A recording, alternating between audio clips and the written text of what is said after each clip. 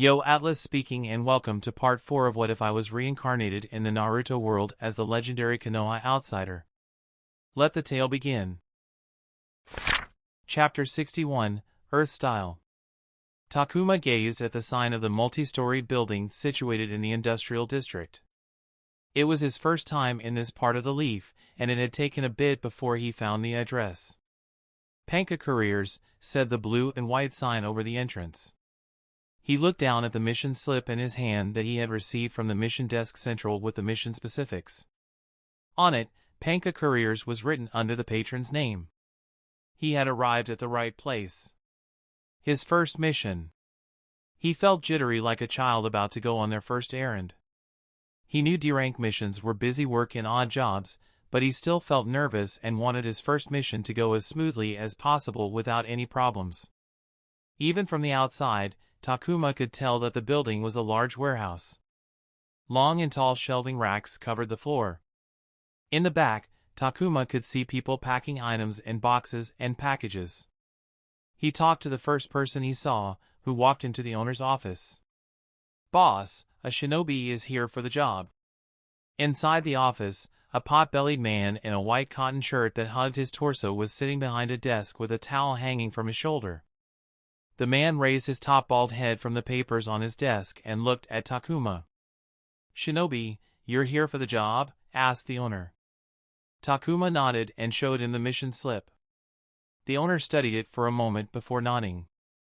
"Yeah, this is the one," he said, and asked Takuma to sit down. The mission, if Takuma could use that word for this job, was to work as a delivery man for Panka Careers. According to the contract, he was to work for an entire week with a minimum quota of deliveries in a day. A certain number of package deliveries counted as one D-rank mission, and as long as the patron had enough work for him, he could do as many deliveries as he could, and at the end of the mission, he would be paid for the amount of D-rank missions he had completed. There were a couple more stipulations in the contract, which ensured that neither side could exploit the other. All in all, it sounded like a simple enough job. "It's good that you're here. One of the boys left suddenly without warning, and I couldn't find anyone to replace him," said the man. He stood up and asked Takuma to follow him. They walked deeper into the warehouse, where the owner was introduced to one of the employees. "This is Ran, he will be giving you work," said the owner before leaving Takuma with Ran.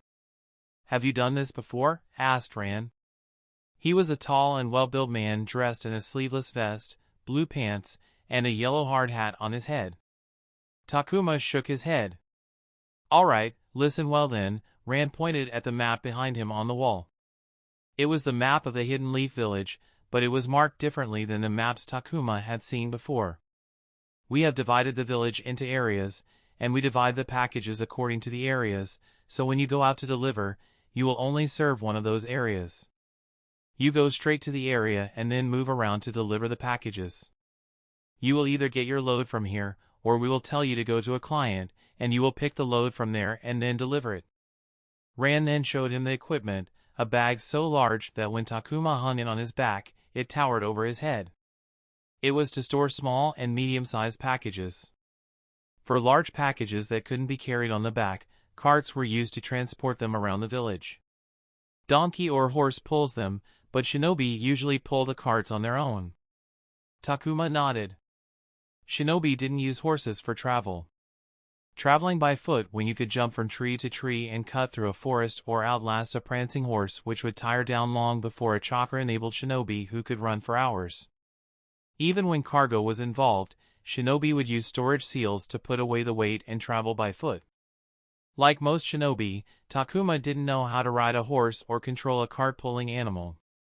As for storage seals, he had only learned how to imitate the Jutsu script and chakra application to make the most basic storage seal that could only hold a few kilograms. Marosi, pushed for time, had chosen not to explain any theory behind the scrolls and only taught Takuma to make a monkey copy so that he could make a scroll without understanding what he was doing. After a final explanation of how to approach delivery orders to take the least time and the rules, do's, and don'ts while delivering the packages, Takuma was off with the most oversized bag the warehouse had filled to the brim.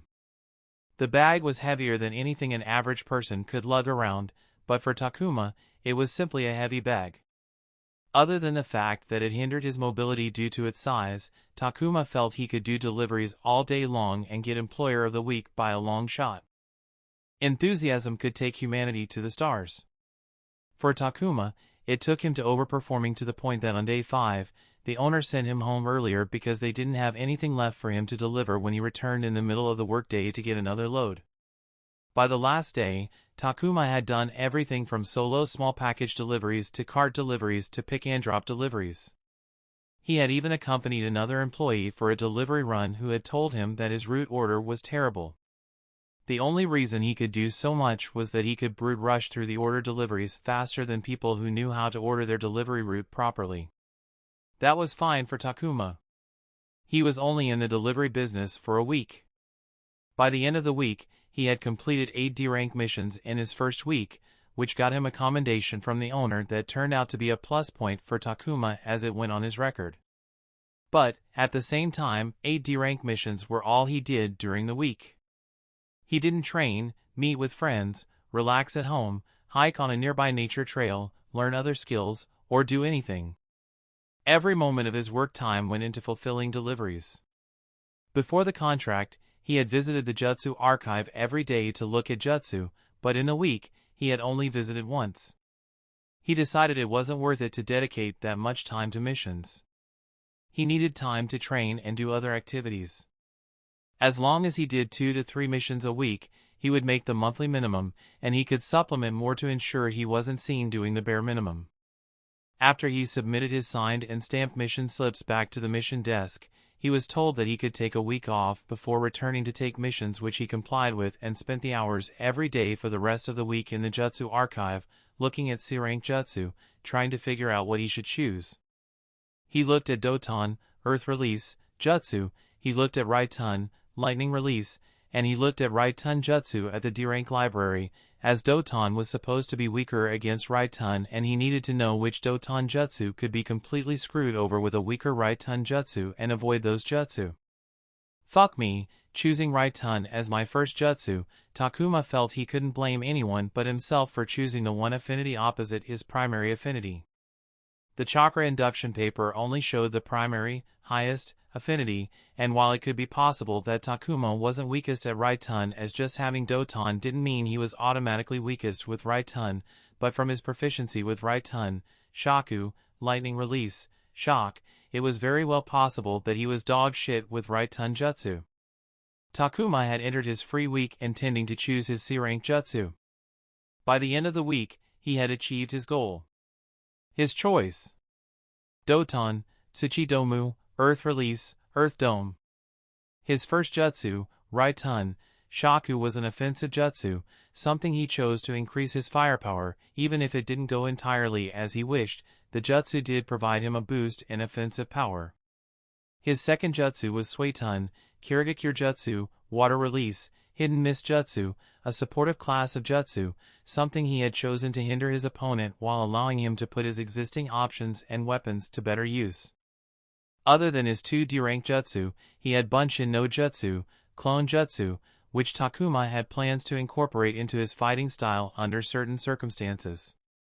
Takuma's fights while competing in the basic training final tournament were one of the most valuable experiences he had gained regarding combat. The second day had especially told him, through his beaten body, that he lacked a defense option. The long recovery period and his weakened state in his fight against Nenro clearly indicated that he needed to protect himself. Moreover, he had also noticed how, similar to him, none of his opponents had a defense option. Nenro had shown Raiton, Shaku, a Jinjutsu, and a Katon, Fire Release, Jutsu. All 3 fell under the offense classification. Yuhi Kane was a Jinjutsu user, and while that fight hadn't lasted very long, she hadn't shown any sign of using a pure defensive Jutsu. And finally, Fuma Arisu utilized her Fuma Shuriken from a distance to target him and had a modification in melee. She had only used Bukijutsu against him and, yet again, hadn't pulled a pure defensive Jutsu against him. While all of them were still early in their growth as shinobi, and they could pick a pure defensive Jutsu in the future, his fights did tell him that if he could outlast his opponent by taking comparatively less damage, the chances of victory skyrocketed in his favor. And with the offensive capabilities everyone had shown him, it was only wise for him to choose a defensive jutsu. Fortunately for him, Earth was the most associated with protection, and Doton had good options for Takuma. His first choice was Doton, Koka Jutsu, Earth Release, Hardening Jutsu. By utilizing Earth-natured chakra, a shinobi encased their body in surrounding rock, creating an armor. This casing could also create extendable weapons to strike a target with. Takuma liked the jutsu as not only did it provide him with a great defense, but it also provided him with an option for boosted melee offense by extending the casing armor to form bludgeoning weapons to strike the opponent with. For the first 3 days, his heart stuck to the jutsu, but a single point shattered his favorability towards Doton, Koka Jutsu.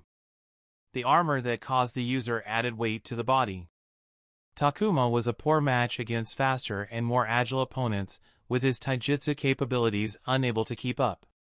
His recent opponents had been a Jinjutsu user with weak taijutsu capabilities, a Bukijutsu user who hurled around a heavy chunk of pure metal as her weapon, and a half-beaten shinobi who leaned towards strategic use of Jinjutsu to hinder opponents and use ninjutsu to deal severe damage from the distance. But he knew the reality against the nimbler opponents. Further reducing his speed wouldn't do him any good. So, he turned his eye to another jutsu and stumbled upon Doton, Tsuchidomu, which according to its description, was a simplified version of B-rank Jutsu Doton, Iwahe, Earth Release, Rock Shelter. He didn't know what made it a simplified version as it wasn't mentioned, but both jutsu created domes around the user. It was a simple jutsu, which Takuma liked as it meant that it could be utilized in various situations without any circumstantial limitations. The second alternative that Takuma considered was a Doton, Dorogeishi, Earth Release, Mud Overturn.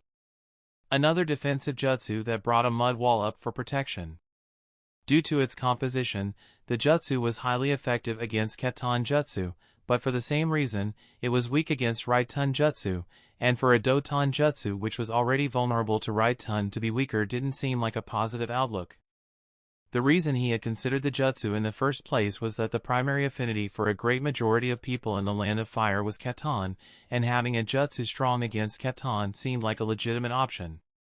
However, in the end, Takuma decided to walk toward the side of neutrality and confirmed his choice to be Doton, Tsuchidomo. Takuma turned to the shinobi with him in the room.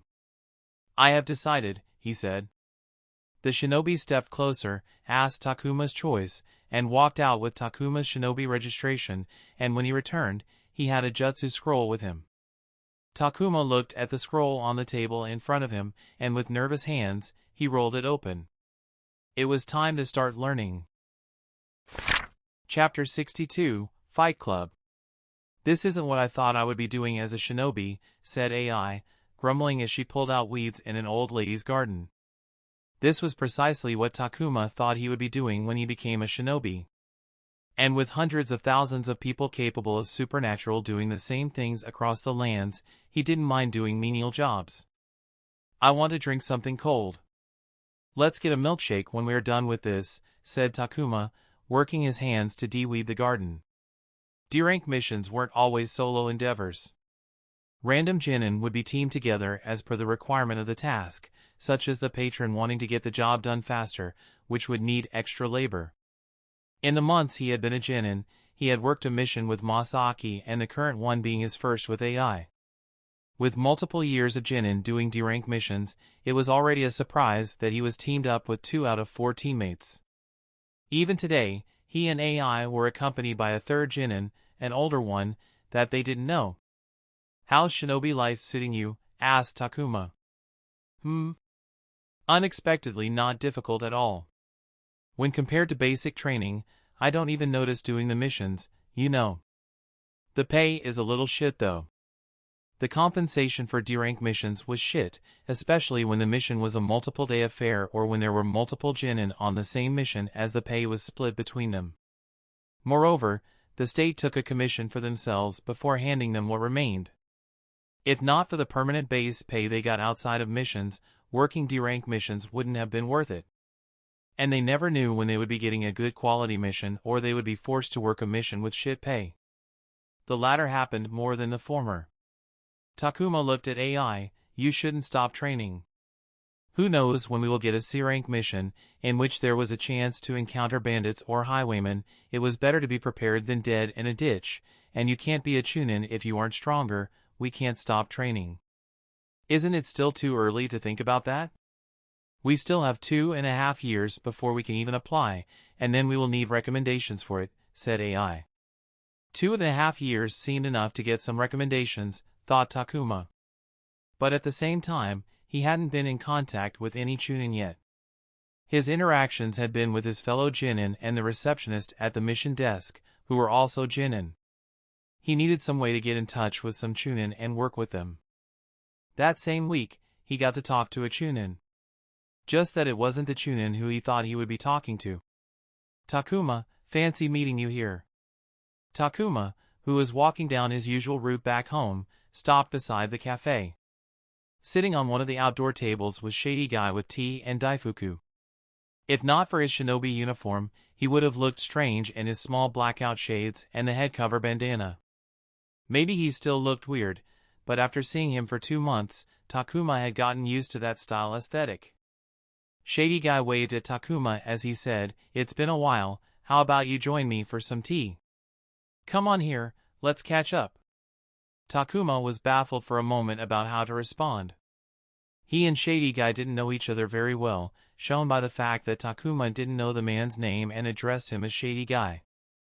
However, Shady Guy did close his bleeding wounds and heal his broken bones on multiple occasions, which did warrant some form of familiarity and intimacy.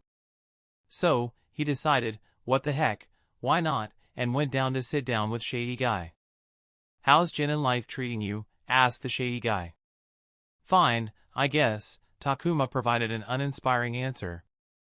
"I mean, it's one job to another. It almost feels like a very short-term temp worker. I guess it does give you exposure to many jobs, which is good because it helps when you do them later. But is this the kind of thing I want to gain exposure to? Like, I know I gotta pay my dues before I can do some real stuff, but right now, it feels like I'm wasting my time." Before Takuma knew it had gone spoke a little too much of things he didn't want to speak about during a small talk. Much like answering "how are you" with anything other than "I'm fine, how about you?" "Sorry about that," said Takuma, raising his teacup to hide the red on his cheeks. "It's totally alright, I know how it feels. D-rank missions aren't fun for anyone," Shady Guy smiled. "I mean, making shinobi do trivial chores when we are trained to do so much more is almost disrespectful. Do you know before the formation of villages, shinobi clans used to be locked in battle with each other, waging wars for survival and dominance. In those days, the civilians served the shinobi, and in return, they would get protection from getting pillaged, killed, and having their women raped by other clans. Now, civilians are patrons, and we do odd jobs for money. But I suppose some things have to be a certain way whether we like it or not." Takuma didn't say anything in response to that. It was true, he knew the history from the history books. But the way Shady Guy had put it had some clear connotations to it. He didn't want to comment on anything that would give Shady Guy any ideas. Shady took a sip of his tea before continuing, "Still, don't you think it's nonsensical that after years of Shinobi Academy and the grueling months of basic training you're made to do menial jobs? Look at the statistics, on average, it takes a year to year and a half before a Genin Corp Genin to do a C-rank mission. It makes no sense to train people and not have them do what they were trained to do." Takuma didn't know that statistic. A year and a half of just D-rank missions? That was a ridiculously long time. He didn't want to do a C-rank mission immediately and still wanted to get his skill up at Doton, Tsuchi Domu, Earth Release, Earth Dome, before he ventured onto an assignment with the possibility of meeting bandits. Even with his track record, he didn't think it would take him an entire year to learn a C-rank jutsu to a practically usable level. He could already perform it and believed it would only take a bit more time before he could reliably use it in the heat of battle. "I see you agree with me. I always like you, Takuma. You worked hard in the basic training, always giving it your best every day, and in the end, showing it to the clan kids, nay everybody, that you are the best of the bunch," said the Shady Guy. "Which is why I will share a little secret with you. He uncrossed his legs and leaned his lanky frame forward. What if I told you there was a way to utilize your skills? Doing something more up the shinobi alley and gaining much more value than what you would doing the pathetic D-rank missions. Takuma would lie if he said he wasn't interested in what Shady Guy had to say. But he also felt caution about what it could be about. When he thought about shinobi skills, it could be anything from robbery to murder to overthrow the government. On the top of his head, he could think of 10 bad things for one good thing Shady Guy could propose to him. And what might that be, he asked, prompted by his curiosity. He guessed listening to it won't do him any harm. I will tell you, but you must not tell anyone about it. Believe me, if you do, I will know about it, said Shady Guy, his smile deepening, but it held no humor. Takuma silently swallowed before nodding.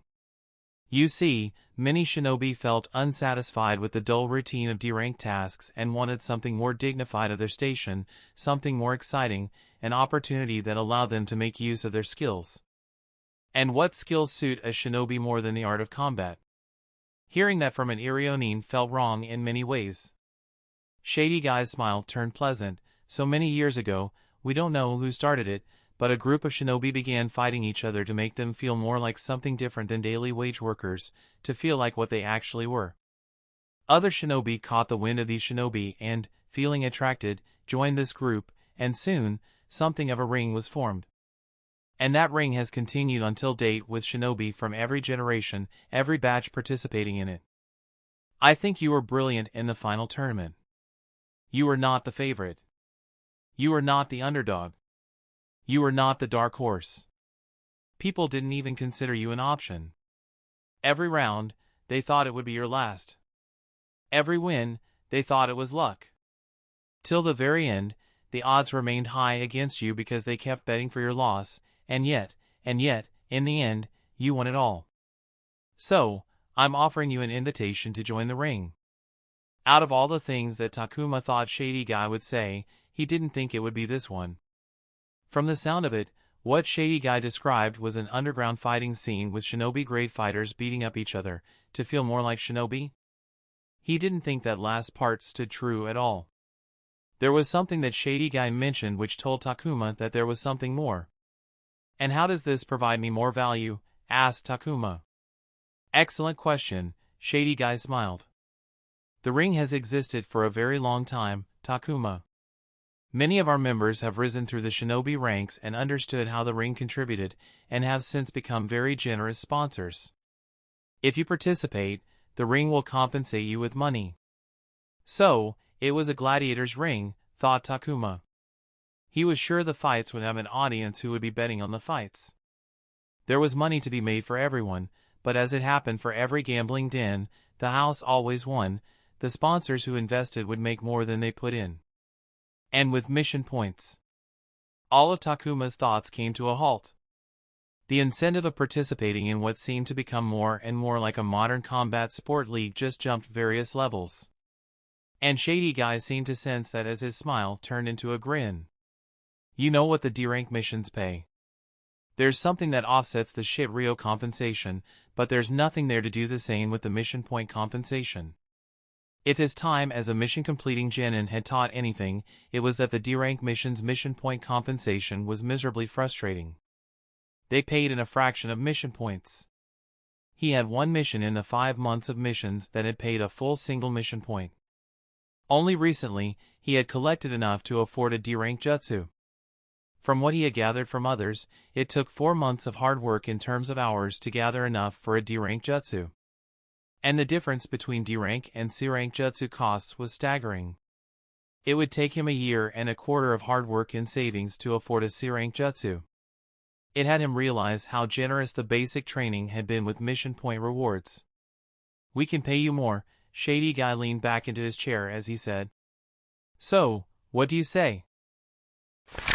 Chapter 63, Itachi. You can change here, said the old farmer pushing open the door to the wooden shed. Good job today. You really helped me out, boy. Takuma thanked the farmer and entered the shed to change his clothes. Helping as a farmhand was a common D-rank mission. Strong shinobi were majorly effective in all kinds of jobs from tilling to repair work across a farm or livestock ranch, as such a significant portion of the genin population was involved in some part of farming throughout the year. Today, he had dragged a farm tiller across the large field all day to help it prepare for sowing for a new crop. Takuma changed out of his dirty shinobi gear into the change of civilian clothes he had brought along with him. His day's work was over, and all he wanted was to go home and take a shower, but before that, he needed to go shopping for groceries. He sighed as he pulled the shirt over his shoulders. "You can take your time before answering me." Shady Guy had left Takuma with those words and a way to contact him, and since then, the conversation had been the one thing occupying his mind. No matter what he was doing, a part of his mind was always thinking about how to approach the invitation. It was clear that Shady Guy hadn't extended the invitation because he had good intentions for him, and thinking otherwise would have been the height of naivety and foolishness. With what Takuma knew, it was most probably that Shady Guy gained some incentive to get a new fighter into the underground fighting ring. Who better to employ as a recruiter than someone who had been observing a group of people daily over a 2-month fighting period? Shady Guy had 2 months to watch him fight, not just fighting, he had 2 months to observe everything about him. The Irionin must have seen something in him that led to the invitation. What was that something? Was it something positive, meaning he would flourish in the fighting ring? Or was it something negative, like he was an easy target to dupe with the promise of mission points? It could be either. The way he saw it, a crossroad of two choices stood before him. The safe option, reject Shady Guy's invitation and continue on with his life, or the risky option, take a chance with the opportunity in front of him to earn an additional source of money and mission points. He was conflicted because the invitation was a one-time thing. Shady Guy had told him that he would wait for a couple days, and if Takuma didn't have an answer for him, he would consider the offer rejected. What if the offer was legitimate, and he could gain more mission points fighting? He felt declining the invitation would have him miss out on an opportunity that could prove to be beneficial for him. The decision continued to plague him. As it stood, if he couldn't resolve his confusion by Shady Guy's deadline, he would let the opportunity pass. Takuma grabbed the local produce he bought directly from the farmers and departed from the farm on the village's outskirts dedicated to large farming fields and plantations and began running towards the urban city part of the village. He liked the rural part of the village with its openness and quiet, so much different from the crowded and noisy city. It was one of the reasons why he liked farming jobs, as it took him away from the city.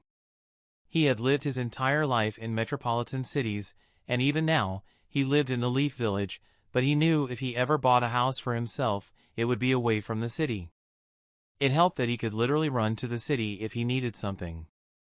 The open field turned into suburbia, which then turned into the densely built tall buildings of the center of the Leaf Village. Takuma was tired. He had left home before the sun up to get to the farm for the work that started at sunrise, and the sun was setting by the time he had left. He wanted to get the remaining grocery and get home so he could relax.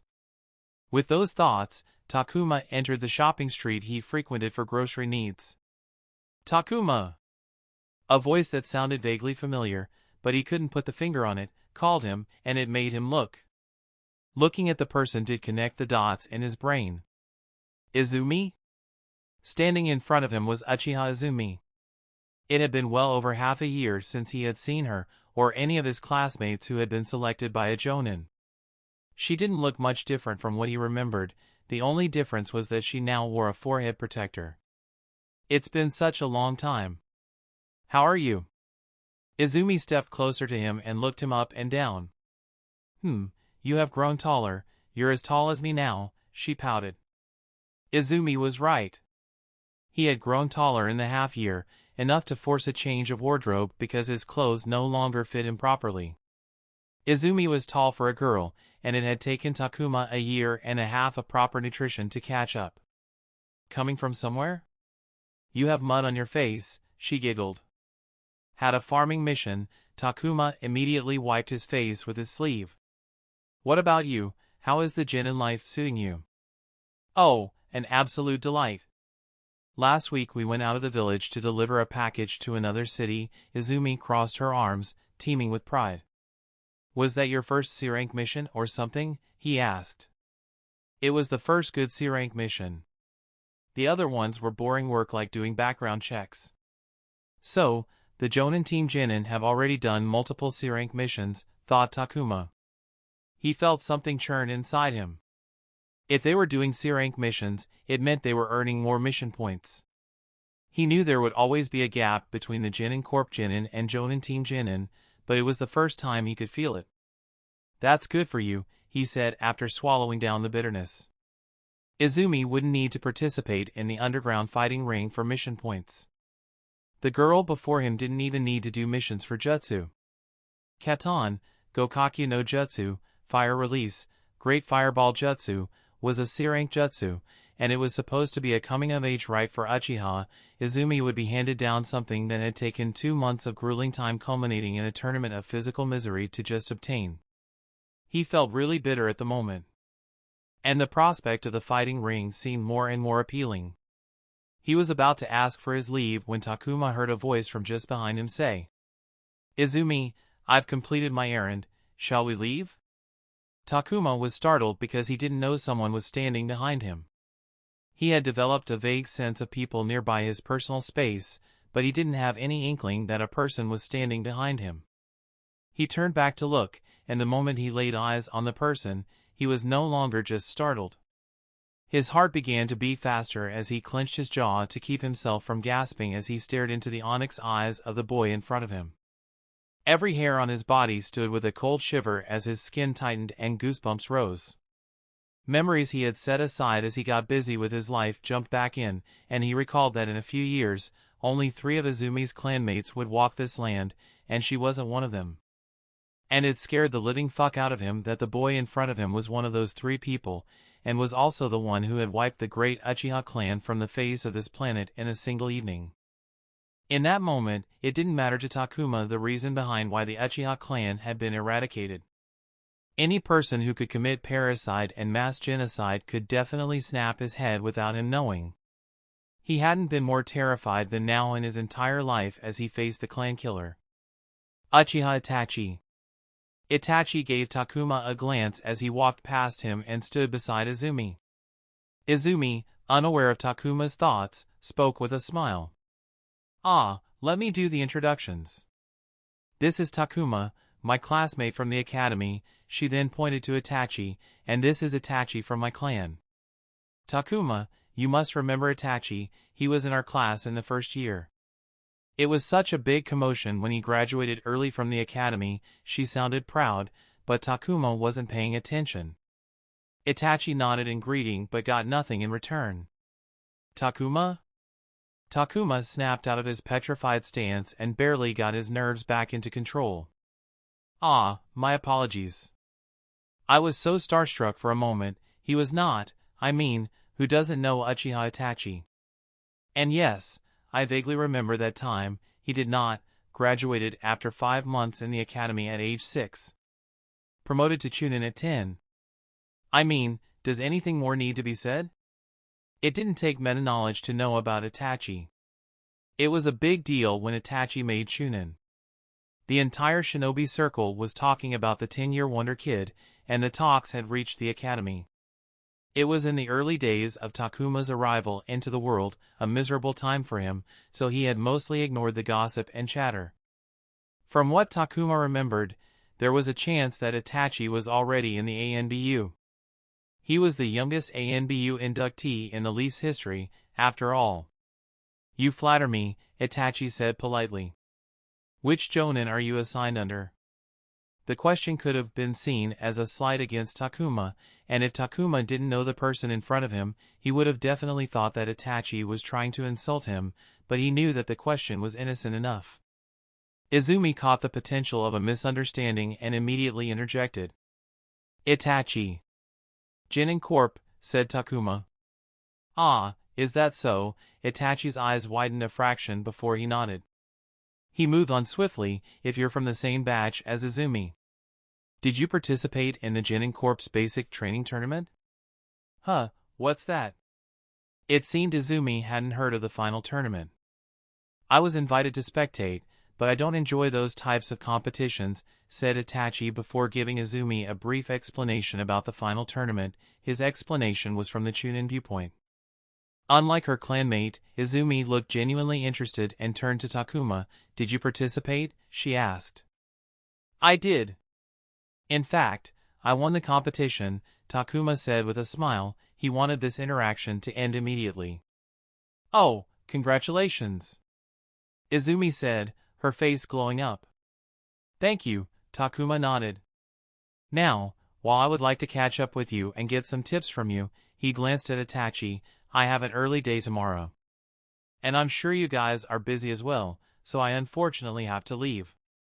Let's meet up sometime later, alright?" Takuma made sure it didn't seem abrupt before parting with the pair. He walked and kept walking without looking back. Not for a moment did he stop, not until he was inside his home with the door locked behind him and the curtains drawn. He had forgotten the desperate training to catch up to his academy peers, the stress of passing the academy graduation test, the grueling basic training, the hours devoted to learning jutsu and the efforts to win the final tournament, the day-in and day-out loop of D-rank missions. He had gotten so busy and sucked into living his life day by day, doing the things required by him, that he had forgotten about what truly lay out there in the world and the future. He was not ready. He knew that, of course, but the abrupt meeting with Itachi had made him come face to face with it. The Uchiha massacre was so close. He didn't know when it exactly was going to happen, but he knew that Itachi was really young when it happened. If he had to give his best estimate, he would say that it was 2 years away at best. Fuck. His back was drenched entirely, and his heart was bursting in his chest. It wasn't just the Uchiha massacre that was looming in the future. Akatsuki had already been formed. Obito had started the new Akatsuki with Pain. Orochimaru had already left the Leaf and had joined Akatsuki. After the Uchiha massacre, Itachi would join Akatsuki as a double agent, which meant they were already perceived as a significant threat before the massacre. Orochimaru would then break away from Akatsuki and form his own village. The Hidden Sands attack along with Orochimaru at the Leaf Village was so near. He could be killed in that invasion. Takuma didn't have the time he thought he had. He was living as a genin, doing things that other genin would do, thinking that if he continued to do things he was doing, he would progress. But that was not enough. He needed to do more. That night, Takuma wasn't able to go to sleep. His mind kept him locked in with his own thoughts. Chapter 64, Fight Club Part 2. How did one get stronger? The question ran through Takuma's mind more than it had ever. His previous answers to the questions had been, follow whatever Marosi taught, observe others' combat style and basic training and thus learn how to counter them more effectively, train to improve at his ninjutsu arsenal, and add more jutsu into his repertoire. But now those answers seemed ineffective. He no longer trained with Marosi. Both he and his teacher had their lives and couldn't follow their daily training. No matter how much Takuma would have loved to continue, he couldn't ask Marosi to adjust to his schedule. Yoshio's mandatory sparring sessions and basic training were no longer available. He could spar with Ai, Nenro, and Masaki. Taro refused to spar, but their schedules seldom matched. He continued to train his ninjutsu, but he didn't have mission points to get more. Even his total training time had reduced. During basic training, he would train by himself in the morning and then train more under Yoshio, but now, while he trained in the morning, he worked the rest of the day. On average, with the varying type of D-rank missions, he worked 4 to 5 days a week. He had tried to reduce that number, but it proved difficult when the choice of mission wasn't in his hand. And when he wanted answers, Marosi was again out of the village on a C-rank mission, escorting some business caravan somewhere. He thought about ways to get more powerful on his own, using his esoteric knowledge about this world to his advantage, but nothing seemed viable to him. He could snatch a Sharingan or Byakugan, but that would get him killed immediately. He could steal the forbidden scroll of seals stored at the Hokage's residence like Naruto did, but the chances of getting court-martialed were inevitable. Every scenario he thought ended up in a dead end. Takuma sighed as he sipped the cold lemonade he bought from a food stand inside the Genin Corp complex to beat the scorching summer heat. He had just got a D-rank mission that would have him work the night shift as a security guard at a state food warehouse. He absolutely hated work at night. They wrecked his sleep cycle and disturbed his regular schedule of things. That's not a sigh due to the weather, is it? Takuma looked up and, to his surprise, it was Ebisu sitting down on the neighboring bench. No, it is not, said Takuma, making small talk. Would you like to share? Many times, simply speaking things out to someone resolves the problems. Takuma chuckled. Is this a way to get me to visit your counseling? I'd speak my problems to you, you'd say some words to me, I'd feel better, and you're hoping that I'd be impressed enough that I would come visit your office for a session. I didn't know you worked as a salesperson, counselor. Ebisu smiled. If you think about it, everyone's a salesman. All of us are putting up a version of ourselves in front of others to make them find us appealing in some way. We do it in front of our peers, friends, partners, bosses, and even strangers. Some do it poorly, others do it well, but everyone does it whether they see it so or not. And as to answer your other question, I'd be delighted to have you visit my office for a session. Takuma glanced at Ebisu. He had a much different image of Ebisu in his mind. A stricter, no-nonsense, more straightforward man, but this one was somewhat of a talker. You know, I wouldn't mind a session with you, said Takuma. Unfortunately, you take mission points, which I can't spare. If you took Rio, I'd probably already be in your office planning my shinobi career with you. While the counseling session with Ebisu didn't cost nearly anywhere close to a D-rank jutsu, they cost mission points nevertheless. Even if they cost a fraction of a mission point, he wouldn't use them for a counseling session when he could save that fraction up for a jutsu. I'm sorry, but I didn't get your name, asked Ebisu. Takuma. Well then, Takuma, it's nice to meet you. How about I give you a quick session here without charge, and you decide whether an official one is worth the mission points or not, said Ebisu with a smile. What do you say? Takuma thought about it for a moment before getting up from his bench and taking a seat beside Ebisu. I will take that as an agreement. Ebisu put aside his beverage and sandwich plate to the side. How do I get stronger? Takuma opened up the conversation. If this was going to be a free quick session, then he was going to be direct and blunt to get the most out of it. Ebisu took a moment of silence before replying, it would depend on your skill set. I'm assuming you're talking about your overall skill set and not just physical strength. Takuma nodded. I will need to know more about you to give a useful answer, said Ebisu. Doton, Earth Release, Affinity, completed basic training. I don't specialize in anything, but I know a C-rank Doton Jutsu. Other than that, I know 2 more D-rank ninjutsu. He gave Ebisu the names of the jutsu. I consider Taijutsu as my weakness. That's about it, I guess, said Takuma. You know your affinity, that's extremely helpful. Ebisu looked pleasantly surprised. Yeah, but I don't have the mission points to buy more jutsu, sighed Takuma. Progress takes time, Takuma, but I understand your plight. Ebisu fell silent for a moment. If we were to focus on the bigger picture, given that you know your affinity and already have a C-rank jutsu, learning more ninjutsu seems like one path for you. But if we are to look at what you can do right now, which sounds better to you, cover your taijutsu weakness with something, or do you wish to eliminate taijutsu as a weakness? Takuma was baffled by the question. Isn't eliminating taijutsu as a weakness a better option? I mean, if I had a choice, why would I keep a weakness at all? People aren't made equal. Everyone has their own strength and weakness, their own talents and shortcomings. Elemental affinity is an example. Sometimes it's better to further nurture your strengths than to pointlessly bash your head against a mountain. Ebisu pushed up his glasses. Do you think taijutsu is something like that for you? Of course, I'm not saying to stop taijutsu training altogether, but you need effort management. Did Takuma think that his taijutsu had reached a dead end and that he needed to cover it up with something else? His spars and fights passed through his mind. From the day of his first spar to his first win against Eri to his blood-splattering wounds and basic training to his wins in the tournament. Did he think he couldn't improve anymore?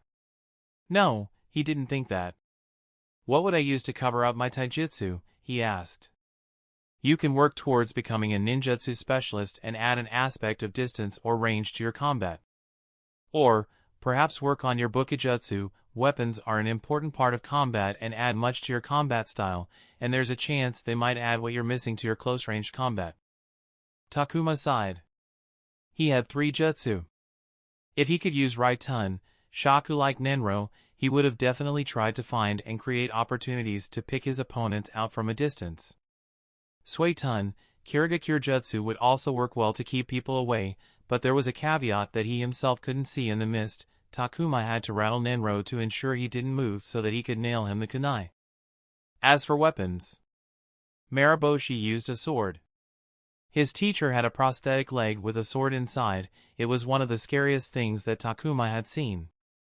He didn't have plans for picking up Kinjutsu, but if he ever did, he would like it to be with Marosi. He turned to Ebisu and asked, "What about Jinjutsu?"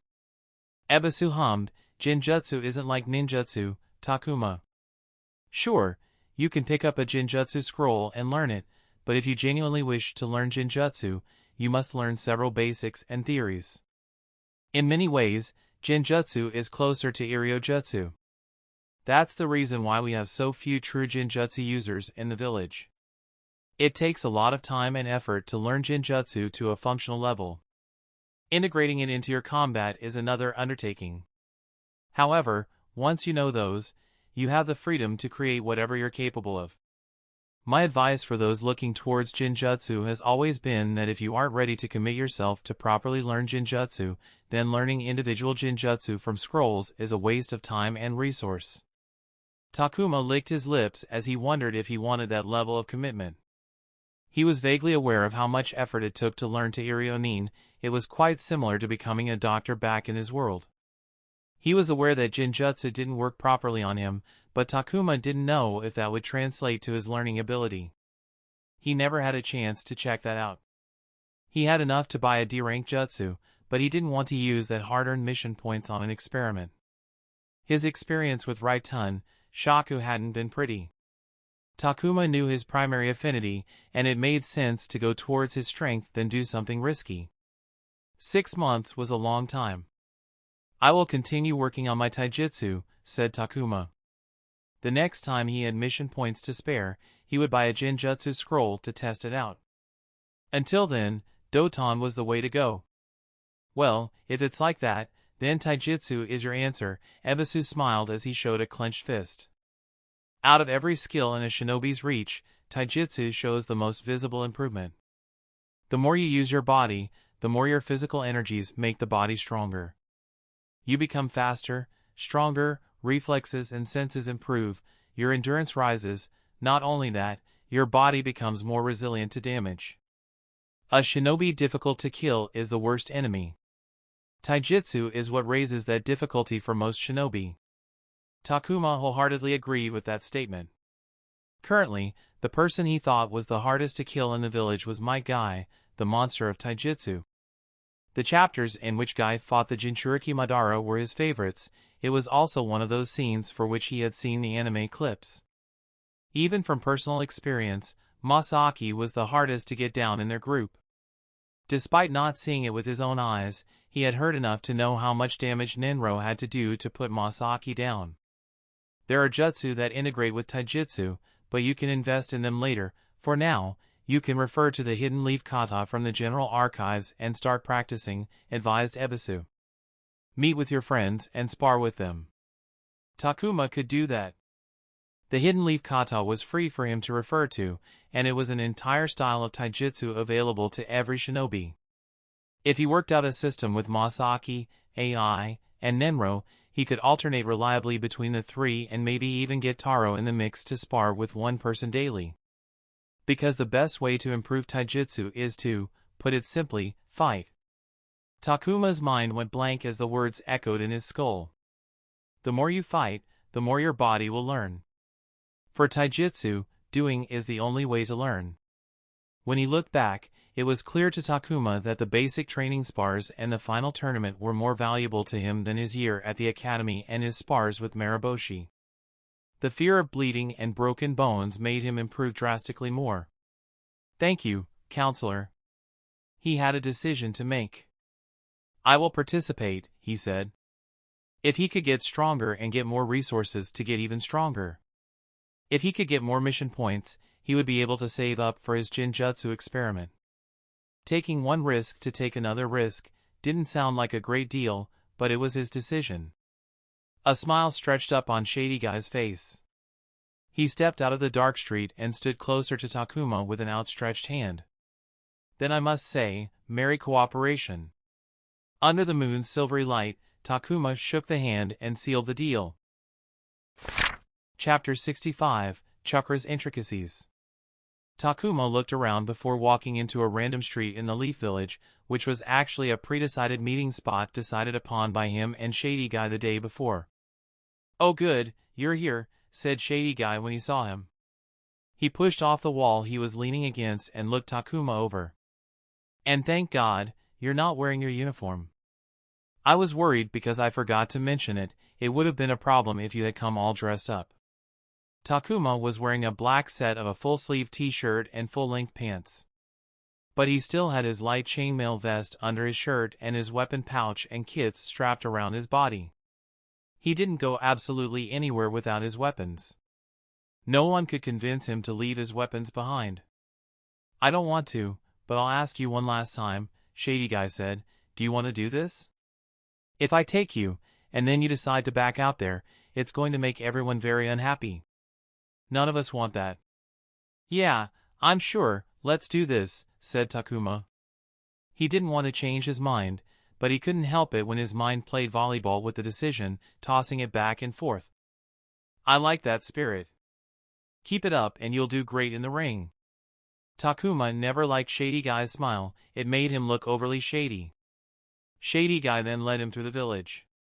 They ran, jumped through the roofs, smuggled their way through alleyways, and even strolled through roads before they reached a dingy bar tucked in a backstreet. Takuma stared at Shady Guy. He had lived in the village long enough and had seen enough of it to know that Shady Guy hadn't taken the shortest route to the place. And from what he had been taught, he knew that the entire journey was the standard maneuver to get rid of a tail. It screamed that Takuma wasn't trusted. The bar was crowded and loud with 4 people behind the counter busily making drinks and 3 more people roaming around the establishment serving drinks. Takuma scanned the place and the people to find many people staring and following him with their eyes. "Why are they staring at me?" he whispered to Shady Guy. "Who wouldn't stare at a kid in a bar?" said Shady Guy, nonchalantly. He didn't stop for a moment and led Takuma from the entrance to the back side of the building with a broad flight of stairs stretching underground. No one stopped them until they reached the base of the stairs, where they found a middle-aged man sitting on a bar stool. Takuma's eyes immediately went to the empty left arm sleeve and the ugly prosthetic on the left leg. The man got up, and Takuma saw the burn marks near the neck. He could safely assume that everything was connected. The man patted Shady Guy on the shoulder and then limped to Takuma, who held back a flinch when he felt the heavy hand land on his shoulder. He stared into the man's eyes as he felt a sliver of chakra enter his body. "To see if you have a henge no jutsu, transformation jutsu, over you," said Shady Guy when Takuma looked at him. The man grunted before returning to his bar stool and banging on the heavy metal door. A slit opened in the door, and 2 eyes peeked at them for a moment before it opened with a creak. They walked into a circular room with a large booth built into the wall with 3 people behind a glass wall. Takuma instantly recognized it like one of the betting counters he had seen on a horse track. On either side of the counters were tunnels, and when he strained his ears, he could cheers whispering through to him. "Not there. You'll get to see plenty of those later," said the Shady Guy as he pulled him towards a smaller tunnel that was wide enough for 2 people while the other could fit 4 comfortably. The smaller tunnel led them to a narrow corridor with rooms on either side. Shady Guy knocked on the farthest door and walked in when he heard a voice. The room was a messy office with a bunch of random stuff decorating the space. It was almost too gaudy and show-offy with a thick red rug beneath their feet, a heavy desk that was obviously made from good wood, and beautiful paintings. It could have been done tastefully, but it was not. As shown by the fact that a third of the room was taken by an indoor bar with shelves worth of bottles and sitting on them with a yellow backlight illuminating them. "Inomoto! How nice of you to finally show up, said the large fat man sitting behind the desk. I was starting to think I'd never see your ugly mug again. Takuma had seen Akimichi adults in the village. All of them were fat, but they were also tall and had a wide frame, and a single glance was enough to tell them that the extra fat on them wasn't a hindrance. But the man in front of him was just fat with the worst protruding belly, double chin, drooping face, and marshmallow arms he had seen since coming to the world. Inomoto, Takuma glanced at Shady Guy. What can I say, boss? I'm a busy man, Shady. Inomoto walked directly to the bar. The village is always in need of one of its finest shunin irionin. The fat boss man clicked his tongue. You're lucky that your apprentices put in the honest work, or else I would have snapped that twig that you call your body, he said with a snarl. The fat boss then turned his face to Takuma, and the snarl turned into a greasy smile. Ah, so you're the one Inomoto has been talking about. Come child, don't be shy, take a seat, said the man in his hoarse gravel-like voice. What is your name, child? Takuma. Takuma. Takuma, we might have to work on that, said the boss man, sounding displeased as he raised the spirit bottle that looked small in his hand. Takuma's eyes twitched. It wasn't his fault that his name was that, and you know what, he liked his name. If someone didn't like his name, they could go fuck themselves. Oh, look at my manners. Would you like something to drink, Takuma? You can take anything from the bar. Inomoto will make you something if you want, but I won't trust the bastard. Who knows when he might slip me some poison, said the fat boss. Inomoto didn't sound offended and even chuckled as he poured himself a drink. Boss, you should introduce yourself to the kid before you offer him something to drink. Oh my, I might have had a little too much to drink today, said the fat boss before he took another big gulp straight from the bottle. I go by the name Sabura, and I run this lovely establishment. You should call me boss. Now, I'm led to believe that you will join us as a fighter. Takuma nodded. Good, very good. We here at the ring always appreciate young blood joining us, said Sabura. And I'm sure Inomoto stuffed all sorts of promises of rewards for fighting with us. Mission points and Rio, Takuma replied. If it was anything, he would get up and leave. Yes, mission points and Rio. Sabura's smile pushed the fat on his face. Every time you win mission points and Rio. Of course, if you lose, you get nothing at all. Having a long winning streak will add a bonus to your winnings, but the moment you lose, those bonuses vanish, whoosh. So, I get nothing at all if I lose, asked Takuma. No consolation prizes. Understood. He would have preferred if he got something for fighting, but it seemed he would need to win if he wanted monetary benefits out of this commitment. Now, let's discuss some terms. These are the terms we give every beginner and are non-negotiable. Sabura leaned forward, and his weight fell on his table, creaking the wood. You fight thrice a week, so you will have to work out your mission schedule around our schedule. We will tell you in advance, so be prepared. If we schedule a fight, you can't skip it for any reason. Of course, there are some exceptions, but they're few. Your minimum tenure is 6 months, which is 72 fights. You can't back out before those 6 months. If we need someone outside of their schedule, and you're available, you can fight, and we will adjust that into your fight count. Finally, we will hold your winnings earned in the first 36 fights. Takuma was following the terms and conditions and thought while they would require a bit of effort from him, he could manage. He was even fine with the 72 fights and 6-month commitment. But the last one pushed the brakes on his mind. Wait, what do you mean? He asked. All of your winning in your first 36 fights will remain with us until you complete all of those 36 fights. We call it the big payday. Many rookies throw a big party on that day. It makes everyone happy. But why? It's insurance that you don't leave us all of a sudden. Consider it a test of loyalty. Stick out half your contract period, and we will start paying after every fight. Sabura smiled brightly. Takuma clenched his fist in his lap. What that meant was that he was going to fight in the ring for 3 months without seeing any money until the very end. It was indeed a test of loyalty. He didn't trust them at all. "Do we have problems?" asked Sabura. Takuma glanced at Inomoto, but he just shrugged. "Fucking shady guy." "No, let's go with that," sighed Takuma. "What is keeping me from ditching after 3 months? When you have accumulation of winnings in your accounts, you won't think of leaving." Sabura grinned before adding a few more points to the conditions he had set. "Now, I don't know if Inomoto has told you about the categories we run here," asked Sabura. "Categories?" "No. Weight categories didn't make sense in the world with Churka. It's simple, we run categories like Taijutsu only, plus weapons, plus ninjutsu, tag team duo, 2v1, 3v1, 4v1. "You get the point," said Sabura. "As you're just joining, you'll start with Taijutsu only, and you can stay in that category, but after 36 fights, we will assess a move if you desire. You can even fight in multiple categories if you sign a second contract with us." Takuma thought about the categories, and he could see him fighting in a couple different ones given a choice. He wanted to fight in different categories. It would give him more exposure to different people. Starting out in the Taijutsu-only category seemed perfect for him as he could experiment with the hidden leaf kata. "Any questions?" Takuma nodded. "Yeah, how many people fight in the ring?" "More people than you might think." Sabura leaned back and took a large swig. "Rookie genin come to the village every year," he smiled. "I'm sure you will meet familiar faces in the ring, but experienced genin also come to the village every year. People come and go, but the special ones stay in the village, and I must say our payouts are attractive for them to stay with us. I hope you two stay with us for a long, long time." Takuma didn't know if he agreed with that sentiment.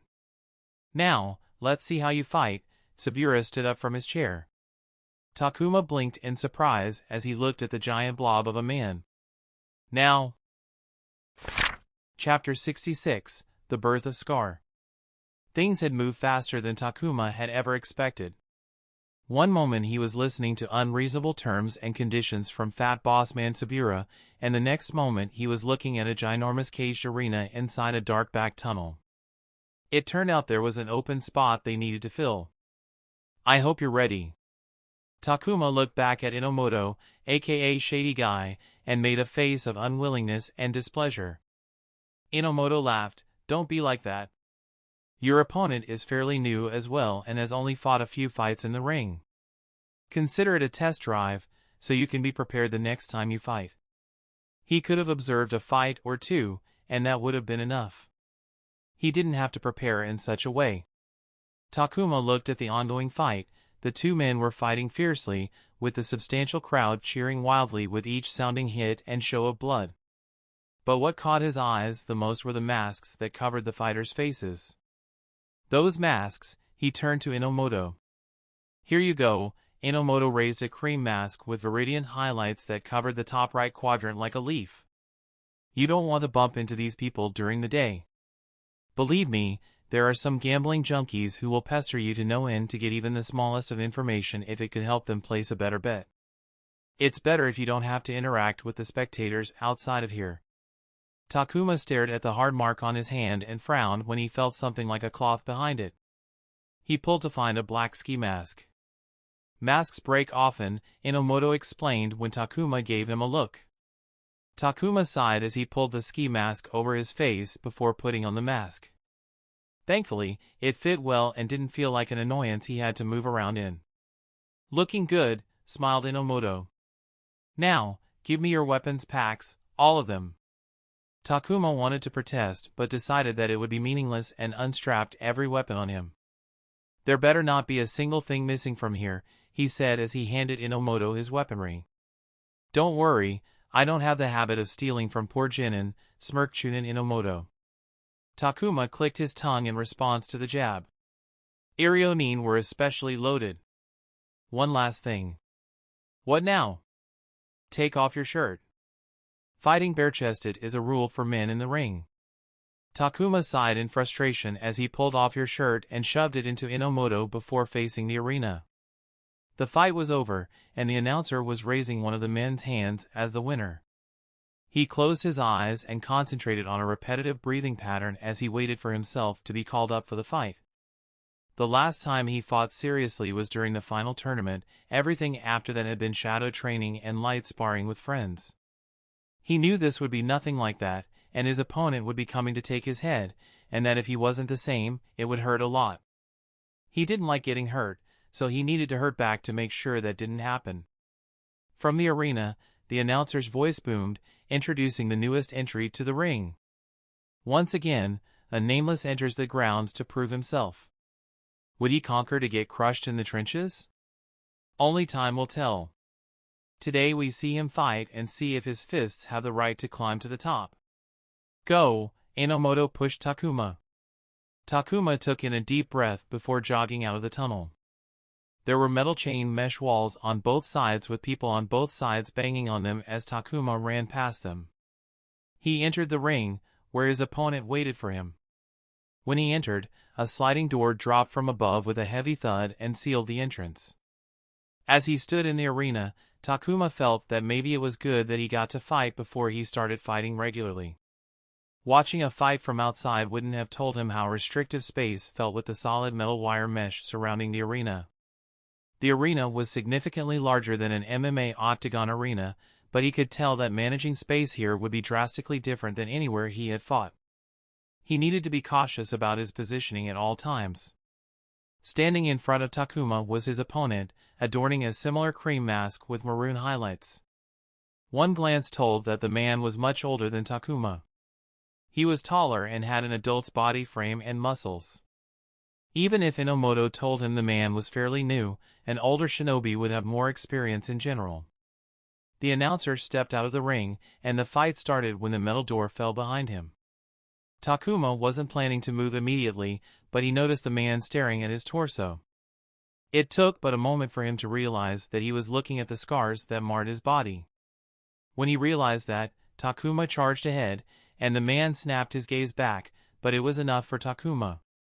He was already on him and swung his fist. The man used his arm to block the strike, but the force against the unprepared stance was enough to send the man stumbling back. Takuma struck again and the man caught a foot in the chest. The man hit the ground and rolled on the ground a couple times before he was up and charging towards Takuma. Takuma let the man strike and waited through a running hook before sending an elbow in the face. The mask didn't break, but the man stumbled out of balance. If Takuma had learned anything from Masaki, it was that if the opponent was going down, you didn't wait for them to go down, you dragged them to ensure they didn't get up. Takuma jumped the man, shoved him to the ground, and placed himself above, but before he could rain down punches, the man threw him off to the side. He grunted in frustration as he got up and took out the man's legs with a sliding tackle. He then grabbed the man's leg to put it in a lock so he could pop a joint out but got kicked with the other leg. He floundered back as the man got up and charged with an angry growl. The man crashed into Takuma with a shoulder tackle and sent him flying to the edge of the arena. He felt the cold metal mesh dig into his skin as the air rushed out of his lungs. Takuma landed his feet and caught his breathing back as he saw the man charging towards him like an angry bull. His hand went to the side of his thigh for a kunai, but his fingers grasped for air. He couldn't force a delay. Takuma lugged himself off the mesh and raised his arms just in time to catch a kick to the head. Another spinning kick thrashed into his arms. The barrage continued from the raging man, and soon Takuma felt his arms numb and grow heavy as he kept them up and held his stance steady to not get blown off into oblivion. His eyes peeked through and around his guard, fixed on the man, his body making little movements to not let any hit get through. The sounds of the crowd, which was all he could hear in the arena, dulled down, to be replaced by the sound of his thumping heart and the swishes of the man's swinging arms. It was all but for a moment, but he felt he could truly see the man. He could feel an anger seep into the movements. He knew these movements. They resembled his own when he would spar against Marosi and couldn't make any contact. He would grow angry and start swinging wildly. There was a second of separation, and Takuma deliberately opened his guard slightly. Suddenly, he could tell what was going to happen next. Knee strike to the stomach with a cross to the face. And at the same time, Takuma could see what he would be doing in the next moment. The man opened with a knee strike to create distance while making Takuma lower his guard. Takuma stepped in at the opportune moment, slapped the knee down, and then like magic, the wild cross came for his head. Takuma heard a swip as the arm slipped past his ear. Time slowed down as Takuma saw the opening he knew was coming. Like a piston in an engine, Takuma's jabbed and his fist crunched into the man's throat. The man's aggression vanished as his eyes bulged out, his body closed in on itself, with his arms moving back into a guard as he stepped back. Before he could complete his guard, Takuma's cross smashed into the man's chin. As the man staggered like a drunk, a kick thrashed into his calves, putting him to the ground before jumping onto the man's chest feet first. Takuma felt the bones bend as his weight pressed down. The moment ended, and the world returned to Takuma as he mindlessly kicked his opponent. He heard a loud siren, and at the same time, the announcer, who had at some moment entered the arena, pulled him away and sent him stumbling to the ground. Takuma sat on the arena's floor in a daze as he stared as the announcer and another man tended to his opponent. Over his breathing, all he could hear were the raucous cheers of the crowd. "What do you think?" asked Inomoto from a balcony area that overlooked the arena from above. Sabura lit the tobacco in his pipe and puffed the embers as he looked down at the arena at the new kid as the announcer paraded him around to the people. Inomoto sure knew how to pick them. The kid fit the mold to the fault. An orphan, assigned to the Genin Corp, rookie with barely any experience, a quiet personality with few friends, a regular mission record, trained every single day, and a decent fighter, there was that close connection to another shinobi, but Inomoto had assured him that it wouldn't be a problem. Many people in the same place as the kid career-wise didn't want to fight in the ring. They were still naive and threw themselves into missions, trying their best as the good little shinobi they were. The young uns continued to slave away at the missions for the rest of their minimum service period, only to find out they couldn't get enough Chunin recommendations for the Chunin exams. The lucky few that did receive recommendations had wasted their time as laborers and failed to improve themselves as shinobi. None of them got promoted on their first chance. The foolish would keep trying like idiots. Chunin promotions were for the smart ones who knew what they were doing from early on or those who had connections and people to guide them to be in a capable place. It was difficult to get those smart ones. The kid wasn't a smart one. He did train every day, who knew how long that would last, but there was no effort to make meaningful connections or pursue alternate routes for promotion or an assignment shift.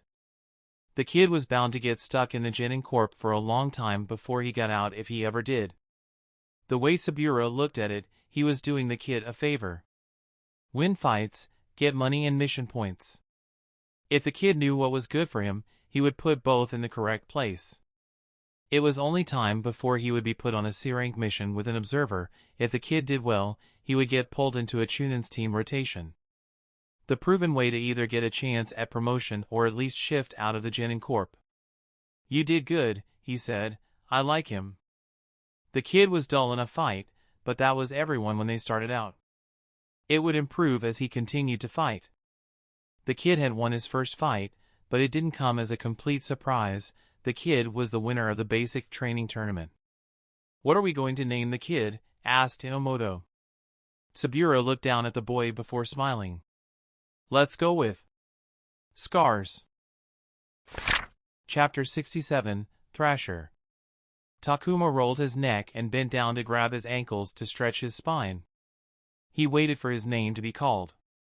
After 2 weeks of visiting below the surface of the Leaf Village, he had gotten somewhat used to the cold and, thankfully, dry tunnels and arena of the place that he bled in front of a crowd of zealous people who wanted to see the conflict in its most primal form.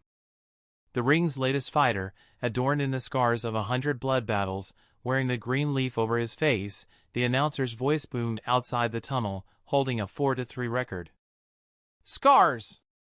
Takuma ran off the tunnel into the wire mesh passageway connecting into the domed arena.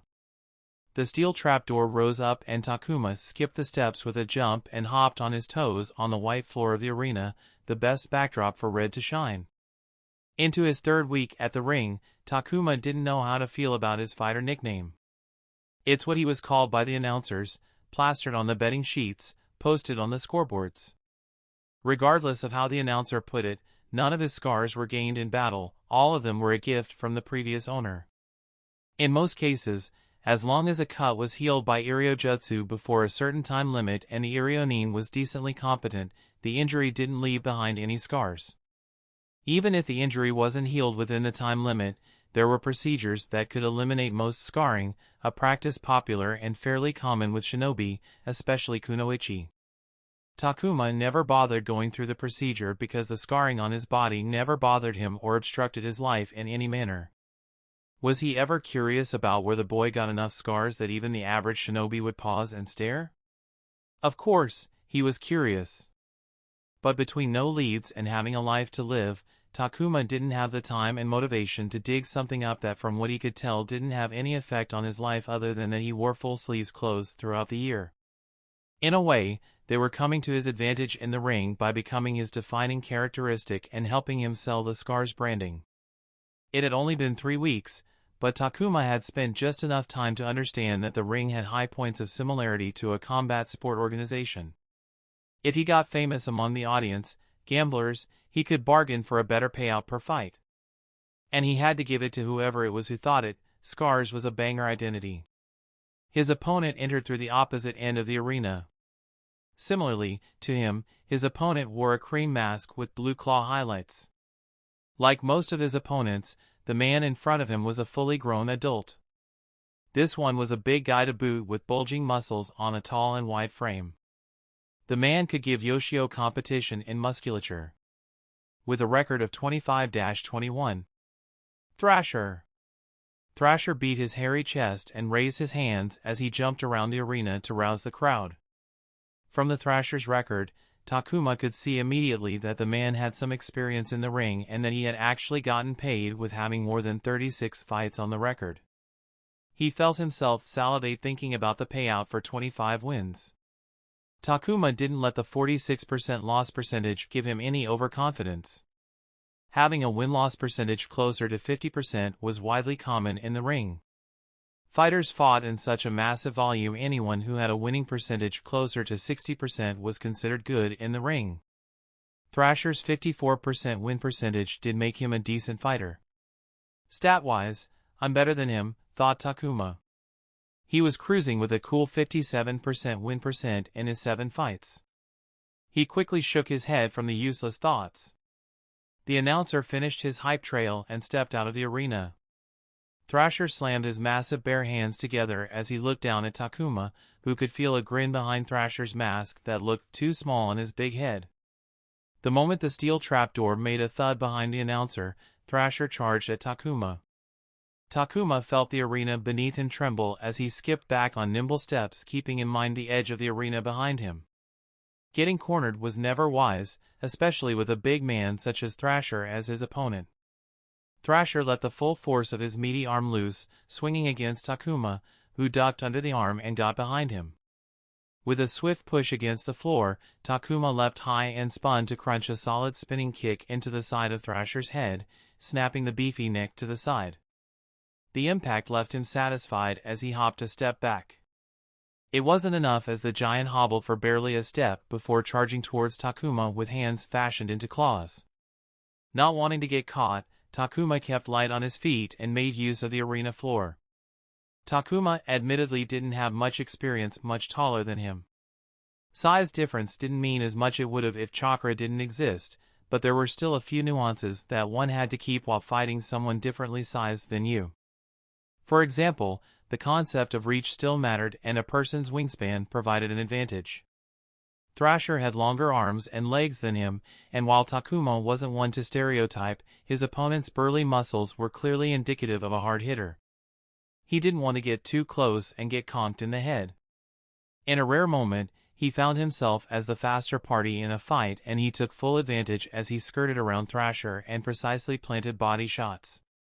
Thrasher's muscles might be tough, but there was only so much they could do before damage reached the soft and squishy organs. Thrasher was angry, Takuma could feel that, and it made the next breath even more astounding. Takuma took a quick first step to close in the distance and committed his full body behind a heavy hook to the body, only to be blocked by Thrasher, who condensed his body behind a closed guard. Before Takuma could move back, he felt a quick jab dig into his shoulder. The force twisted through his body and knocked Takuma back on staggering feet. An angry growl sounded behind Thrasher's mask as he raised his arm and hammered it down towards Takuma's face like divine retribution. Takuma used whatever momentum he could from his unsteady stance and parried the strike with a redirecting blow to the side of the incoming arm. Takuma's attention immediately turned to make space and get his stability back, but before he could do it, Thrasher grabbed his arm in a vice grip and spun him. Takuma felt as if a stretched bungee cord tugged on his body through his arm. In an instant, Thrasher had both his arms in his grip. Takuma heard a rough voice. "Got you, boy." Thrasher raised Takuma's body before slamming him down into the hard floor of the arena. The ground cracked under the force. Takuma felt his entire back hurt to the bone, pain throbbing in waves. Takuma gasped for air as it rushed out of his lungs. He had been beaten worse before, getting hurt was Takuma's forte. He tensed his muscles to get his body in control as Thrasher raised him for another smash down. He smashed his legs into Thrasher's chest, who simply grunted in response as he continued to raise Takuma's body. Takuma wasn't done. In an instant, the two energies melded in his body and Chakra shot through the Chakra pathway system. For a split second, his saw stuck to Thrasher's chest before the concept of tree walking turned into a weapon and Takuma overloaded the Chakra output. There was no sound, but both Takuma and Thrasher felt the force surge through their bodies. Within a split second, they caught eyes behind their masks, and it was a question of who would give first. Fortunately for Takuma, and unfortunately for Thrasher, having an overwhelming force hammering down his chest could have been absolutely lethal. Thrasher let go of Takuma's arm and both of them were flung away from each other. Takuma got up on his feet and he staggered several steps to the left as his feet trembled like a newborn fawn from the force of the Chakra not having a free direction to launch Takuma into, so it ran rampant inside his legs. He had no feelings in his feet and his knees hurt like hell as he tried his best to not fall down. Even though he was fighting in the Taijutsu only category and Jutsu wasn't allowed, Chakra wasn't banned. There was a reason the arena had a dome covering it. The arena ground wasn't the only surface that the fighters could fight on. The entire arena was valid space. He had paid money to watch a fight between high-ranking fighters in the Taijutsu only category.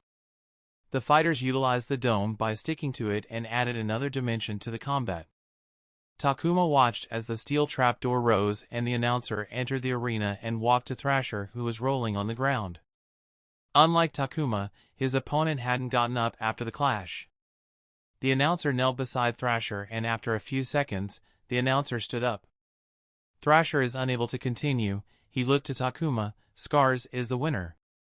Takuma raised his arms up and the crowd erupted into cheers. That was all the energy he had. The trapdoors slid up and he walked out of the arena while the crowd banged on the wire mesh as he walked by them. He entered the tunnel and his legs almost gave out, but he continued as Yoshio's training showed fruit until he reached a room and then his knees buckled. "We got one," said a woman, and a man helped her to get Takuma onto a bed. "What happened?" she asked Takuma. "My legs got busted," Takuma groaned as he balled the sheet laid on the bed. He wasn't dying, but pain was never fun. A few minutes later, Takuma's tense muscles eased up as the Jutsu alleviated the pain from the damage he had inflicted on himself.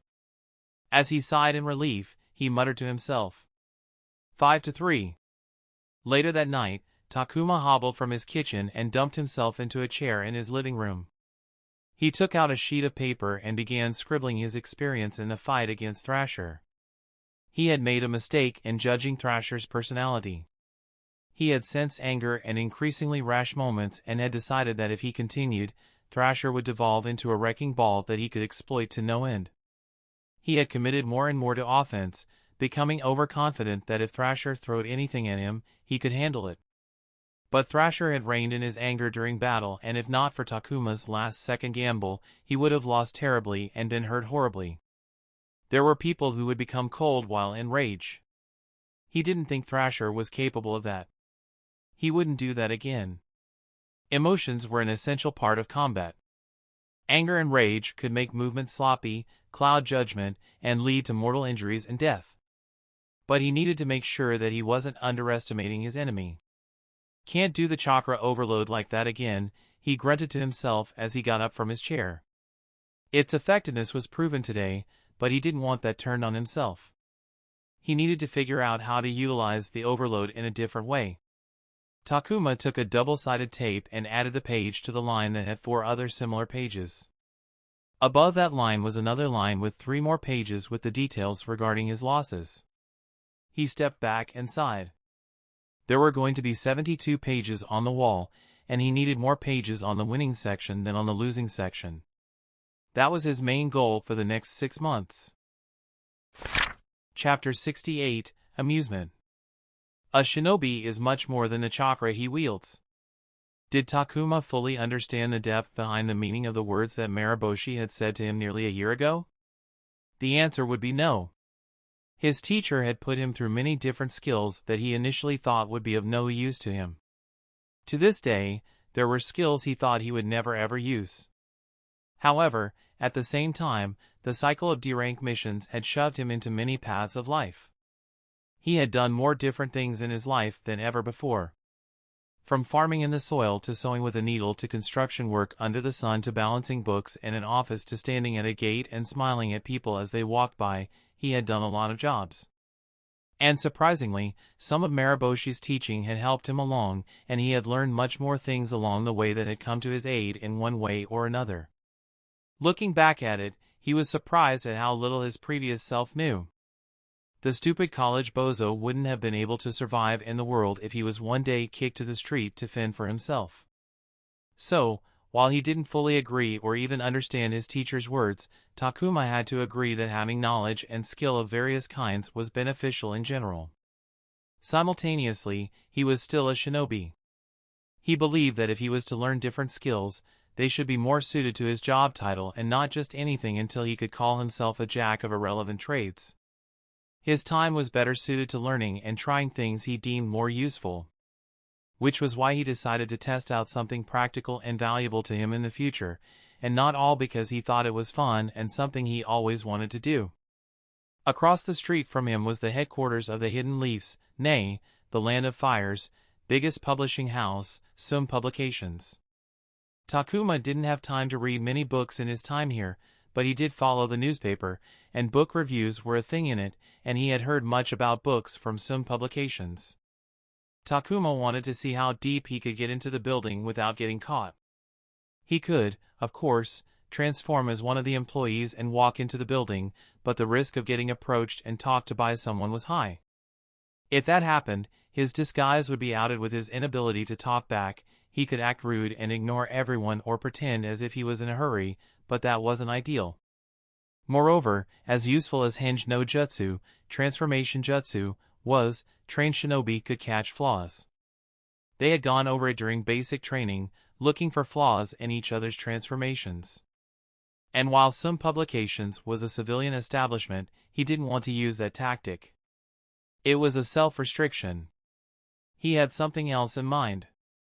Takuma looked down at the simple set of repairman clothes. They were the equivalent of the high-vis vest, and tucked the latter under his arm and picked up the red toolbox before jumping down from the building's roof. He walked up to the entrance of the building where 2 shinobi stood guard. Even though it was a civilian establishment, a couple of genin guards were hired by the business. The building was both the headquarters and a large printing press. In the Leaf Village, a shinobi hub, having 1 or 2 genin guards, was considered the basic level of security for those who could afford it. Taking a calm breath, Takuma crossed the road with his head held high. He had the toolbox, ladder, and a clipboard with blank paper. That was all he needed. Even if they were shinobi, they were still humans. He just needed to believe that this was where he belonged. He could do it. Without slowing down or looking at the guards, he walked past them into the building. Takuma felt their eyes on him, and for a moment, he felt his heart skip a beat, but as he kept walking, they didn't stop him. His lips twitched upward as he stepped inside the building. It worked! Holy shit, I didn't think it would actually work, he cheered to himself. But as it turned out, a simple suitable disguise and the right attitude were all he needed to get into most places. Putting away his smile, Takuma continued. To his surprise, even the receptionist didn't stop him as he walked deeper into the building. Well, better for him. His destination was on the floor with the editors, specifically fiction editors. His target, Shindo Eru, a senior editor for Seimu Publications. The reason why Takuma had chosen Seimu Publications and Shindo Eru was that he knew both.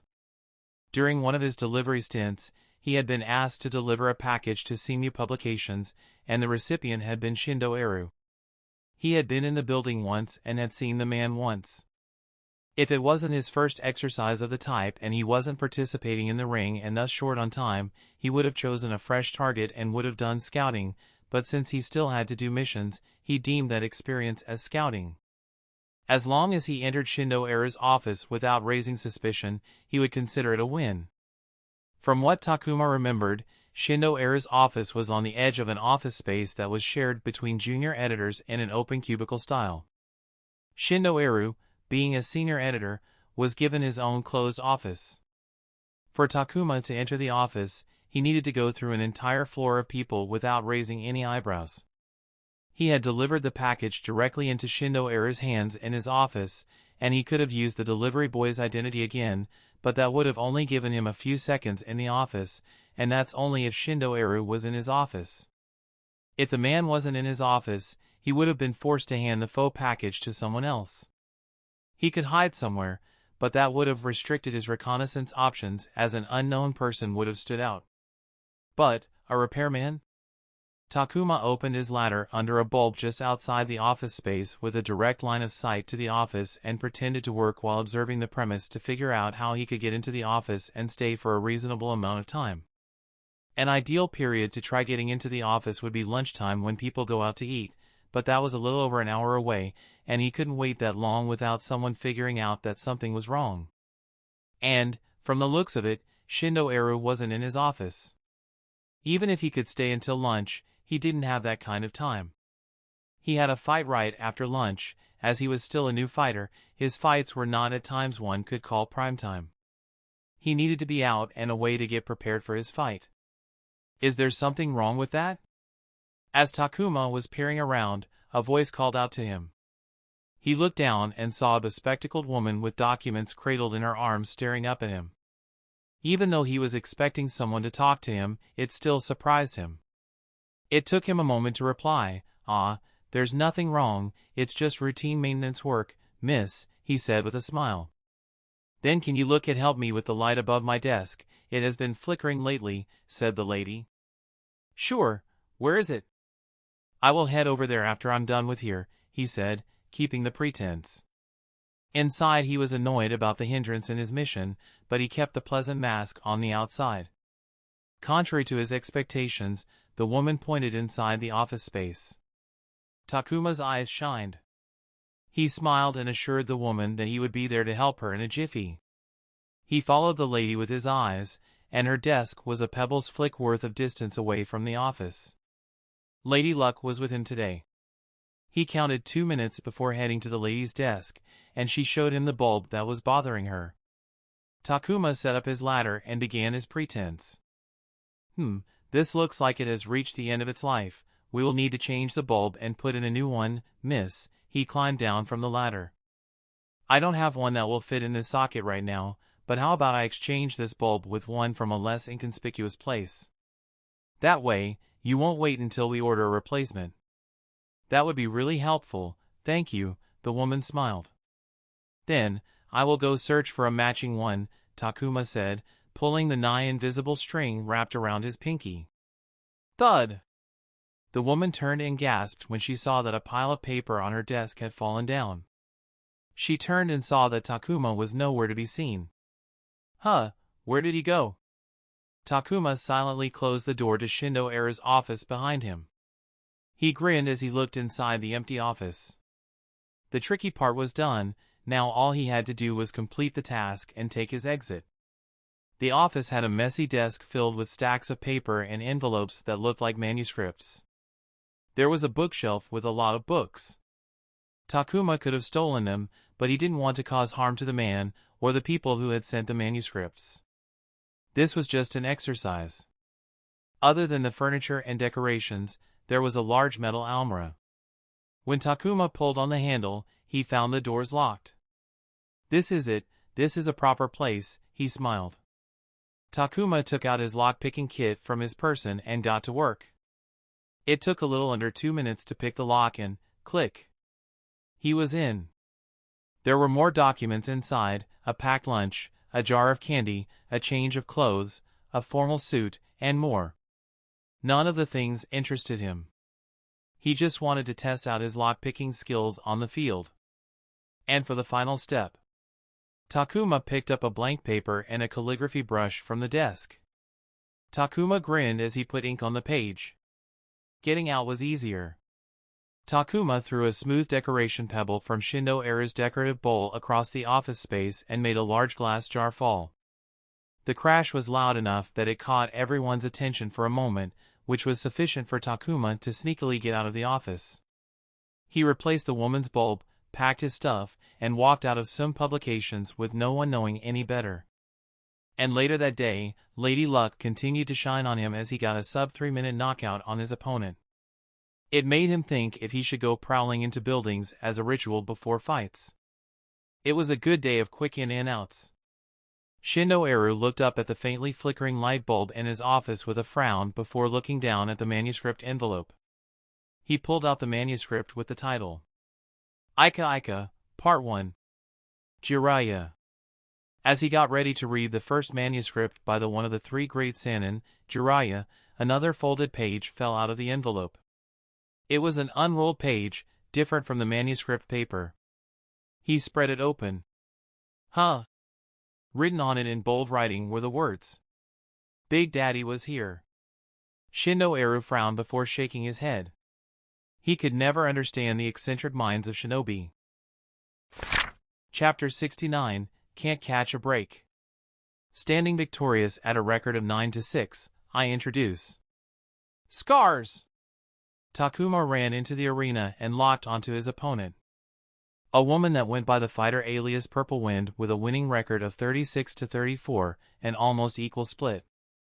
And from the looks of it, she was about to complete her initial contract. One more win would mean she would complete her contract with a winning record. And that win wouldn't be against him, Takuma declared to himself. So, you're the new rookie, Purple Wind, wearing a gray sports bra and shorts, looked him up and down before scoffing, you don't look like much. Takuma didn't respond to the pre-fight chatter and moved in for the attack. Purple Wind had experience and immediately switched modes. She stuck faster than the wind and blocked Takuma's first and second strike in less time than it took to blink. Takuma squared his legs and reset the tension in his foot with a quick hop before lifting off the ground as he twisted his body to put all the momentum behind his elbow that rammed into the block guarding Purple Wind's head. The crowd roared as the fight's momentum turned to 11 right off the bat. Purple Wind footwork all but teleported her a step back as she created enough space before swinging her leg like a scythe toward Takuma's torso. Takuma didn't have a millisecond of rest as the moment his feet touched the ground, he bent his body back into a bridge, barely avoiding the vicious leg strike as it whiffed a few inches above him. His senses and mind worked together to birth a flash of battle instinct. Even with Purple Wind not in sight, he tensed his muscles and shot up a leg like an arrow on a tense bow. Bomb! His leg countered Purple Wind's jackhammer fist. He called upon his abs and backflipped himself off his hands back upright. His guard barely went solid before Purple Wind's both feet sent him flying across the arena. Takuma gained balance midair and held himself steady as his feet skidded across the floor on recontact, all the while he kept his eyes zoned in on his opponent. Purple Wind didn't wait for Takuma to hit the ground and was already charging toward him to maintain the pressure. Takuma shot forward the moment the sliding momentum allowed him. The two fighters met in the middle. Takuma buried a punch into Purple Wind's gut while her uppercut nailed Takuma square in the jaw. She was flung back and barreled as her feet failed to grip the ground. He staggered on the spot and felt his body go through a hard reboot with a momentary blackout. Takuma shook his head as his eyes refused to stabilize the world. When he could barely make sense of his vision, he immediately searched for Purple Wind and found her jumping through the air toward him. His first instinct was to nail her with a right ton, shaku, lightning release, shock, but reason took over him the next moment, and he got ready. Purple Wind landed on the floor and immediately sliced her leg in an arc. Takuma effortlessly pulled his torso back to let the strike pass him and then bashed his head into her. It didn't do the damage he was expecting as Purple Wind crashed him to the ground. No grace was spared on the floor as they battered each other with the fervor of a zealot. He pulled on her tight hair bun to jerk her back to the ground. She kneed him in the crotch as he tried to scamper away. Both tried to get up but were more focused on ensuring that the other didn't regain footing before them. Purple Wind got a bit of space and instantly maneuvered into barring Takuma's arm into an arm lock. Takuma's danger sense screamed hard. Wrestling locks weren't popular with shinobis because they meant a commitment to contact for a period of time, and that opened the aggressor to vulnerability to getting stabbed. Striking was the bread and butter when fighters held superhuman strength and could lift several times their body weight. But there were no weapons in the current fight, and the ring wasn't a combat sport. Takuma knew that if he didn't act soon, Purple Wind wouldn't stop at bending his arm until he tapped out. She was going to snap his arm. A broken limb was practically a guaranteed loss, and the damage would then reflect on his life outside the ring. He roared as he lifted himself up and Purple Wind's body with him and slammed her head into the arena floor with as much brute force as he could muster. He could feel the opposing pressure on his stiffened arm loosen a fraction. He didn't let it pass him and pulled his arm free. Wanting to regroup, Takuma pulled back away from Purple Wind. She got up and also didn't rush into things, and maintained distance. The two fighters circled around the arena, observing each other with their nerves ready to burst into action at a moment's notice. The crowd mimicked the image inside the arena and fell into a murmuring hush, making the underground cave seem emptier than it was. The balance broke like a crack in a glass. Takuma and Purple Wind moved at the same time and met in the middle. Blows were exchanged in a matter of seconds. The pain was beginning to simmer in his body, and Takuma knew he needed to finish the fight before he made a slip, and Purple Wind punished him for it. He jumped to avoid a sweeping leg and focused on his feet to remain agile to avoid Purple Wind's attempts to get something that wasn't a glancing blow. He looked for an opening, anything he could use to counter and drag her down into defeat. He found one. Purple Wind, who was hot on his tail, keeping close to building pressure, paused for a blink of a second. It created space, and Takuma knew this space would disappear soon, so he decided to go in and exploit it. He stiffened his calves, switched out of the reverse gear, and hopped an inch to reset his feet to go in for the hit. He leaped forward with a raising knee strike and a punch below the ear to get her vulnerable. But in the same breath, Purple Wind pushed the knee strike aside, and before he knew it, he had a fist inch away from him. It was fast. Much faster than anything he had seen from Purple Wind. She hadn't suddenly gotten faster, as if she had been holding back the entire time. This was a matter of timing, pitch-perfect timing. And then the fist hit him in the throat, a staple in the ring. Before he could even feel the aftermath of his throat punched in, Purple Wind kicked him below the ear, snapping his neck. He was midair, and the strike spun 180 degrees until he slammed his head on the ground. Everything after that was a blur as he was hit more, and he couldn't defend until he blacked out. He didn't do anything wrong, was Takuma's conclusion as he stared at the fight summary stuck in the lost section of his wall. There was nothing wrong with his decision to exploit the opening he saw.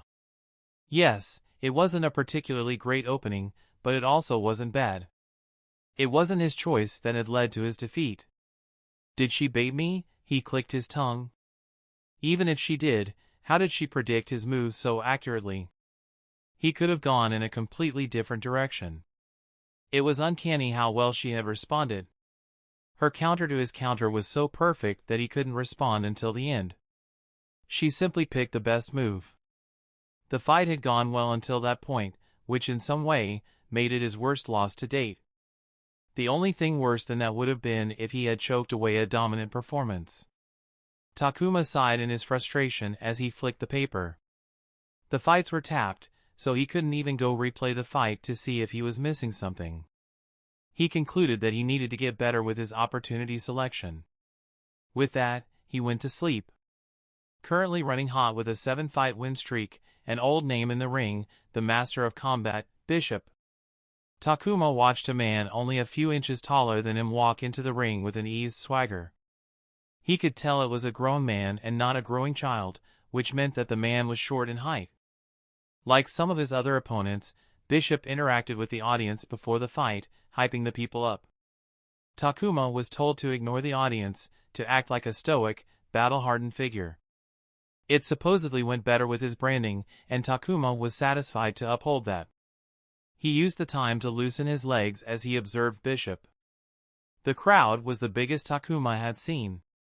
It was his first time fighting on a Friday night. He was supposed to in the morning, but when he came in, they told him that he would be fighting in the evening. Every one of his opponents was an unknown to him because he was only given the timing of his fights and not who he was going to fight. He could find that out easily by dropping by the betting counter, which had the fights listed a couple of days in advance, but that didn't help him as he would need to go watch his opponent fight. Until now, he didn't have the time to go watch a fight. He needed to study the opponent during the fight. Bishop's audience work was over, and unexpectedly, he walked towards him until he was only a couple meters away from Takuma, who took a few steps back. It was unusual to start a fight at a close distance when the arena had so much space. "I'm going to pound you, boy," Bishop said with a pop. His brown hyena mask enhanced the mocking of the words. Takuma tilted his head, confused. Well, he was not confused, this was clearly trash talking. However, Takuma wasn't in the mood to reciprocate because, unlike Bishop's whopping 14-fight win streak, Scar had a 2-fight losing streak. He hadn't lost twice in a row before Purple Wind. He didn't want to extend that loss streak to 3. The announcer backed out of the arena, and Bishop kept his eyes on Takuma. The moment the metal door slammed closed, Bishop raised his guard up, but unlike Takuma's expectations, Bishop didn't come at him with bellicosity. The man simply kept his guard up and stayed light on his feet. Without a word, Takuma attacked. In the beginning, they flowed with each other, letting their strikes dance. Then flow gave way to force and Takuma started his offense. Fighting an opponent closer to his size felt comfortable as Takuma circled, attacked, and defended only when he must, pushing Bishop, seeking to push the man past the limit of his prowess. Bishop, however, seemed unbothered by the aggression and kept his guard up. He dodged what he could and blocked the other. Takuma felt in complete control of the fight, and yet he didn't seem to be able to land solid hits. "He's slow?" Takuma observed to himself. No, slow wasn't the correct term. Bishop was lightning quick in his dodges as he weaved around Takuma's attacks. But it was like Bishop had no sense of urgency in his movements. Why was Bishop satisfied to follow Takuma's pace and practically hand the momentum to his opponent? Takuma led with a fury of strikes, targeting everything from the head to the legs, but Bishop continued to be on the defensive. Even when Bishop took hits, he didn't look bothered. And Takuma knew this wasn't an ability to attack. He knew better than anyone else what it felt like to be unable to attack while under offense. The entire first year of his existence as Takuma, he had struggled with that. This wasn't that. What was Bishop planning? Takuma suddenly checked if he was going too fast. He was familiar with the tactic of cranking up the pace of the fight slowly until the opponent couldn't maintain it, and strike at the breaking point. But no, Takuma found that he wasn't over-pushing himself. He wasn't getting baited. What then? "Okay, that's enough from you, boy," Bishop said, his tone relaxed. Takuma's instincts acted faster than his mind, and he sensed danger. He immediately shifted his stance to fall back. He didn't see the strike coming. He only felt the front of his mask bending until the solid fist struck his nose. "It's broken," Takuma could tell even before he could gather himself up after the attack. Bishop darted in, Takuma reached up to block, and Bishop's left cracked him in the ribs. "Ack," Takuma wheezed, pain coursing in his side as he backed away. He hadn't been hit this hard in his life. How could he hit so? Bishop hit him again, forcing out another cry of pain. Whatever part of Takuma's mind was clouded with pain was focused on pain, but every time he tried to rebalance, he was hit again. He dodged one strike to his strong side, only to get bashed in the weak side. He wasn't even allowed to brace himself as Bishop laid heavy strikes that brutalized him one hit at a time. Takuma's body burned, and his white blurred white as he fell to the arena. The crowd's noise grew distant as his body contracted itself to protect him, but no other attack came. He closed his eyes to the side of Bishop's back with his arms spread wide. Takuma stared up at the ceiling of the ring's medical room with a dazed look. His nose was broken, his entire body purple and bruised. The Irionin had said he was lucky to have gotten out with a slightly cracked rib and nothing else. Bishop had clearly placed his hits deliberately. He felt powerless. For the entire fight, when he attacked, he couldn't do damage, and when he was attacked, he couldn't defend. He hadn't felt this powerless since his entry into this world. His moves were predicted. Any opening he showed was exploited. Bishop had barely broken a sweat the entire fight and still broke him down with leisure. He didn't know where things had gone wrong except for the fact that Bishop outclassed him in every way possible. "Are you ready to leave?" Takuma turned his head slowly to the side towards the Irionin who had treated him a couple times. She was a young brunette with freckles on her face. She seemed to be cleaning up the medical room, ready to leave or, at least, end her shift. From what he knew, she was Inomoto's apprentice. And as expected of Shady Guy, he had rolled his apprentices into the ring. "Yeah, just give me a minute," he said, not looking forward to lugging himself back home. He thought he had jinxed himself. He had not wanted to get a third continuous loss and had then handed the win to Bishop on a bruised platter. "You know." Takuma glanced at the Irionin. "You have a tell." Chapter 70, A Tell. "You know, you have a tell." Takuma's eyes widened as the words registered in his mind. He jolted up from the bed, arg, and was punished by the pain stabbing in his ribs. He fell back on the bed and shivered in wait for the hurt to pass. "They shouldn't have paired you against Bishop," the freckled brunette sighed, but there was no pity in her tone. I have a tell." "What is it?" Takuma spat as the pain abated. Other than being crippled, having a recognizable tell was the worst thing for a fighter. A tell meant that he was doing something that was giving away his actions, and if the tell was being picked by his opponents, he was practically telling them what he was doing. Did his opponents pick up on his tell? Was that why he had lost thrice in a row? The Irionin continued packing her duffel bag as she said, "How would I know? I don't watch scrubs like you fight." Takuma didn't have the time to feel offended. "Then why did you say I have a tell?" he asked as he gingerly sat himself up. "I heard someone in the passing." She slung the leather bag over her shoulder and glanced at Takuma. "Look, you can stay here if you want, but don't fall asleep because if someone doesn't wake you up, you'll be stuck here because they lock down the place at night," and with that, she headed towards the door. "Hey, wait! Can we talk? I want to know more." Takuma jumped off the bed and winced as the pain stabbed him. "No, thanks." She didn't even look back and walked out of the door. "I will buy you dinner," shouted Takuma in a last-ditch effort. But the echoing footsteps continued to move away until they stopped. Takuma, who had hung his head, raised his head in surprise as the footsteps moved closer. The Irionin stopped at the room's threshold. "Any place I want?" she asked. Takuma nodded immediately. He had savings, and even though they were earmarked for the future, he could make some concessions for today. The young woman smiled. "Then let's get going.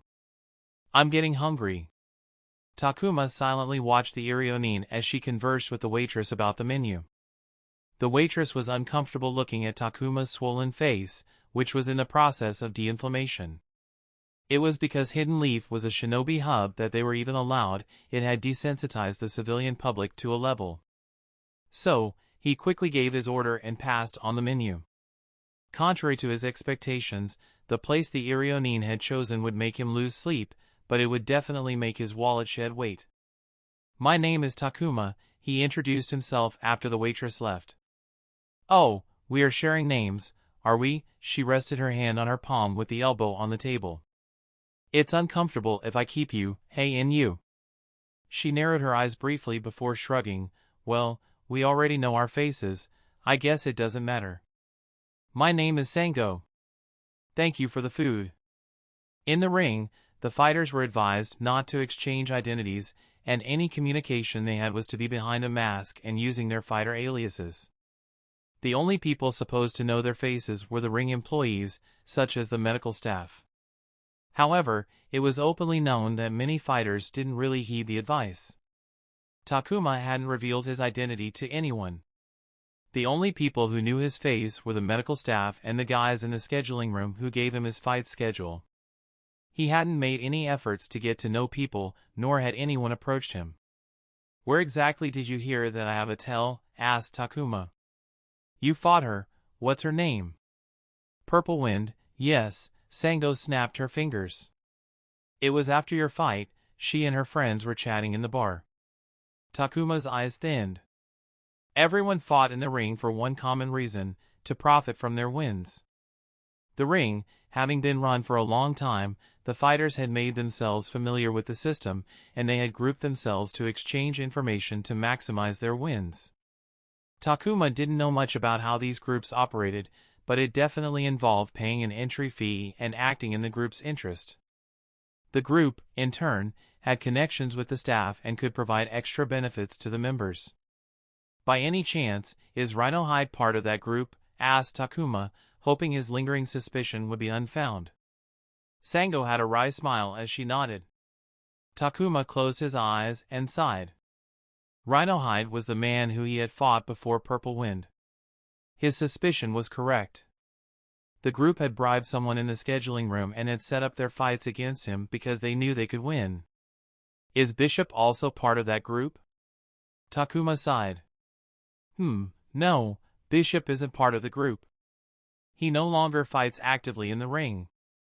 When he fights, she chuckled, is for fun, and he always picks opponents that he knows he can beat easily like you. She pumped her brows. He puts on a show, brings in the crowd, and because of that, they let him do whatever they want. Thinking back to it, Takuma now realized why he was bumped to a Friday evening spot. He was used as a prop so that Bishop could entertain the crowd, which he had done with a vicious, one-sided beatdown. Takuma closed his eyes. A group of fighters was apparently targeting him, and the people on the staff put him against a show-off because he wanted to beat someone up. "Don't feel bad about it, kid," Sango smiled with a hint of sympathy. "Bishop's a chunin who uses the ring to blow off steam. Your loss was decided before you knew that you were fighting him." Takuma opened his mouth to express his outrage, but only a resigned sigh came out in the end. The ring was a place for Jinin. The fighters were all Jinin. The moment a shinobi got promoted to the chunin rank, the rewards that were once attractive became unsatisfactory. The promotion was accompanied by a fat pay hike because of the bump in the danger level of the missions. Getting beat in an arena in front of people was no longer an appealing proposition for a chunin. The lavish food spread arrived. Sango started immediately while Takuma stared at his food with his chopstick lying limply in his hands. "Should I join a group?" asked Takuma. If he was being targeted by a group, then joining another group that could protect him seemed like the logical option. "You can, but they'll take you for everything you got, kid," said Sango as she indulged in the exquisite dishes. "What's your record again?" 9-7. That's okay-ish, but you're squeaky new. You bring absolutely nothing of value to a group. Most of them won't even look at you, and those who do offer to take you in," Sango chuckled, "will make you their bitch. They'll demand a large cut of your winning when you get paid for their effort. Who knows, some of them might even make you lose fights on purpose." "So, you're saying that I shouldn't join a group?" Hey, Sango raised both her hands as if in surrender. "I'm not telling you to do anything. I'm just telling you what might happen to you. The decision is all yours. It'd be horrible if I told you to do something, then you did it, and didn't like the outcome. I'll still have to heal you after fights. Can you imagine what that'd be like? Awful is what it'd be. It wasn't a surprise that Takuma had no appetite for the rest of the meal in the expensive restaurant. Was Takuma a greenhorn to adversity and challenging situations? No, he was not. If someone dared tell him otherwise, he would shove his hand up their ass and take it out of their mouth. Was he best at solving those challenging situations? Given his track record, Takuma would be the first to say he wasn't the best. So, he turned to the person he thought could help him the most. Perhaps it is my age talking, but it doesn't seem that long ago when we used to meet here every day, early in the morning, young Takuma. Takuma, who had been warming up, greeted his teacher with a smile. He hadn't seen Maroboshi in a minute, but the old shinobi looked like he had picked a wrinkle or two since they had met. He, however, didn't let that make him forget the fact that the old man could wipe the floor with him.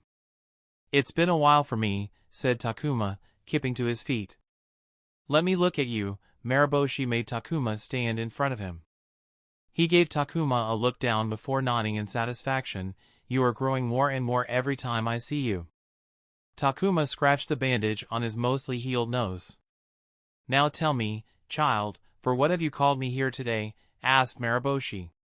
Takuma always appreciated how direct Maroboshi could be at times. "I apparently have a tell when I fight," said Takuma. "I need you to help me hammer it out. I've been getting absolutely battered in spars, and they won't tell me what's the tell." Maroboshi's almost closed eyes widened in a sharp glare. "That's serious, child. Having a tell can be dangerous if it can be spotted and used against you. And from what you said, your tells have been successfully used against you. We will definitely need to work them out, but before that, I will suggest that you change your sparring partners. I do not believe them to be proper people if they won't share your tells with you. What's the use of sparring if not help improve each other?" Takuma didn't know how to reply except to nod. He prayed for his imaginary sparring partners as they had incurred the wrath of his teacher. Maroboshi took a few steps away from Takuma. He held his hands behind his straightened back. "Come, child, show me how much you have improved," said Maroboshi with a smile. "After that, we will fix you." Takuma hadn't sparred against Maroboshi since the day before graduation. If there was one yardstick he wanted to measure his progress against, it would be Maroboshi. He grinned as he assumed his combat stance. Chapter 71, Maroboshi. Maroboshi faced his student, anticipation hidden behind his eyes. It had been ages since they had met like this, and he wanted to see how Takuma had improved in that time.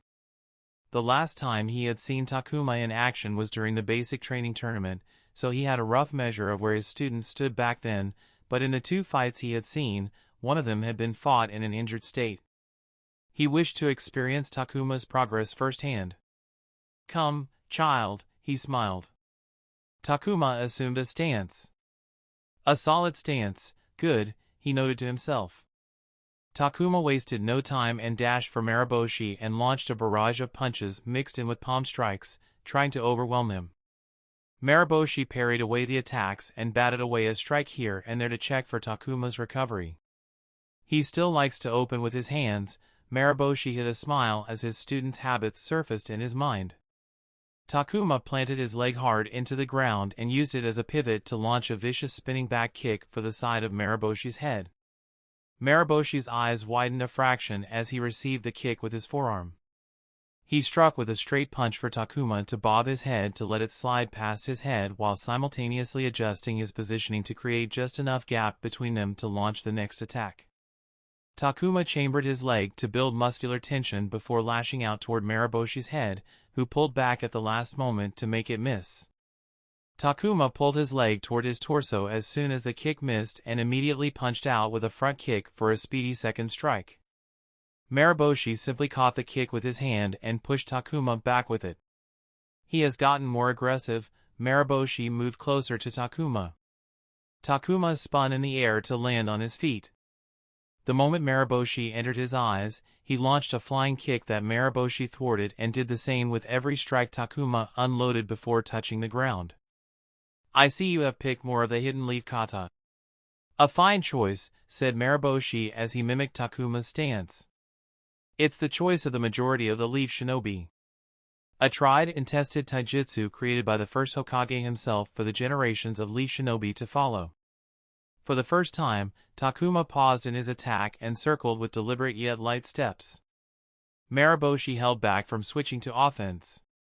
He wanted to observe more before he stopped the fight. He glanced down at Takuma's feet, and just at that moment, Takuma dashed again. No weapons? Maroboshi hummed. He knew better than most that bare-hand taijutsu wasn't his student's strong point, which was why he had ensured that Takuma was comfortable wielding his kunai so that his opponents would be at the very least be conscious of the blade, and had drilled in the importance of using shuriken and senbon to create distance whenever needed. Takuma had never taken to the latter advice to the level Maroboshi wished, but as long as he was aware of the option, Maroboshi wasn't overly worried. Time and experience were great teachers. Maroboshi spoke calmly as he danced with Takuma.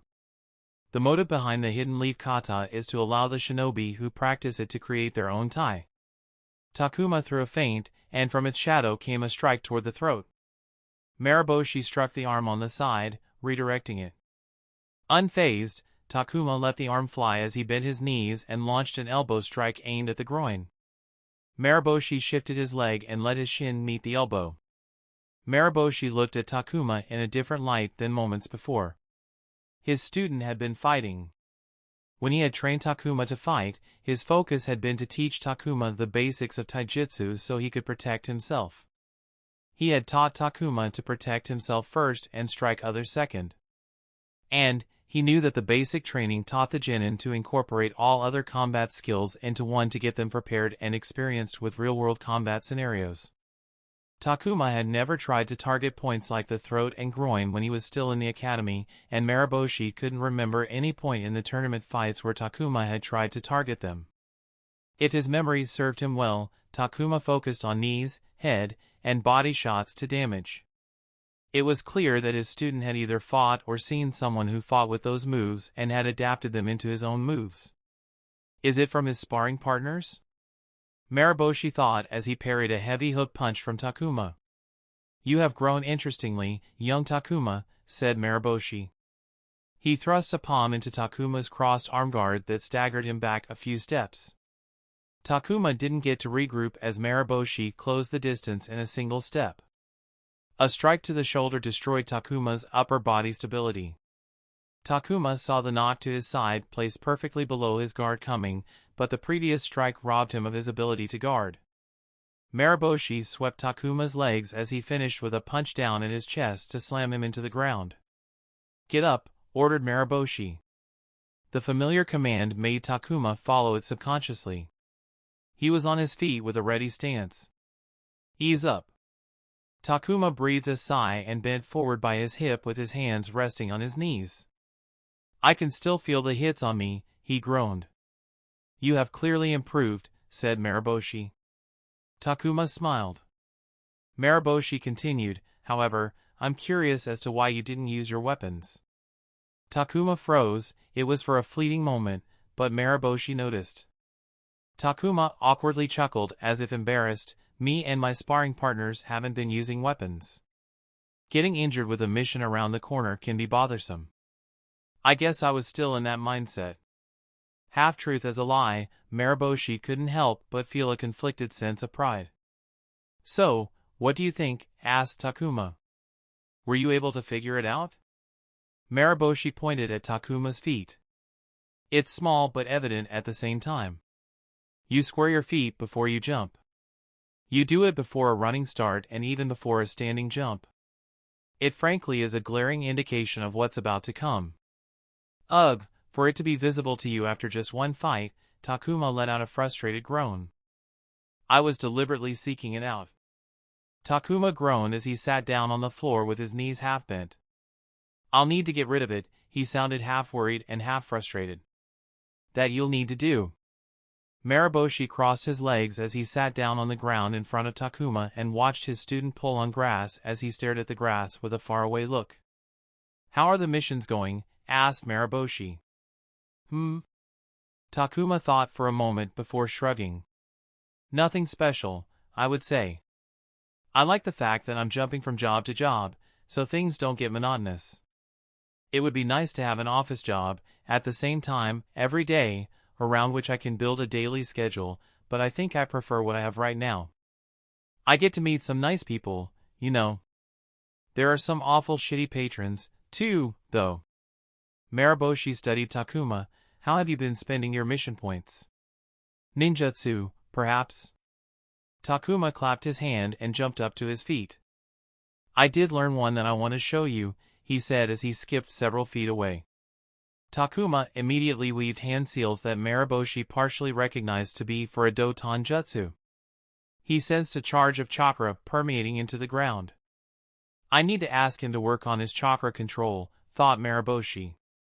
Using chakra more than required by the jutsu not only wasted the chakra but also alerted the enemy.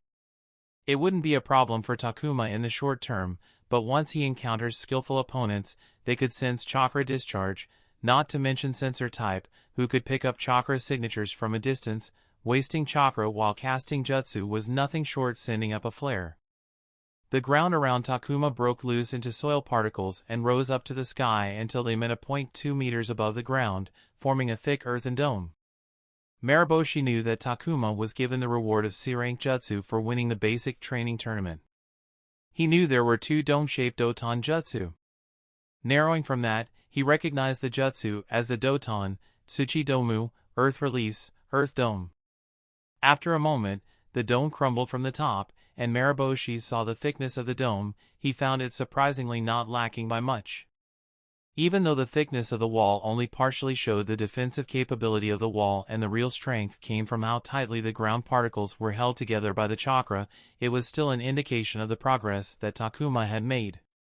He must be blessed with a strong Doton affinity. Maroboshi felt joy for Takuma. A strong primary affinity went long ways in terms of combat strength and survivability. The dome crumbled enough to reveal Takuma, who stood up. I love that I chose this, he chuckled. I used the jutsu to create myself a tent while I went camping last time. Imagine using a C-rank defensive jutsu for camping. He patted at the dome wall. I just need to master it enough that I can crumble it away from the side rather than the top to give me more escape options. Maroboshi stood up and waved Takuma to him. Yeah? They are dangerous people. You know that, right? Said Maroboshi. Takuma looked confused. Huh, what do you mean? I know they offer mission points. The moment Maroboshi said that, Takuma froze like a stone statue. You know. Maroboshi silenced Takuma with a finger on his lips. He didn't want Takuma to say anything to him. Even though he already knew about it, the less he knew, the better it was for both him and Takuma. He would have preferred not to talk about it at all, but Takuma was his precious student. He needed to say something about it. I don't like what they do, he continued. I don't blame you, child. The allure of mission points is strong, and I do know that they pay handsomely. Takuma looked like he wanted to say something, but Maroboshi continued on, but I want to make things very clear, Takuma. Those people are not good people. No matter how they act, no matter how well they treat you, they don't care about you. They only care about themselves. Don't trust them. For the moment you lose your value, they will scavenge and extort what remains before throwing you out. Despite not having a liking for what it stood for, Maroboshi couldn't deny the aid that it provided to the shinobi. It was a darkness of the Leaf Village, but even the darkness gave something or it wouldn't exist, but it also took away. He had seen good, talented, competent people who had been tied down by their circumstances rise from their problems with the aid that it gave them. However, he had also seen how it had ruined similarly good, talented, competent people. What people got out of it differed from person to person. He simply didn't want Takuma to be the person who lost more than they gained. Do you want me not to? Because I will if you ask me not to, Takuma stuttered as he asked. Maroboshi shook his head as he ran his hand through Takuma's hair. He was honored that Takuma held him in such high regard. And that made him so profoundly sad. I do not want to dictate your choices, Takuma. I have cautioned you about the nature of that place. No matter how valuable it might look, it is a gateway to a place that drags people into the darkness. If you want to continue, that is your choice. If you wish to leave, even that is your choice. The one thing I wish is for you to be careful. When the time comes where you think it is time to leave, do not think about it, simply leave without looking back. Marosi smiled sadly. He couldn't tell Takuma what to do. For taking this away from Takuma would mean that he would need to replace it with something else. He possessed that something, alas, he was unable to provide it to Takuma. And for that, Marosi despised himself for his own cowardice. Chapter 72, Romance ? Is he part of the group? Asked Takuma in the shadow of the fighter's tunnel. Standing behind him, Sangdo, the brunette Irionin, nodded. Pelt is part of the group, all right. Takuma narrowed his eyes as he hummed, thank you. Don't thank me, I just got a meal at any place I like. Any place you like, but capped at X00 Rio, Takuma said sharply to Sangdo. He didn't want to empty his wallet for a simple yes or no answer. He turned back to look out to the arena at the average-sized man with a rotund belly covered with body hair that covered every inch of his front and even on his back. This was the first person he was fighting from the group after Purple Wind. He couldn't let someone run over him and allow them to go unpunished. In this place, if he let people push him around, they'll take that as an invitation. Takuma clenched his fist and ran out of the tunnel when the announcer called his introduction. Kunio rotated the shoulder, feeling the kink in his shoulder. It still pained from the slam during his last fight. But he wasn't worried, his opponent today was the kid. Kunio smiled behind his bare mask, thinking about the opponent. They had caught a delicious prey in their grasp. They had found a tail in the kid, and what a treat it was. It was commonplace practice for group members to share information about other fighters among themselves to increase the chance of victory. But when a group had an in with the scheduling office, they could hunt down their prey and get some sweet mission points while enjoying dealing out a beatdown. Battling it out against the mighty Pelt is the rising star with the record of 11-7 scars. Kunio turned his body to see the skinny kid skip past the stairs to enter the arena. They met eyes, and neither looked away. The kid had some guts. Kunio grinned, walked directly up to the kid, and looked down at him. What are you looking at, brat? Kunio could see Scar's black eyes staring up at him, unblinking. Nothing, just wondering who has bigger boobs between you and your mama because not many can rival that bosom of yours, said Scar and made squeezing gestures with his hands. Kunio's face contorted and his skin turned red as he screamed, what the fuck did you say, boy? He shoved Scar's and was about to take the brat's head out when the announcer pulled him back. A smile appeared in Scar's eyes as he shouted. Oh, did that hurt because it's true? Hey, I'm curious. Can you see your dick when you look down? I doubt you'd be able to see the raisin-looking microcock even if someone jacked it hard, you fat fuck face. Fucking let me go. Kunio screamed his lungs off as he glared at Scars. Pelt, just let me go out of the arena, and then you can do whatever you want, the announcer said as held the shinobi fighter back. Get off of me! Do you understand what I said? Said the announcer, tightening his grip around Kunio's shoulder. Try to start the fight before I exit, and I'll disqualify you. Kunio clicked his tongue and turned away from Scars. Yeah, I get it, he spat and shoved the announcer when the man loosened his grip on him. He didn't charge at Scars. He could wait a few seconds before he destroyed the boy. The fucking brat had to pay. He was going to make him pay.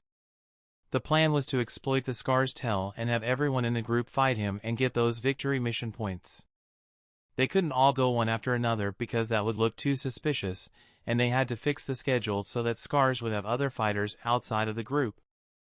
The plan after everyone in the group had fought the kid was to sell the information to other fighters who were going to fight Scars and take a cut of their fight winnings. Fuck that. Kunio gritted his teeth. He was going to break every bone in the boy's body and then leak the information to everyone in the ring who was willing to listen. He wanted Scars to lose every fight, starting with the one with him. Scars was still new and had a large part of his contract in front of him. Kunio wanted to see Scars beaten blue and black for the rest of his contract without being able to get out of it. No one got out of their ring contract without completing their obligations. Kunio turned to face Scars. The announcer was talking to Scars, but the boy was staring at him directly. The look only served to fan the flames of rage in him. He was going to break the boy to the point they would need to delay his fights, even if that meant he would get some pushback. The crowd was rowdy from the pre-fight altercation that the ring didn't see happen much, as the announcers would be out of the arena after a short introduction, and the fighters would take out any grudge between them during the fight. It was exciting. The crowd grew louder, demanding for the fight to start at this very moment. The announcer walked away from Scars, and as he walked towards the exit, both fighters took walking steps towards each other, but everyone could see that they were rearing to go, and the brawl would start the moment the metal gate fell. The crowd fell silent in anticipation. And so it happened. Thud! The gate closed, and Pelt and Scars charged each other with the smaller crowd, creating enough noise to rival the peak of weekend night primetime fights. Kunio knew he was stronger than Scars and planned to use his size and strength to overcome the smaller opponent. He'd make a play out of it for the watching crowd, embarrassing the brat. Then, after a time, he'd crack the boy's skull, putting him out of commission. It was cruel, and that's what Kunio desired. Since the boy wanted a fight, he'd give it to him. When they would come asking questions, he'd tell them that he had controlled and pushed the blame upon them who let a child enter the ring. Kunio, bigger, with longer arms, came in range first and sent a thundering blow for Scar's neck. His hands moved faster than an untrained eye could track, ripped through the air, keening as it went. Scars swept beneath it and stepped closer to smash an elbow just below the chest. Kunio grunted as the force knocked him back a few steps. But he was immediately back and thrusting a palm strike only to find Scars, with his shoulder raised, launching towards him. Kunio was a heavy man, so the collision pushed Scars back a couple strides, but it also threw Kunio to the ground. Before anyone could even draw breath, Scars jumped the fallen Kunio, and both men were clinching on the ground. Scars planted a knee into Kunio's gut before Kunio grabbed him by the neck and rolled to the top. "Got you, you little fuck," Kunio laughed and raised his other fist to start the massacre. He looked Scars in the eye and saw no fear or even the slightest bit of tremor. The next thing he felt was intense pain in the crotch. Scar kicked Kunio in the groin and was followed immediately by a throat strike. Kunio's eyes bulged and his veins flared as he couldn't scream or even grunt as he tried to take a breath over the dreadful sensation of being choked assaulted him. Scars grabbed Kunio's hand holding his neck, and as the grip loosened, he got up from under Kunio, grabbed his wrist and snapped it. In the heat of the moment, Kunio flung his arm as hard as possible, and fortunately, it hit. Scars was sent flying away, and it gave Kunio time to gather himself back up. His heart was thumped against his ribcage as he staggered around with his eyes searching for Scars. The flame of rage had been doused with the cold splash of panic. He backed away and put some distance between them as Scars immediately got up. Kunio's eyes went to Scars' feet and saw them square up for a moment before Scars dashed. A flash of hope glimmered in his eyes as he readied for a leap/jump from Scars. He raised his guard at the last moment, fighting through the pain in his broken wrist, when he saw Scars ready to leap, only for Scars to whip out a low kick to his knee. Kunio's heavy body weight crumbled with half of his footing breaking down as the bashed knee gave away. Scars grabbed Kunio's broken wrist, twisted it more, and yanked Kunio to the ground with it, all the while eliciting a pathetic scream from the man. "You're not the one paying attention, you know," said Scars as he held Kunio's arm up and placed a leg on the back of his shoulder. "Your shoulder is hurting, isn't it? Let me fix it." Kunio looked up and found himself staring into a pair of frigid cold eyes with nil emotion in the dark pools of black. He knew what was about to happen and opened his mouth to beg, but Scar snapped the shoulder clean without a ripple in his eyes. The crowd's enthusiasm fell into a hushed silence as Kunio's screams cut through the underground cavity. It wasn't like they hadn't seen harsher injuries in the ring, blood and breaks were part of the experience. It was the prolonged screech of the scream that got through many. Scar dropped the arm and stomped on Kunio's face, which stifled away the scream of anguish. Tell your group they know where to find me. I'm waiting for every single one of them. He walked away from Kunio as the announcer entered the arena. Do you want to continue, Bear Pelt? Asked the announcer as he squatted by Kunio. And no, said Kunio through gritted teeth as pain assaulted his body. He could continue to fight, but it wasn't worth fighting. Even if he won, injuries would only pile up. It would put a disturbance in his life in and outside the ring. He couldn't afford a prolonged absence from either shinobi duty or his ring fights. And though he wouldn't admit it, the dark frigid eyes frightened him. As Takuma entered the fighter's tunnel, Sango was waiting for him. She walked towards him with a smile but stopped to stare at Takuma, her previous expression fading. Is something wrong? Asked Takuma. She stayed silent for a moment before hesitantly asking, Are you alright? Yeah, I don't think I'm bruised or anything. The fat fuck went down easy, he said, and noticed that she was still staring. What is it? Is something wrong? No, it's nothing, she said. Now, come on. Let's clear out of here for the next fight. Takuma flashed a smile Sango couldn't see as he still wore his mask. As they walked to the medical room, Takuma reflected back on the fight. He felt satisfied with what he had accomplished with Bear Pelt. He had sent a message, he wasn't to be taken lightly. He wasn't going to be seen as a weak player on the board. He was going to make sure they didn't think they were looking at him like a weak, naive kid to exploit. If they wanted to hit him, he would hit them back. The conversation with Marosi had blindsided him, but seeing his teacher's reaction had left him with a lot to think about. He had decided that if the ring could provide him the value he sought, he would continue to swim in it. However, he understood that he swam with sharks, who would devour him if he showed a hint of blood. He was here to take things from it, and not the other way around like Marosi had warned him about, and for that, he couldn't let anyone underestimate him. If it took for him to repeat Bear Pelt to make it that way, then he would do it as many times as he deemed it necessary. Chapter 73, Eternal Genins. How is duty treating you? I hope you're at least diligent in front of the patrons. Taro glanced at his dad walking beside him as they returned home from his dad's workplace, Mito Hospital of Leaf. The best thing he liked about his dad was that they could let the silence sit between them, with it never being awkward. There were hours worth of spans where both had sat together in the same room without speaking to each other, and Taro looked back at those times as perfectly blissful. Taro appreciated that, which was why he didn't feel annoyed at the frustrating question his mom sprung up on him like clockwork every few days. He said, It has its ups and downs, and I haven't received a legitimate complaint against me yet. So, you mean someone did file a complaint against you? Taro clicked his tongue. It was one of those patrons, you know. The assholes. Language, Taro. Who are awful to everyone no matter how well you do. Thankfully, they had a record of demanding more than what was stated in the request. I got out scot-free when I refused to do anything other than what the mission stated. Taro's dad sighed. It's good that you held your ground, that was the right choice. But be careful about handling these types of situations. Be as polite as possible, and if you have partners on the mission, make sure they're there to be a witness. These people can get you in trouble sometimes. Father and son fell silent as they entered a shopping district to shop for groceries. Another thing Taro liked about his dad was that shopping was quick with Dad. His dad knew what he wanted to buy beforehand and stuck to the list without getting distracted by other things, only to ultimately not buy any of it. They were out of the shopping district the moment they checked off the last item on the list. Have you thought about what we discussed earlier? Asked Taro's dad. Taro groaned audibly upon hearing his dad bring that up.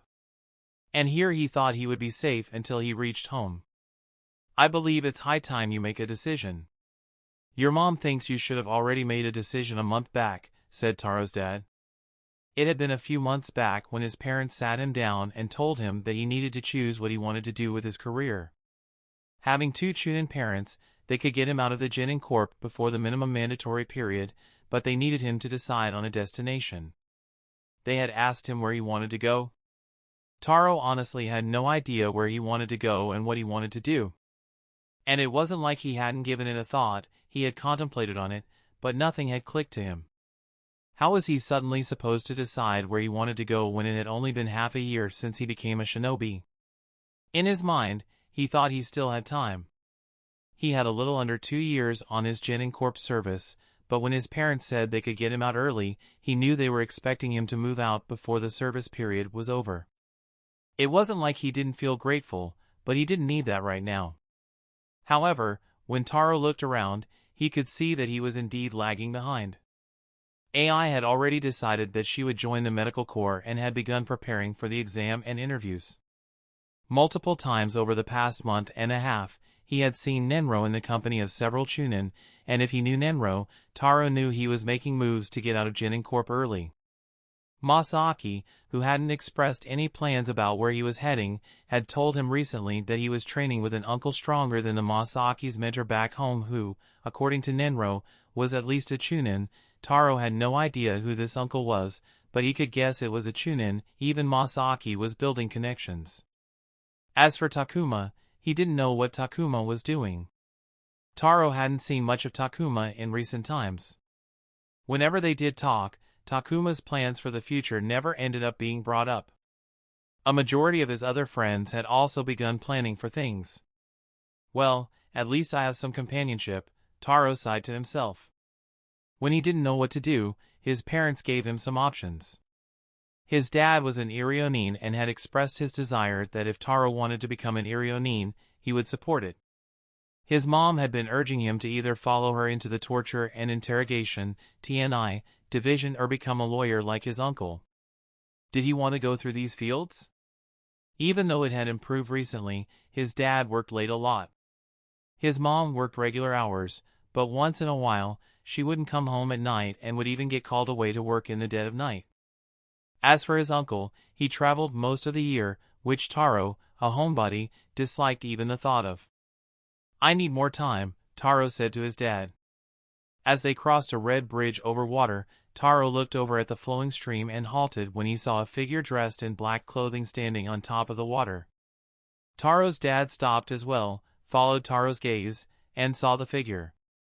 He narrowed his eyes. Is that a map he's reading? He said before asking, Taro, have you been practicing the water walking exercise? Chakra control is vital for a shinobi. Moreover, superior chakra control is a requirement if you wish to be an Irionin. Taro ignored his dad and leaned against the bridge's railings. He shouted, Takuma! Takuma, his brows furrowed, looked up at the bridge. He waved his hand up high with a smile when he saw Taro. Taro turned to his dad. You head on home, I'll talk to him for a bit and meet you at home. Taro's dad looked at Takuma jogging on water towards them. How about we invite him home for dinner? Thank you for the invitation, Mr. Oishi, said Takuma as he sat down in Taro's living room. Oh please, Takuma, I'm delighted to host one of Taro's friends, said Taro's dad. He doesn't bring many of his friends home. I simply had to jump at the chance. Did you know he once complained about there being too many people at his 7th birthday? Taro rolled his eyes as he deposited himself beside Takuma on the couch. Taro's dad sat across from them with a plate of refreshments between them. Takuma, if my memory serves me right, you won the basic training tournament? He asked. That's right, sir, said Takuma. He had multiple images of Taro's dad in his mind, but seeing the scholarly man with an elegant air to him was surprising. With how sloppy and lazy Taro was, he expected something else. Maybe he got it from his mother, he thought.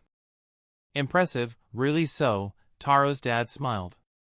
Taro told me that you graduated from the Leafs Academy, and I vaguely remember seeing you at the graduation ceremony. Were you two friends back then? Takuma could feel Taro's eyes beside him. Both of them knew he had no friends when they were in the academy, and even though Taro didn't do anything to him, he also didn't do anything to stop Hyge and his group from bullying him. I only got to know Taro closely in the basic training. He helped me a lot from here and there, said Takuma, flashing a smile at Taro. He says that, but then he picks up a nasty fight with me during the training. Takuma softly smiled, and that only brought us closer. Taro's dad chuckled. He asked, "Now, I'm curious about what you were doing in the middle of that stream, Takuma. I could see you were practicing the water walking exercise, but you also had a map in your hands for some reason?" "Well, as you could see, I was practicing the water walking exercise. The map was to get better at cartographic reading, and the map I was using adds stakes," said Takuma. There was no GPS in the world, and if he was going to venture out of the village someday, he needed the ability to read a map. Marosi had taught him the basics, but he was trying to advance his skills. "What might you mean?" Takuma handed the map he was reading to Taro's dad. "This is a high-quality map, Takuma," Taro's dad said after observing the map. "It must be expensive." Takuma nodded. "It is expensive. The maps are high quality, finely detailed, printed on a water-resistant fabric threaded paper, and every time I take a total dip into the water, I force myself to buy another map from the cartographer." He could see confusion in their eyes, so he continued, "I buy a different map every time, and it does expand my collection, but these maps are out of my price range. I can't keep buying them, and that adds pressure on me to do better." "You're an idiot," Taro said immediately. "Does that even work?" "Believe me, it works," Takuma said bitterly. Maraboshi's added punishment to his leaf concentration exercise had changed something in him. He performed better when stakes were involved, and even now, he hated losing money. He accepted the looks from the father-son duo. He didn't need to tell them that he had been thinking about doing water-walking exercises with hot water in his bathroom mini-tub. "Sir, I know you're at Irionin," said Takuma. "I was wondering if I could learn Jutsu or anything that would help me if I get injured on the field. And our teammate AI is preparing for the medical corps. If you can give some tips on that all, it would be extremely constructive." Taro's dad took a breath and looked at the roof for a moment in thought before nodding. "Okay, I can absolutely help AI if she's trying into the medical corps." He turned to Taro, "Invite her to dinner when she's free, and we can talk it out." He then turned back to Takuma. "As for learning Jutsu, I fear enrolling into the medical corps or finding a willing teacher are the two viable ways to learn. Jutsu needs a base of knowledge before you can do any practical healing, especially if you wish to do it consistently when you're injured in the field. I can, however, recommend to you some of the first aid courses that we run at the hospital. Correct knowledge of treatment before you can get proper help can boost your survival and even aid recovery by preventing further damage. In fact, I urge you to take these courses in the near future." Takuma filed the advice about the courses in his mind. But he also asked, "Would you be my teacher if I wish to learn Jutsu?" "Only if you join the medical corps and perform well in your exams and interviews," Taro's dad smiled. "I'll be happy to have you as one of my apprentices then." Takuma shook his head. "At least," he asked. "I will lead you two boys and start on the dinner preparation." Taro's dad told Takuma to sit tight when he offered to help. Takuma turned and saw Taro staring at him with a studying gaze. "What?" asked Takuma. "Nothing. Water walking, cartographic reading, Jutsu, just glad to see that you're still trying to learn all sorts of things."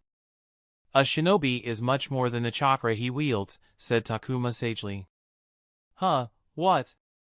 They heard a voice from the front of the house call out, "I'm home." The steady footsteps moved through the front corridor until a tall woman with shoulder-length hair, dressed sharply in the standard uniform of the TNI department, entered the living room. She had a confident and disciplined posture, and even at the end of the working day, she looked like she had just gotten dressed. "Well, color me surprised." "It gave me a second of pause when I saw an extra pair of shoes outside," Taro's mom said as she peered at Takuma. "To think Taro would bring a friend home." Dad invited him. Takuma stood up and greeted Taro's mom. "Good evening, ma'am. I'm Takuma, Taro's teammate from basic training." Takuma, "Ah yes, Taro mentioned you." Taro's mom asked him to sit down as she sat where Taro's dad had been sitting. She gazed at Takuma. Under her gaze, Takuma suddenly felt conscious. He subconsciously straightened his back and couldn't help but feel that the woman was studying him, looking straight through him. He wasn't worried about her finding out about his secret. If a Yamanaka couldn't find out, he wasn't concerned about anyone finding out. But he did worry about his second identity getting out. He didn't think he gave out any clues regarding the ring, he didn't carry his mask around, nor did he show any skin, and he hadn't suffered any significant injuries that would give it away. He was fine, or so Takuma told himself. "Tell me, Takuma, what are your plans for the future? After Genin Corp, where do you want to go?" asked Taro's mom. "Oh my god, Mom!" Taro exclaimed loudly, sounding thoroughly fed up, a rare emotion for Taro. "At least, ask him how he is, chat with him about the weather, maybe discuss general news or something, warm him up before bringing that up." Normally, Takuma would have felt awkward, but the person in front of him was a chunin in the TNI division. This was an adult who was currently very active in the Leaf Shinobi organization. And he assumed that being from the TNI division, he believed they would be very aware and in touch with the shinobi scene. So, he jumped at the opportunity. "To be honest, ma'am, I'm not sure where I want to go," said Takuma, leaning forward. "Week after week, I've been doing these D-rank missions, doing my best, but I feel like I'm not going anywhere. Yes, I've been getting Rio and mission points that I can invest in myself, but I still can't see a clear path I can follow." From what you said, I infer that you don't have plans to go into a specific division," said Taro's mom. Takuma shook his head. "As of right now, I don't think any of the technical divisional routes is for me." "Then, I assume you know that a Chunin promotion is the only way to get out of Genin Corp?" she asked. Takuma nodded. "After the mandatory period, I will be eligible for the Chunin exams, but to participate, I need recommendations from Chunin." "You don't need to participate in the Chunin exams," said Taro's mom. What? You can get a field promotion. Technically, all promotions are field promotions. Field promotion, that was the first time Takuma was hearing that. He asked Taro's mom more about it. According to her, as long as you collect enough merit, you can be directly promoted without participating in the exam. Chunin exam, in its essence, is a genin submitting an application saying that they're ready for a promotion, but a field promotion is when you gather enough merit that the promotion committee decides to directly promote you. Then there's also the element of recommendations. Recommendation means much more in field promotion as you're not actively seeking them out as you would during the Chunin exam, she finished. Takuma thought about it for a moment. If the Chunin exam was a performance to get eyes on them, field promotion sounded like putting the head down and doing the work until you got noticed. Taro's mom could see Takuma wasn't feeling enthusiastic about field promotions. There are many ways to get a field promotion, but the most reliable way is to get into a Chunin's permanent squad. They take C and even B rank missions, and even though you don't get paid C or B rank mission rates as the pay is split up, your record still reflects you completing C and B rank missions. Stay on the squad long enough, and the promotion department will notice you, and if your Chunin leader recommends you, promotion is all but guaranteed, she said. Takuma wondered how he could get on a Chunin's permanent squad. I'll need to ask how Nenro managed to get chummy with so many Chunin, he thought. All of that sounds a hassle, said Takuma, sighing, and made me pretty interested in the TNI division. How much of it is torture and how much of it's torture and how much of it is interrogation? Taro's mom smiled as she leaned back into the couch and crossed her legs. Well, do you think there's a difference between the two? She asked. Of course, there is. If there wasn't, they would have just named it the interrogation division. Taro's mom turned to Taro with a smile. I like him. She looked at Takuma. If you want to join, complete the selection process. When you enter, we will see if you have the stomach for the operation theaters, she then shrugged, or you can do something that catches the big boss eye and he might poach you for the team, but that's true all around. That was new information for Takuma. If he could do something eye-catching, he could get into a division. And that got his mind turning for the rest of the day. Chapter 74, Unlucky. Sabura walked into one of the VIP booths that overlooked the arena. He gazed down at the people standing around the caged arena, waiting for the next fight to start. He could look down at them, but they couldn't look up at him because of the one-way windows. Every arena hall had 5 such booths built into the walls for people who wished to spectate the fights in privacy. Of course, most of these booths went in use throughout the year, as the fights capable of attracting that sort of crowd were few and far between. He rested on one of the chairs with a groan, feeling a stretch in his lower back that he adjusted as he asked one of the watchers. "That's the kid?" "Yes, boss." Sabura peered down at the fighter in the green leaf mask with a body riddled with scars entering the arena. Scars. He remembered the kid Inomoto had brought him. It had been nearly 3 months since then, and Sabura wasn't expecting to hear about the kid until the end of the contract. "What's the problem?" he asked. Watchers were his eyes and ears littered around the ring. They were barmen, cleaning crew, fighters, staff handling betting and scheduling, or even people in the audience wordlessly watching the fights. They kept a finger on the pulse of happening, looking out for the erratic behavior for him. For a watcher to bring him a case in the Taijutsu category and not outright put a strike and penalty against Scars meant they weren't sure if it was going against the rules. Sabura looked down at the fight and watched as Scars scrambled with another teenager on the arena floor. "Chakra augmentations," said the watcher. Sabura's beady eyes narrowed at the fight below. Scars stepped back to skirt a hook and bobbed his head to dodge another strike before choosing the perfect timing to retaliate with a hip kick.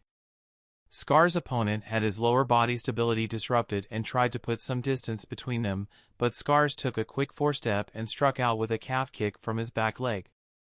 The attack that should have hobbled the opponent suddenly struck out with such force that the other fighter's legs slapped against each other as the footing was taken out altogether. Scars didn't spare a second for recovery and immediately pounced on his opponent and started battering him to keep the man grounded and unable to get out of the predicament. That was augmented. Sabura didn't need to be an expert to tell that the calf kick struck with an unnatural force, and yet he didn't see any hand seals or signs that he had precast the augmentation before the fight. He was well versed with chakra augmentations. It was his clan's specialty, after all. He knew how rare chakra augmentations were. Chakra naturally nourished the body and raised a shinobi's strength, speed, reflexes, and endurance. Among other things, that's what allowed shinobi to survive against weapons of ninjutsu and made taijutsu a viable tool. At the same time, it could also be used actively to temporarily enhance the body's capabilities. The caveat for it all was the difficulty and rareness of chakra augmentations of the body. They were challenging to master and proficiently use in actual combat, as the techniques were complex and usually locked behind clan doors. And Sabura knew Scars wasn't a clan kid. He watched the fight as Scars' opponent kicked him off to get up. Scars didn't rush and stalked around like a predator looking for an opportunity to nab his prey. Sabura judged the damage done by Scars and found it to be significant, but not in the same vein as what one could deal with chakra augmentations. "What tipped you off?" Sabura asked the watcher. "Unnatural bursts of strength while striking," told the watcher. "The medical staff tells me that he has been leaving 1 or 2 nasty bruises on his opponent every fight. He even left one of the fighters with a cracked shoulder that could have easily been a shattered shoulder if it was touched once." "Just strength?"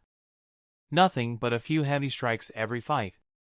I believe he has been trying to keep it down to not catch eyes." That could mean many things. It could mean Scars was keeping it down, as the watcher said. It could also mean he wasn't well versed in using the augmentations and was testing the technique during fights, or it could mean whatever chakra augmentation Scars was using was only limited to strength. The two fighters brawled in the arena's center, exchanging blows with Scars pushing his opponent back. Scars' opponent was clearly more skillful between the two fighters, but the limping leg had handicapped the ability to showcase the skill to the limit. Pairing that with Scars' aggressive approach, there was very little breathing room. Scars pried his opponent's guard open with a jab before sneaking in a decisive palm strike toward the chest. Sabura found it strange why Scars hadn't focused his attack on the legs, tearing down what was already broken. It was inefficient.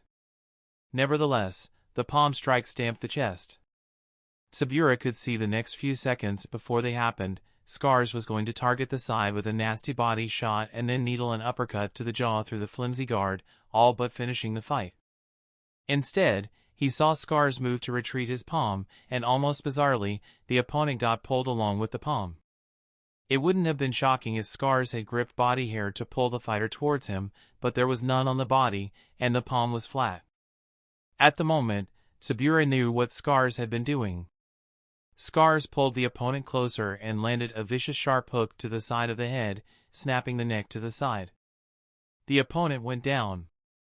Scars followed him down to land finishing blows to ensure that there was no continuation. It seemed 3 months were enough for the kid to become a ring fighter. "Ask someone to bring Scars to my office before he leaves," said Sabura as he got up from the chair. It was time to decide Scars' future in the ring. Takuma kept his senses peeled as he followed the man who told him that the boss, Sabura, had asked to see him.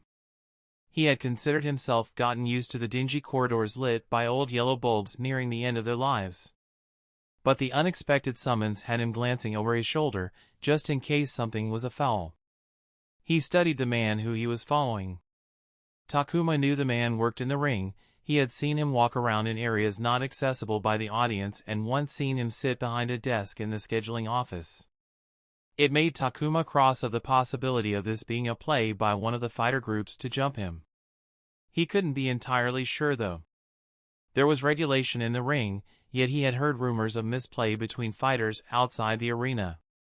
Takuma only let his shoulders relax when they arrived in front of Sabura's office, which he remembered from his one initial visit with Inomoto. The man knocked on the door and peered inside before opening the door halfway and letting Takuma inside. The door closed behind Takuma, leaving him alone in the room with Sabura, who sat on his oversized pompous throne-like chair behind the gaudy desk. "Takuma, my boy, come sit down," said Sabura with an oily smile on his fat face. "Or do you prefer Scars now?" "I prefer Scars," said Takuma. The less someone said his name down here, the better it was for him. "If that's what you wish for. I myself would be more than happy to use the name I gave you." Sabura eyed him with a peculiar look in his eyes that Takuma couldn't really place. "I was told you wanted to see me?" asked Takuma. "May I know what this is about?" "I saw your fight today. It was enjoyable. I could clearly see how far you have come in the 3 months you have been here." Takuma clenched his fist. The ring's boss watched his fight. He didn't have an iota of good feelings well up inside of him. The fight wasn't against someone exceptional like Bishop, or during a primetime slot, for someone this higher up to come watch his fight. Only one thought crossed his mind. They had noticed him using the chakra during the fights. It was during basic training when he had subconsciously pushed off to evade an attack using overloading chakra through his feet. Ever since that day, he had pondered about using that overload in combat. He had tried to experiment with it but had been unsuccessful for months in making any progress. Eventually, he narrowed the problem down to a lack of chakra control, which he had tried to improve by practicing the water walking exercise. The improvement had been slower than tree walking as he had to juggle his time between missions, ring fights, housework, and other training and endeavors. Moreover, the water walking exercise was much more comprehensive than tree walking. There was much more nuance to consider when a water surface could be standing water, a gentle stream, harshly flowing rivers, and all sorts of water flowing patterns. Eventually, he found a way to use the overload in combat. Using combat to gain speed by pushing off the ground was largely inefficient, hard on the knees, and all but impossible to control. But he had found that he could extrude chakra through the tenketsu of his fists and feet, creating an additional force that could do great damage if done properly. If done properly. The difficulty was staggering. There was no jutsu scroll or research that he could refer to. He had to experiment with it all on his own. His success rate was abysmal, and the amount of chakra he wasted was just terrible. Thankfully, he was fighting in the Taijutsu category.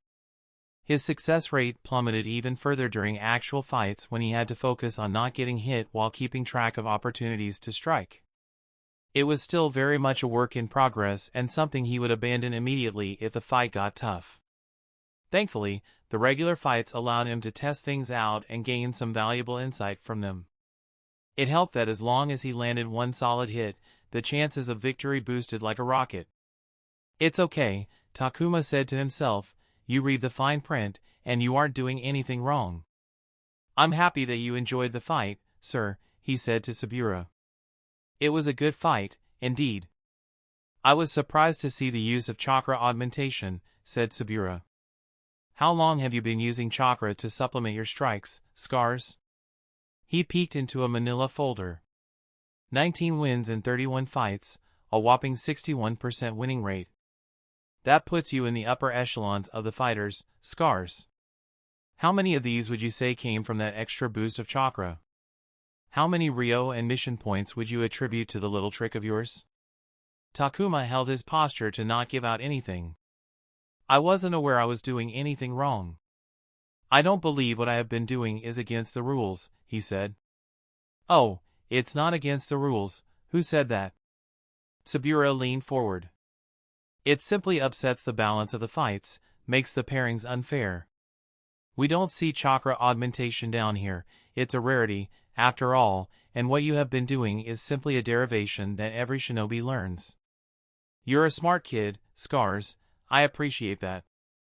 Which is why I will ask, do you intend to continue using the chakra augmentation because I have to make decisions based on your answer?" Takuma gazed at Sabura, acting like nothing was wrong. And from what Takuma looked at, there was nothing wrong with it. As Sabura had said, there was nothing in the rules that forbade him from doing so. He thought about it for a moment, considering what could be the further response from Sabura. "I'd like to continue to use it," said Takuma. "Very well, then we would need to make some changes," said Sabura. "The opponents that you're currently fighting are at a clear disadvantage if you continue using chakra augmentations, so you have two options. We either increase the quality of the matchups that we pair against you, or you move on to another category. I'm thinking, the weapons category. I will let you choose." Takuma wanted to protest about the sudden changes but held his tongue. He was given a choice that he needed to make. And to be honest, the choice was obvious. "I'll move to the weapons category," he said. His chakra augmentation, as Sabura had put it, was unreliable. The only reason he was able to practice it in his fights was that his current opponents allowed him enough breathing room to do so. If the quality of opponents increased, he would be on the back foot trying to keep up. At least in the weapon category, he would be allowed to use weapons like his opponents and maybe even continue using the chakra augmentation. "Excellent, excellent," said Sabura. "We usually don't allow category change this early in a fighter's career, but you're an exception," he said while stamping a stamp on a paper that looked like a form. "With 31 fights, you only have 5 fights before your payday. I'm sure you're looking forward to it." 5 fights. That was less than 2 weeks. He was indeed looking forward to it. He had a 60% win percentage, which was good, meaning that he would get paid more than the usual rookie.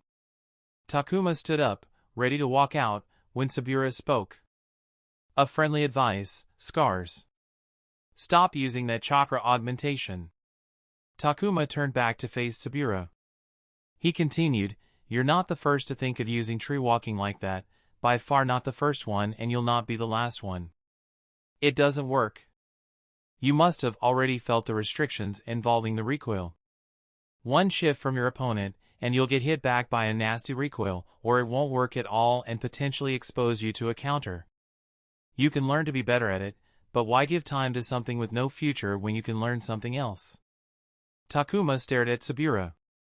"Thank you for the advice, sir," he said before walking out. Was he going to stop?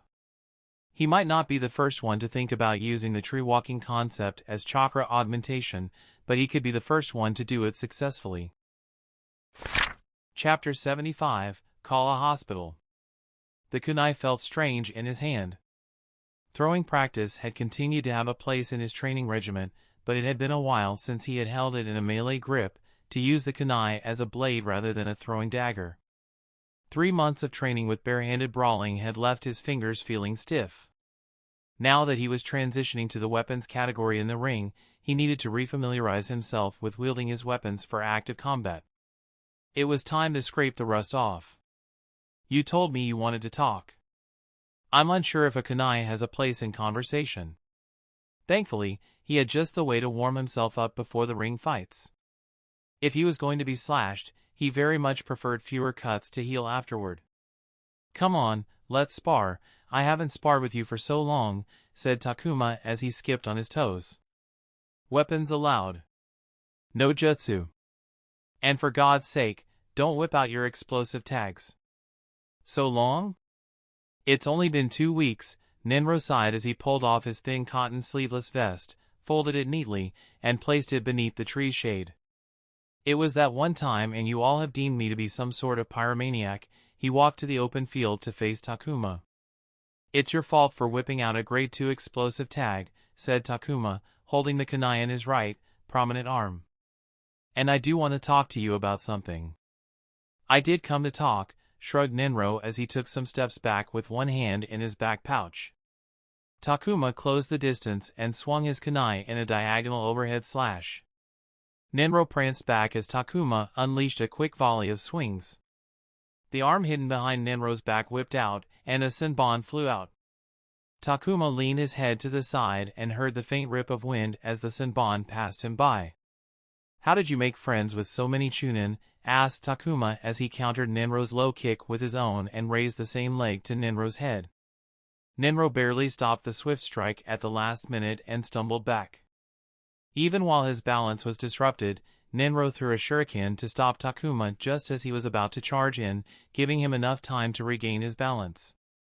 You're my friend, Takuma, said Ninro, as he armed himself with a kunai in both hands. If I was being generous, I'd call them my work acquaintances. They're my connections, a relationship built upon both sides being beneficial to each other. He smirked, but, of course, if they ask me, they're my dear, dear friends.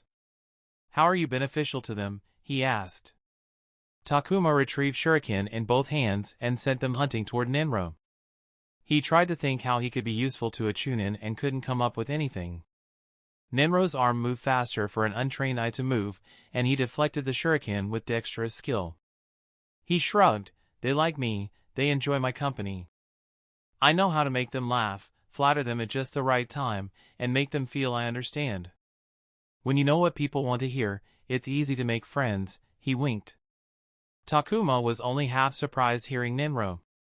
His friend had always been one of those people who attracted others, wanting to be friends with Ninro. However, he always thought others would be trying to appeal to Ninro and not the other way around. Ninro's hand swung from a blind spot, and it was already halfway through when Takuma noticed Ninro had thrown something. He hurriedly raised a kunai to strike a stone away from him. He couldn't take a pause as a shuriken followed closely, and Takuma had to awkwardly bend his torso to evade that shuriken. Ninro took advantage of the situation and came onto Takuma with a kunai in a two-handed grip over his head. Instinct flew through him, and Takuma let himself fall to the ground on his hand to free his leg that he used to kick Ninro in the chest, sending him stumbling back a few feet. It was as he knew, weapons added an element of range that he had gotten used to not facing. But it wasn't a problem. How do I do the same? Takuma asked as both he and Ninro got up. Ninro grunted as he rubbed his chest. Cultivating connections requires time and effort, he said. If you're trying to build a connection to someone higher up than you, then they need to see some value in you. Of course, you can always start with simply getting close to them, build something a friendly relationship, and then asking them for something. However, that takes time to build up to a level where they're willing to do you a favor, but if you show them value, they'll be much more agreeable to do something for you.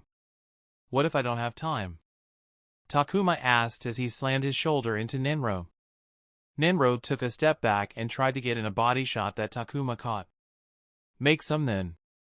Few things come easily, this is not one of them, you'll have to put in the effort. Takuma swung an elbow for Ninro's head as he pulled the grabbed hand down. Ninro grabbed the incoming elbow with his other hand in a firm grip. They stared at each other for a moment before both made their moves. Takuma bent the arm in his grasp while Nenro used the hand holding Takuma's elbow to smash into Takuma's face. The fist made a solid hit. Takuma turned his face back to Nenro, and instinct took over as he kneed Nenro in the groin, followed by a hard headbutt. He stepped back and was about to strike Nenro in the throat when he realized that he had let habit take over. "Ah, oh my god, I'm so sorry," he said in a hurry.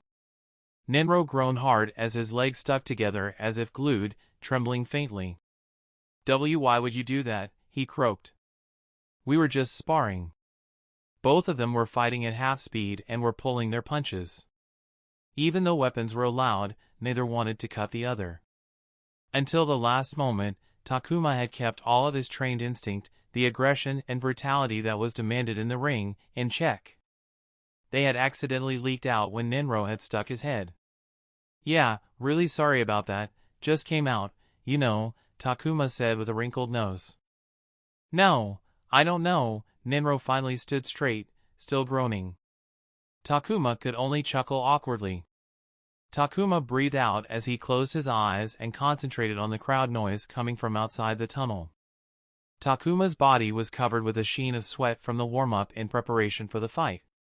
The weight of the kunai case around his thigh and the weapon pouch tied around his waist hanging behind him that he got so used to that he never felt it anymore, but at the moment, that weight felt pronounced. Scars only wore his mask, black shorts, and black shinobi sandals in the arena, but today, he had boiled leather armguards and shin protectors. He focused on the crowd noise, trying to empty out his thoughts. From what Sango had said, fights in the weapons category tended to last shorter than in the Taijutsu category. The involvement of sharp weapons chipped away at the fighter's ability to fight faster than blunt fists. The announcer called for him, and Takuma went running into the arena. The weapon category fights were fought in a different arena than the Taijutsu category. The dome that covered the arena was made of a solid metal grid that could handle heavy loads and bashing, but for the weapons category, they had added a second layer of finely threaded metal mesh to stop weapons like Senbon from escaping the arena and poking a viewer's eye out. But the thing that attracted Takuma's gaze was the arena floor. The white base was no more visible as the red blood had dried on the surface to give it a dirty brown cover. Enough blood had spilled to cover the large arena's floor. Standing there, he could smell the scent of blood, even though he knew it was just his imagination. He had never had so much blood before. His eyes went to his opponent, Bloodshot, and found the lithe woman staring at him with a short sword in one hand and a kunai in the other. Takuma stared into the woman's black eyes and felt compelled to draw a kunai in each hand. The gleam of the short sword blade made him wonder if it was a correct decision to exit the Taijutsu category. The moment the metal door shut behind the announcer, Bloodshot shot forward like a quick cat. Screech! Sparks flew as Bloodshot's short sword clashed with Takuma's kunai. She raised her kunai and swung it down at Takuma. Takuma pushed the short sword back and twisted his body to make the kunai miss by a few centimeters. He kicked the woman in the gut and stabbed for her short sword arm. Bloodshot grunted as she staggered back and saw the kunai coming for her flesh. She moved faster than before, and her kunai arm grazed against the incoming kunai, the two opposing forces sending both arms flying. Bloodshot was already spinning back on her pivoting. Takuma pulled his torso back as the short sword swung for his life. The tip of the blade grazed Takuma on top of the chest, missing the neck by a few centimeters. A thin cut split the skin as a few droplets of red peeked from inside. Takuma jumped back and threw the kunai in his left for Bloodshot's chest. Bloodshot dropped to the floor, her posture like a wild animal on fours, her eyes locked onto Takuma. She shot forward, and Takuma felt his heart lurch from not being able to secure any time or space to gather himself. Slash, thrust, jab, jump, clash. Takuma didn't need to be told about Bloodshot's dual-wielding combat style as he experienced the quick barrage of blood-hungry blades. He wasn't allowed to draw a second kunai as every muscle fiber on his body moved in concordance that his blood was to be kept inside his body. His body felt stretched to the limit as the one kunai only allowed him to counter the short sword. Bloodshot's kunai came close to hacking his body far too many times for Takuma's comfort. He was well aware that he was rapidly moving toward the edge of the arena. He knew he would be cornered the moment he hit the dome, and Bloodshot knew as well what that would mean with the way she was brandishing her blades, not allowing Takuma to travel anywhere but towards the dome wall. Takuma needed to act quickly, and he decided to summon his only other weapon. He was going to overload his fist with Chakra, break something in Bloodshot, and turn the tide to finish the fight quickly. It was his only choice. "Sorry, this is going to hurt," he told himself. Bloodshot slashed her short sword down, and Takuma raised his arm to it. He unsuccessfully stifled a scream as the blade tore through the leather armguard and dug into his flesh below. His knees buckled a smidge, but he couldn't stop to feel the fear of the metal reaching his bone and immediately charged his fist with Chakra and aimed it just below her chest. He didn't want to shatter her ribcage, but a cracked rib was totally within the rules. The Chakra flowed through the Tenketsu as the clench moved forward and struck Bloodshot. Bomb!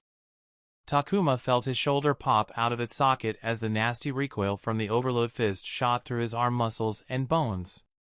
He had failed. Takuma knew from the spiking pain that he had put too much Chakra than required, and now he was getting punished for it.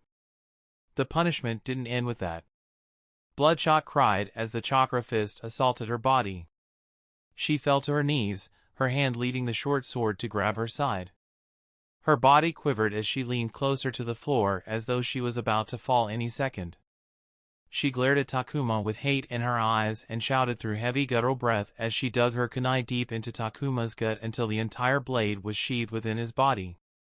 Takuma felt lightheaded, and the last thing he felt before darkness overtook him was the heavy taste of metal in his mouth. Chapter 76, Different POV. Takuma stepped up to the front of the queue for one of the reception desks in Mission Desk Central. It was the reception desk assigned to him. Every mission assignment and completion submission happened on this desk. "Good evening, Michi," said Takuma to the receptionist who took the evening shift. He handed her the signed and stamped mission completion receipt for yet another D-rank mission. Michi, the brunette with a reddish tint in her curly locks, glanced up at Takuma and nodded.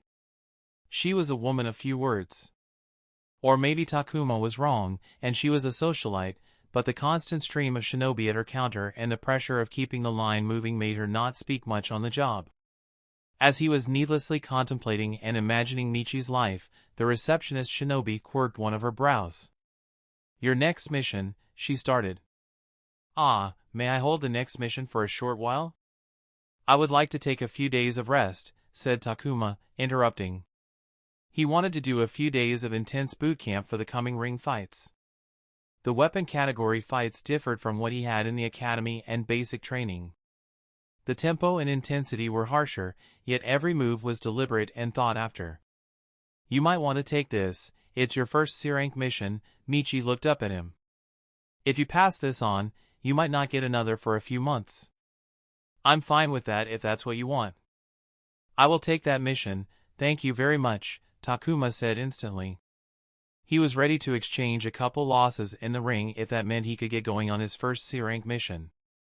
This could be the gateway to more C-rank missions and a chance to meet different Chunin shinobi that he could add to his network, as Nenro had said. "So, what is the mission?" "The details of the mission will be revealed by the Chunin team leader in charge," said Michi as she drew up paperwork.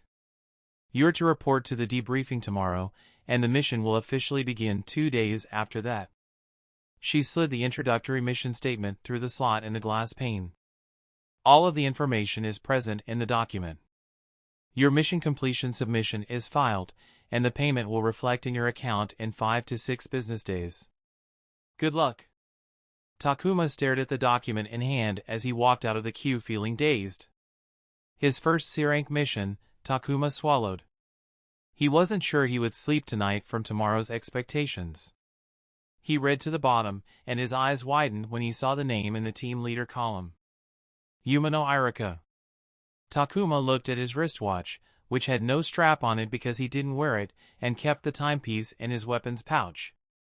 It was 10 minutes before the meeting time, an appropriate time to arrive in advance. Ever since he had joined the ring, he kept his schedule tight and strived to arrive 5 minutes before a commitment. but he wanted to be safe for his first C-rank mission and arrived earlier. The location for the meeting was a large hall with seating inside the shinobi complex that shinobi used for all things from eating to catching up with friends to discussing joint missions. He searched for the reserved table in the arena and walked over to find two people already sitting at the table. One of them he recognized as the Chunin team leader, Umino Irika. "Good morning," said Takuma in greeting, his eyes briefly lingering at the horizontal scar that stretched across Irika's face, cutting through his nose and the edges resting on top of his cheeks. "I presume you're Chunin Umino?" "Good morning." "You can call me Irika," said Irika, and the other person, a genin, nodded in return.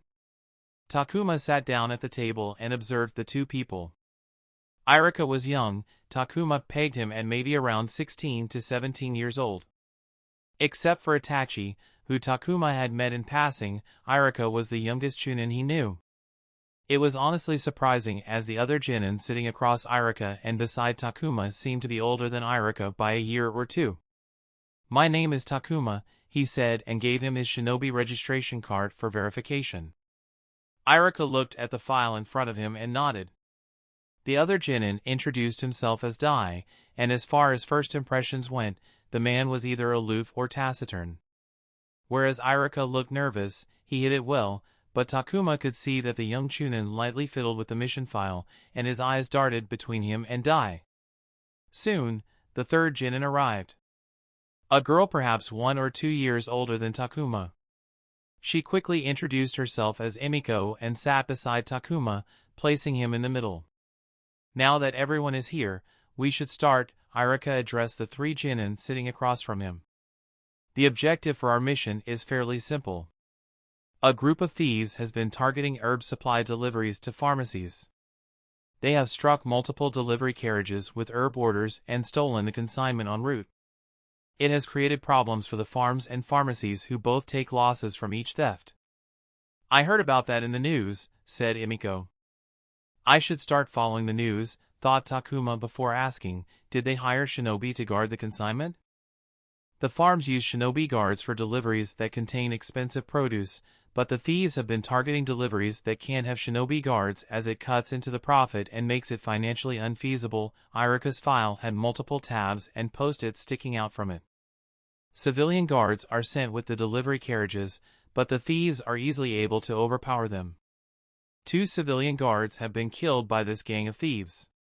Takuma took that information with a healthy dose of surprise. It was only his first C-rank mission, and death was already involved. Irika continued, "What makes this mission important is the client. We aren't hired by the farms or the pharmacy but by the Leaf Military Police Force." "By the Uchiha?" asked Takuma, baffled. Even the other two genin looked at Irika with surprise. "By the Leaf Military Police Force, but yes, by the Uchiha," Irika said seriously. "The police have been working on this for a while now, and they even sent their members undercover as civilian guards with the consignments to catch the thieves in the act, but the thieves never struck any delivery that had undercover shinobi on it." The cogs fell into place inside Takuma's mind. "There's an insider giving the thieves information," he said. Irika nodded. That's what they realized as well. The investigation is already in its final phase, and they have narrowed down the informant's identity. They don't have enough proof against the person, but they're confident it's him. They have decided to feed the informant incorrect information about which carriages have undercover shinobi and which ones have civilian guards. As long as the thieves follow up on the incorrect information, we will know the suspect is guilty, and the police can interrogate the thieves to get all the proof they need. Takuma understood the tactic, and as long as the police identified the informant correctly, the plan would be successful if the thieves went for the bait. But he had a question. "What is our role here, sir?" They were police, and from the looks of it, the police had a good handle on the situation. He didn't understand how they factored into the equation of things. "The police force is short of people, and that's where we come in," said Irika. "We will be going undercover in one of the many carriages as guards. In the best case scenario, the thieves target another cart, and we don't see any action. Worst case, our cart gets targeted, and we apprehend the thieves with the temporary authority granted to us. There was some tension among the genin that Irika sensed as he followed up with, "You don't have to worry. I'll be there, so there's need to worry about things going wrong. And all of you are trained shinobi, you shouldn't be worried about civilian thugs." Takuma nodded. He felt nervous, yes, it was his first C-rank mission, after all. But he wasn't worried about losing his life. Any question? Takuma had one. "I don't see why this mission has a chunin as the team leader, sir. The thieves are civilians, are they not? Doesn't it seem overkill?" Not all C-rank missions had a chunin shinobi attached to them. Experienced genin regularly served as team leader for C-rank missions. A group of 4 genin could handle a band of civilian thieves, and attaching a chunin to the mission didn't seem warranted. "You're correct in thinking so." Irika closed his file. This mission was requested at the very last minute, something else must have come up for them to need outside assistance. The Uchiha don't trust outside people easily, which is why they requested a chunin for the mission, to ensure that nothing could go wrong. That was one way to handle the situation, thought Takuma. And he kept Irika's slip of tongue to himself. Takuma sat in the consignment cart, and he was thankful as they got out of the countryside and entered the urban city. His butt hurt from the bumpy road and the non-existent shockers on the horse-pulled cart. As much as he loved the countryside, he didn't appreciate the bad roads. He looked toward Emiko, who was under Hinge no Jutsu, transformation jutsu, to look like a man in his late 20s, sitting across from him with the cart filled with actual production to make it look as authentic as possible. Even he was under the guise of an older man. The carriage was covered entirely, with no way to look outside other than lifting up the fabric, which they avoided doing in case someone was watching. Dai sat outside with the driver while Irika followed them from a distance in stealth. "We will be entering a crowded area soon." A sound mixed with a little bit of crackle came from the earpiece he wore in one ear. Takuma looked up at Emiko, who nodded. The thieves were known to use areas with just enough people to take advantage of chaos while maintaining a low possibility of shinobi deciding to act like a good Samaritan. Takuma readied himself in case the thieves attacked there. Boom! A loud commotion explosion interrupted his thoughts. "They're here," said Irika through the earpiece. Takuma undid the string holding the back flap on the carriage and stepped out. He looked over the carriage and saw a large cloud of smoke waft over the entire area. "Smoke screen, be careful," said Irika. "Roger," replied Takuma. Emiko and Dai sounded their confirmations. Short-range comms were available in this world, but they only worked when a shinobi was standing still, jogging, or running moderately. The moment a shinobi tried to move freely, the earbud would come off, or the cable would disconnect. So while they were convenient, they didn't work all the time. As planned, Emiko stayed at the back of the carriage as Takuma walked forward. Dai was to remain in the driver's seat in case the thieves tried to take the entire carriage with them. Irika was there somewhere to provide backup, maintain coordination, and issue orders. A figure appeared through the smoke, and they had a sword in hand. The man had his face covered with a bandana, and he tried to speak something, but Takuma stepped close to the man and dug a punch into their gut before he could say anything. As the man went down, another appeared in Takuma's vision. "Fuck off," yelled the man and swung the sword for Takuma, who sidestepped and decked him in the jaw. He dropped to the floor like a sack of potatoes. Takuma heard the clinking of metal from the other side. He jumped over the carriage and landed behind another man, who stopped. A mistake as Takuma kicked him behind the knee, forcing him to kneel, and then delivered another kick to the head, snapping it to the side. Takuma turned away before the man hit the ground and faced the fourth man, dressed similarly to the others. This one came to a screeching stop, and a gasp escaped him, "Shinobi." He tried to run in the other direction, but Takuma was already in the man's space, grabbing him by the neck. Takuma applied enough pressure on the carotid arteries, and it took mere 3 seconds of struggle, scratching at Takuma's hand, for the man to limp. He removed his hand and let the man kiss the floor. The smoke began to clear up, and a fifth man appeared before him. Neither of them moved from their spots and looked at each other. The man had a sword on his back that wasn't even taken out. He tried to reach for it. Don't, said Takuma. It's over now. If you don't want pain, just lay down on the ground with hands behind your head. That maneuver wasn't taught to him, but he assumed if it worked in one world, it would work another. The man trembled, his eyes going to his companion who had been choked into unconsciousness right in front of his eyes. It's over, Takuma said. Do you understand? Nod if you do. The man nodded. Then do as I said. The man slowly got to the ground and put his hand behind his head. Good work, team. The thieves are under our control, came Irika's voice. Well, that was easy, said Takuma. Chapter 77, Takuma Needs a Break. Takuma stood beside the 5 tied-up thieves, for unconscious, while the 5th trembled like a wet puppy. The carriage and its goods were secured, and the civilian driver they had brought along with them because neither of them knew how to drive horses was safe. As long as the mission was concerned, they had completed it flawlessly.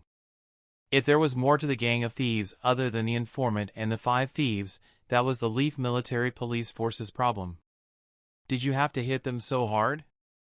Irika asked as he stopped beside Takuma. I'm sure I didn't break anything, said Takuma. He had controlled his strength, but he didn't have a measure for what a civilian could take.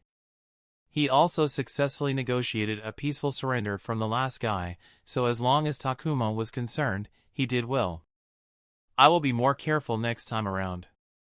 Irika glanced at him before nodding. From the looks of it, the Chunin wasn't displeased with him for anything. You handled everything on your own, we didn't even need to be here, said Irika. I only acted with such freedom because Dai and Emiko were in their positions. If not for you in my ear, I would have acted with much more conservation and caution. The team was essential for the execution to be as swift as it was. Takuma knew better than to hoard all the credit and make a terrible impression. I have sent Dai to the police force headquarters. We will be free after the officer in charge comes here. Maybe we will have to accompany him to the headquarters for statements, said Irika. Takuma noticed how Irika's shoulder, which had been quite tense since they had met today, had lowered in relief. It was my first C-rank mission, said Takuma, seeking some answers. I'm glad that it went well.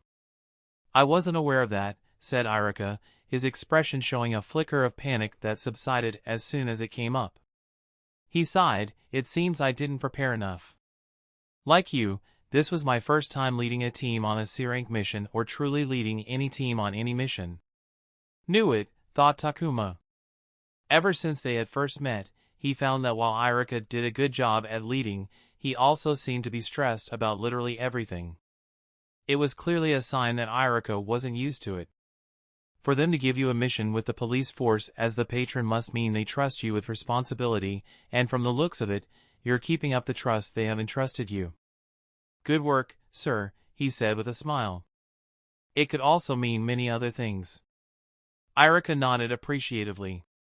The young Chunin wasn't as hard-ass about hierarchy as Yoshio, which was why Takuma spoke to him as openly as he did. Takuma was following the advice he was given to make a great impression. The officer from police force arrived reasonably quickly. As Takuma would expect, the officer was an Uchiha.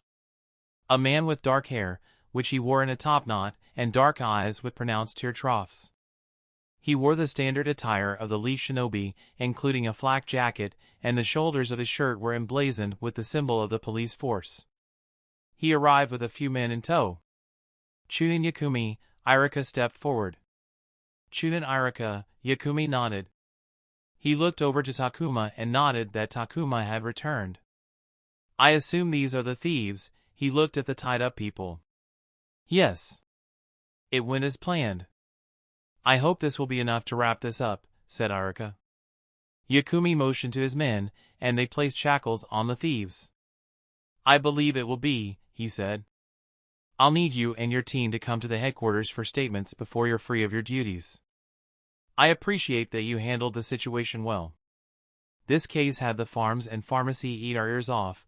We will be able to put this matter to rest now. His stone-flat face showed a crack or two of annoyance.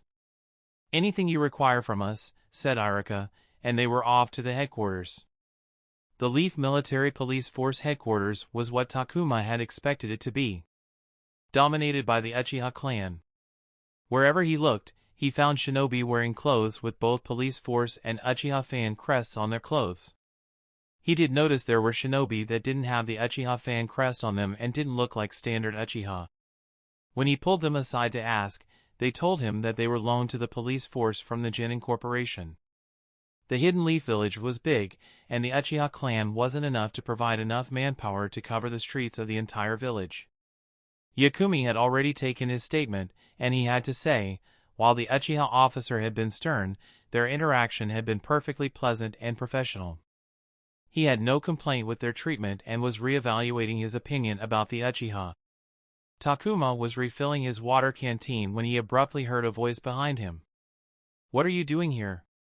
Takuma turned his head to come face to face with metallic amber eyes glaring, staring sharply, at him.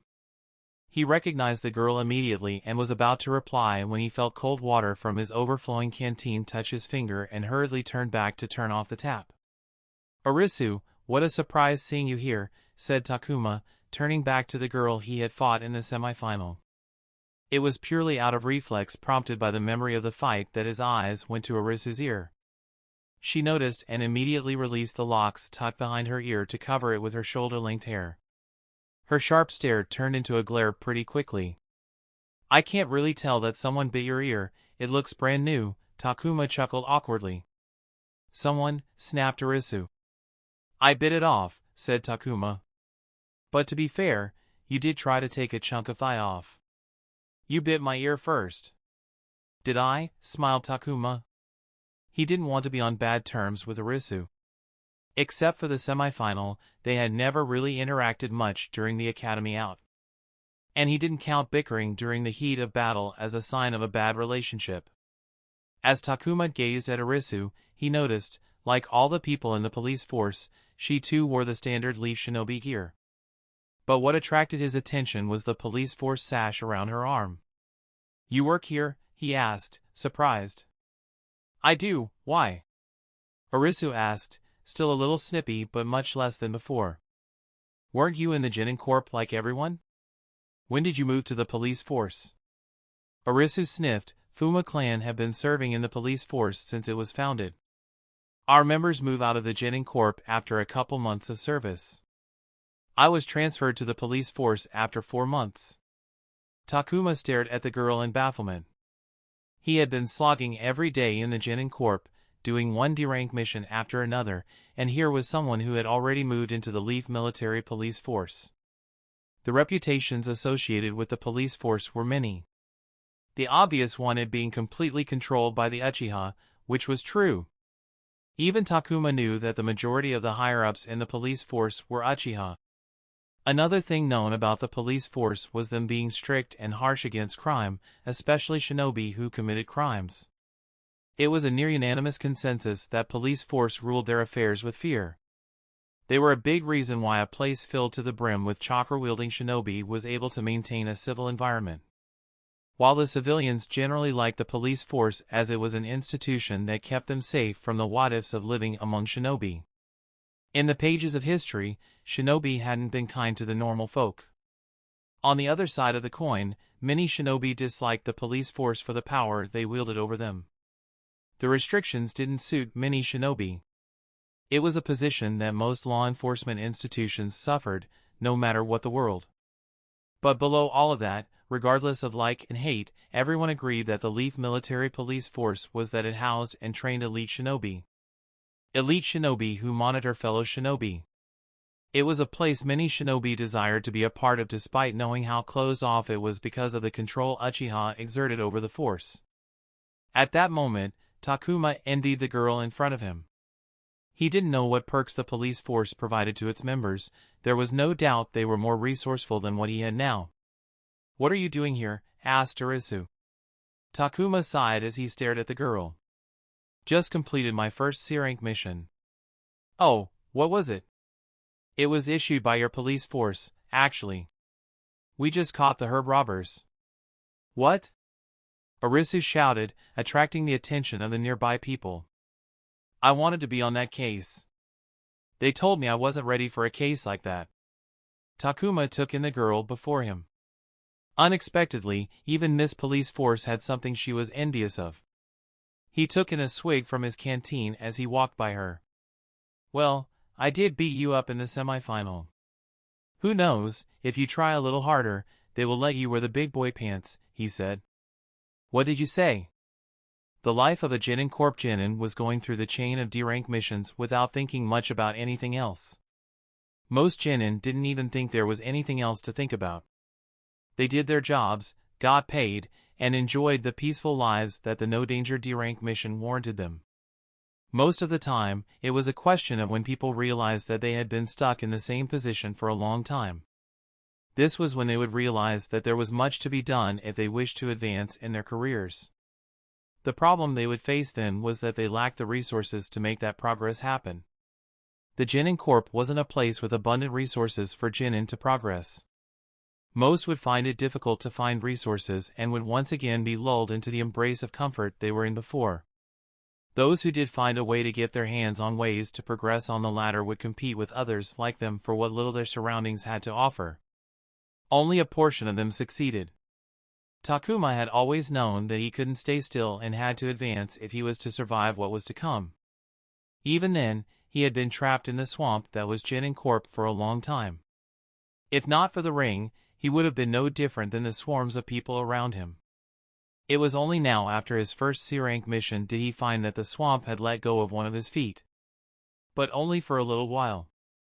It was a chance for him to get his second foot out. If he didn't make the most of it, the swamp would take both his feet again. Fortunately, an opportune time had arrived his way. Takuma stared at the building sign that hung over the lonely building that looked too big for how empty it was. Learning Resource Center. It was like the last time he had seen it. The place where shinobi held courses for their fellow shinobi in exchange for compensation. A place that should have been brimming with shinobi wanting to learn and expand their skill sets seemed to be a place people didn't even look at as they passed the building by. And Takuma couldn't understand why he was called to this place. Takuma, my dear rookie. Takuma didn't need to turn to recognize the voice as that of Inomoto. He turned to the man and saw him smiling with his eyes covered with his small blackout shades. Excited? Asked Inomoto. I'm confused. Takuma pointed to the Learning Resource Center. Good, smiled Inomoto. Let's get you paid. Chapter 78, Trash Talk. How are you feeling, Takuma? Asked Inomoto as they headed into the Learning Resource Center, LRC, building. Last I heard, you haven't been doing well in the weapons category. Congratulations on moving up to the category. Every win means more money now. Takuma indeed hadn't been doing good in his latest fights. In his first 5 weapon category fights, he had only won 1.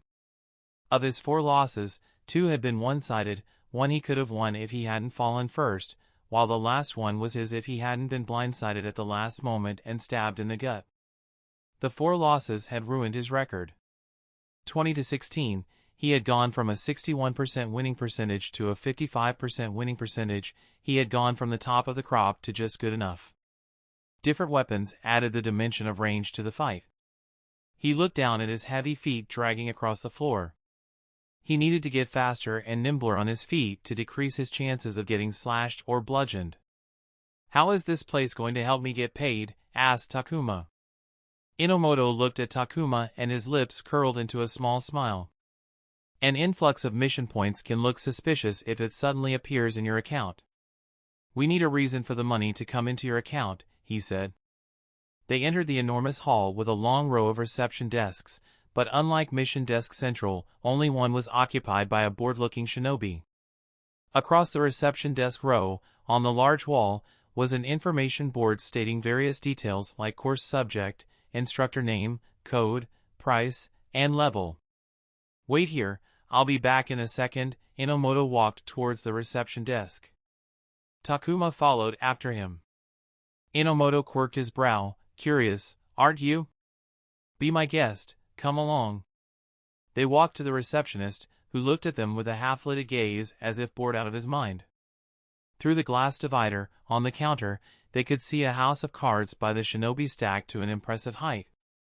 "One opening form, please," said Inomoto. The receptionist caught the sight of Inomoto's flak jacket and sat straight up in a hurry in the presence of a chunin, slamming his knee below the counter table that knocked over the house of cards so meticulously stacked.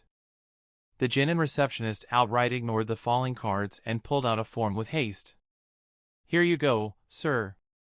If you need any assistance with the form, please don't hesitate to ask," he said. Inomoto smiled as he pulled the form towards him through the slot in the glass and walked away without saying a word.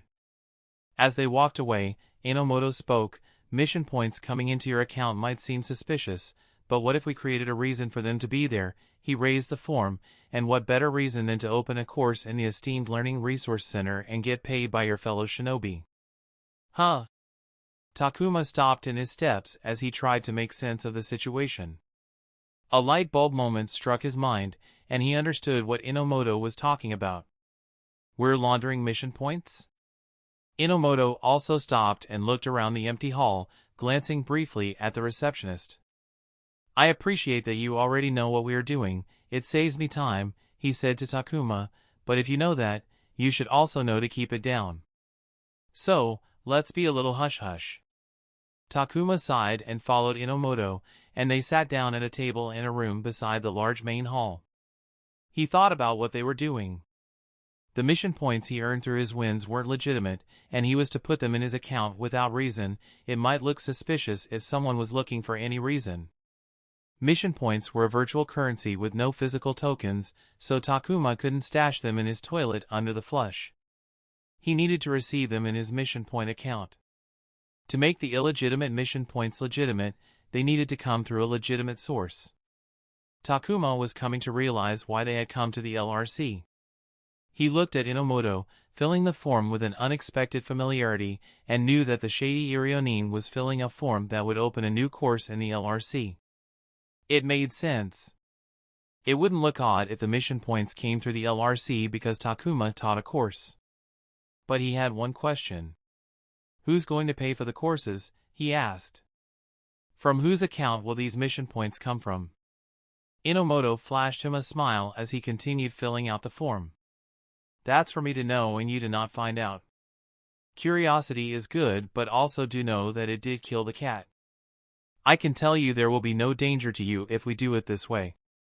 He glanced up at Takuma. "It has worked for thousands of people for decades, and it will work for decades to come." Takuma leaned back with skepticism floating in his eyes. "Do I need to pay a commission to LRC for running the course? Because if I do, I demand that you guys pay for that commission on top of my winnings," said Takuma. "Only if your course requires you to rent out some equipment." Inomoto slid the filled form and tapped his finger on an empty dotted line. "Time to come up with a course name and try to make it plausible. Something that you can actually teach. Just in case someone comes asking." Takuma first looked over the entire form to see what all Inomoto had filled. Inomoto only watched with a smile as Takuma did so. After making sure there was nothing hidden in the form, Takuma thought about a course and wrote one out on the paper. Inomoto pulled his glasses down as he narrowed his eyes at the form. "Trash talking, the verbal art of mental victory?" He looked at Takuma. "What is this?" "It'd be better if you Ligma." Takuma wasn't sure if he was able to keep the smile off his face. "Ligma? Ligma balls. Because believe me, getting real familiar with these two nutsacks slapping against your face would be infinitely better than fighting me, bitch."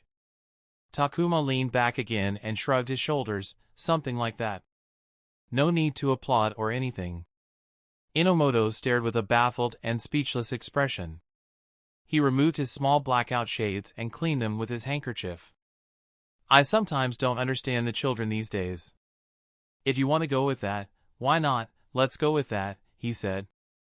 "After the course is approved, submit the course code to Matsui, and he will start signing up paying students for the course.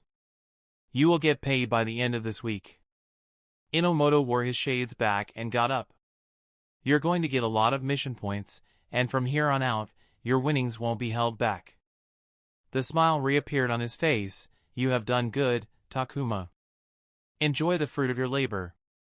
He paused for a moment before he said, I like you, kid. If you want to make some extra on the side, come look for me. Takuma tilted his head, confused.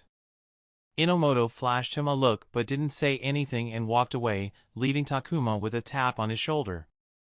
That day, Takuma exited the LRC leaving behind 2 applications, trash talking, the verbal art of mental victory, and lock picking. Locks are begging to be opened. One for work and one just for fun. Thank you for coming, said Irika as Takuma sat down across the table from him.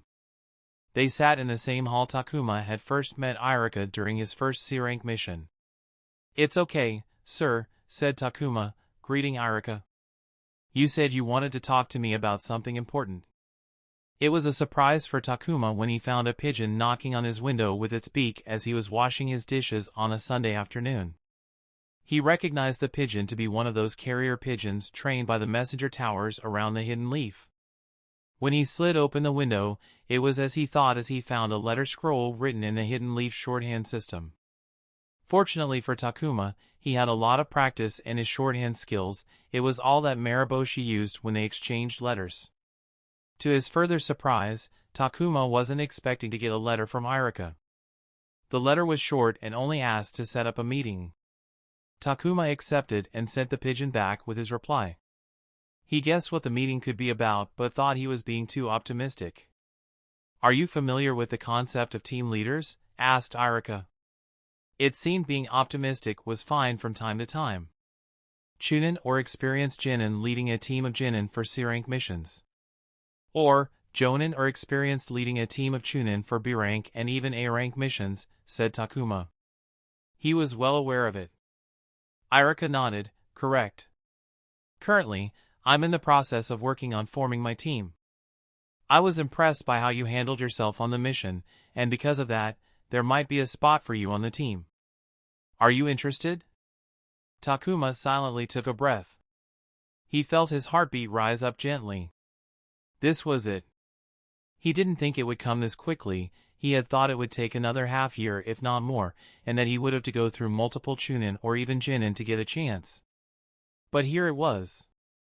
A chance. Takuma steadied himself immediately. A chance was all it was. It would only mean something if he could make something of it. I'm wholeheartedly interested, sir, Takuma said. Good, then you wouldn't mind answering some questions, would you? Said Irika, taking a scroll from his person. Irika spoke as he read the scroll. While I was impressed by your performance, I see that your academy scores don't reflect the same. Why is that? Takuma didn't answer the question immediately. There was no need to blurt out an answer without thinking. He gave it a thought before saying, I have no excuse for my poor performance during my academy days. I made a folly on my part, and it cost me. However, you will find that I have worked on myself to the shinobi that sits before you today. I won the basic training tournament, never had an infraction on my record in all the missions I have completed to this day, and you have personally seen my performance during the mission. Irika looked back down at the scroll, which supposedly had intel on Takuma, his expression not giving away anything. Takuma didn't know if Irika liked his answer or not. You say you've improved, and I'll agree that you have, but others who were better than you from before have improved as well. There are Genin who are older than you, who have been working on themselves longer than you. What puts you apart from others? Asked Irika. Takuma took out a scroll of his own and placed it in front of Irika. That's what sets me apart from others, he said. Irika looked intrigued as he opened the scrolls, but as he read through them, his eyes widened. You all know of this? Asked Irika. Takuma nodded. I know every one of the skills on that scroll. From foraging for food to tailing someone, I can do everything on that list. Irika blinked and continued to read the scroll for a few more moments. Do you always have this scroll ready with you? Of course not. Then you prepared this for today. An expression of realization came over Irika's face as he spoke. You knew this was going to be an interview? Takuma shrugged with a hint of a smile. Irika leaned back into his chair with a small sigh. Very well. Jin and Takuma, he smiled, welcome to the team. The smile widened on his face as Takuma said, glad to be here. Chapter 79, Weaponry. Takuma put his hefty duffel bag in the locker, choosing to put it in the very bottom. Putting it down on any of the higher shelves would risk them breaking from the weight. He closed the locker, and a long thin mirror on the locker door reflected his image. He only wore his black shorts and the leather guards that protected his forearms and shins. His fight for today was about to start in less than 15 minutes. He looked at his bare torso. He had picked up many more scars since he had begun participating in the weapon category. Most shinobi fighters wielded swords or bladed weapons, which left cuts on his body after every fight. He had been cut during the basic training as well, but Inomoto was a chunin who could heal wounds without leaving scars, but genin like Sangdo, his Gota Irionin, didn't have the proficiency in healing the cuts without leaving scars. He touched the ugly scar on his abdomen inflicted upon him by the bloodshot. She was honorable enough to stick the kunai in a place that didn't do a lot of damage, but it left behind a reminder like every other big wound did. The scars he accumulated from fighting were much different from those that had come with the body. The new ones were often ugly and jagged, reflecting the ferocious intent behind them. The old ones were all thin and neat and uniform and clean. The new ones were mostly put expertly where it would hurt the most. The old ones were literally everywhere. Takuma squeezed his eyes shut as a sharp lacerating pain assaulted his head. He touched his temple and breathed deeply, waiting for the pain to settle. He reminded himself again that it was unwise to think about the boy's past. It only brought him the worst of migraines. He opened the locker to pull out his scars mask and put it on as he exited the one-person changing room. The tunnels were damp and silent, but as he walked past similar changing rooms, bigger changing rooms, he could pick up muffled conversations from inside. As he moved towards the fighter's tunnel, the sound of the audience washed over him. In reaction to the sound, Takuma's posture straightened, and his stride sharpened as though his body had been attuned to the cheers of people with an imminent battle. He nodded to the ring employee there to confirm he was ready. The man nodded back and walked away. The rising rookie scars. Takuma jogged out of the tunnel. His feet felt light like a feather as he jumped into the arena. His opponent was already there. Blue hair. The petite man squatted near the opposite end of the arena, blue highlights framing the mask's eyes. Takuma dipped his hands into his back pouch as he gazed at Blue hair. After thinking about it for a moment, he pulled out a kunai each in his hand and ensured his cache of shuriken was in a place he could pull them in a split second if needed. As the announcer began to walk out, Blue hair stood up and walked toward Takuma. He took 2 kunai as well. Takuma cracked his neck and began moving as well. He wasn't going to get caught near the edge of the arena. The metal gates slammed down and at the same time, the 2 kunai clashed with sparks flying.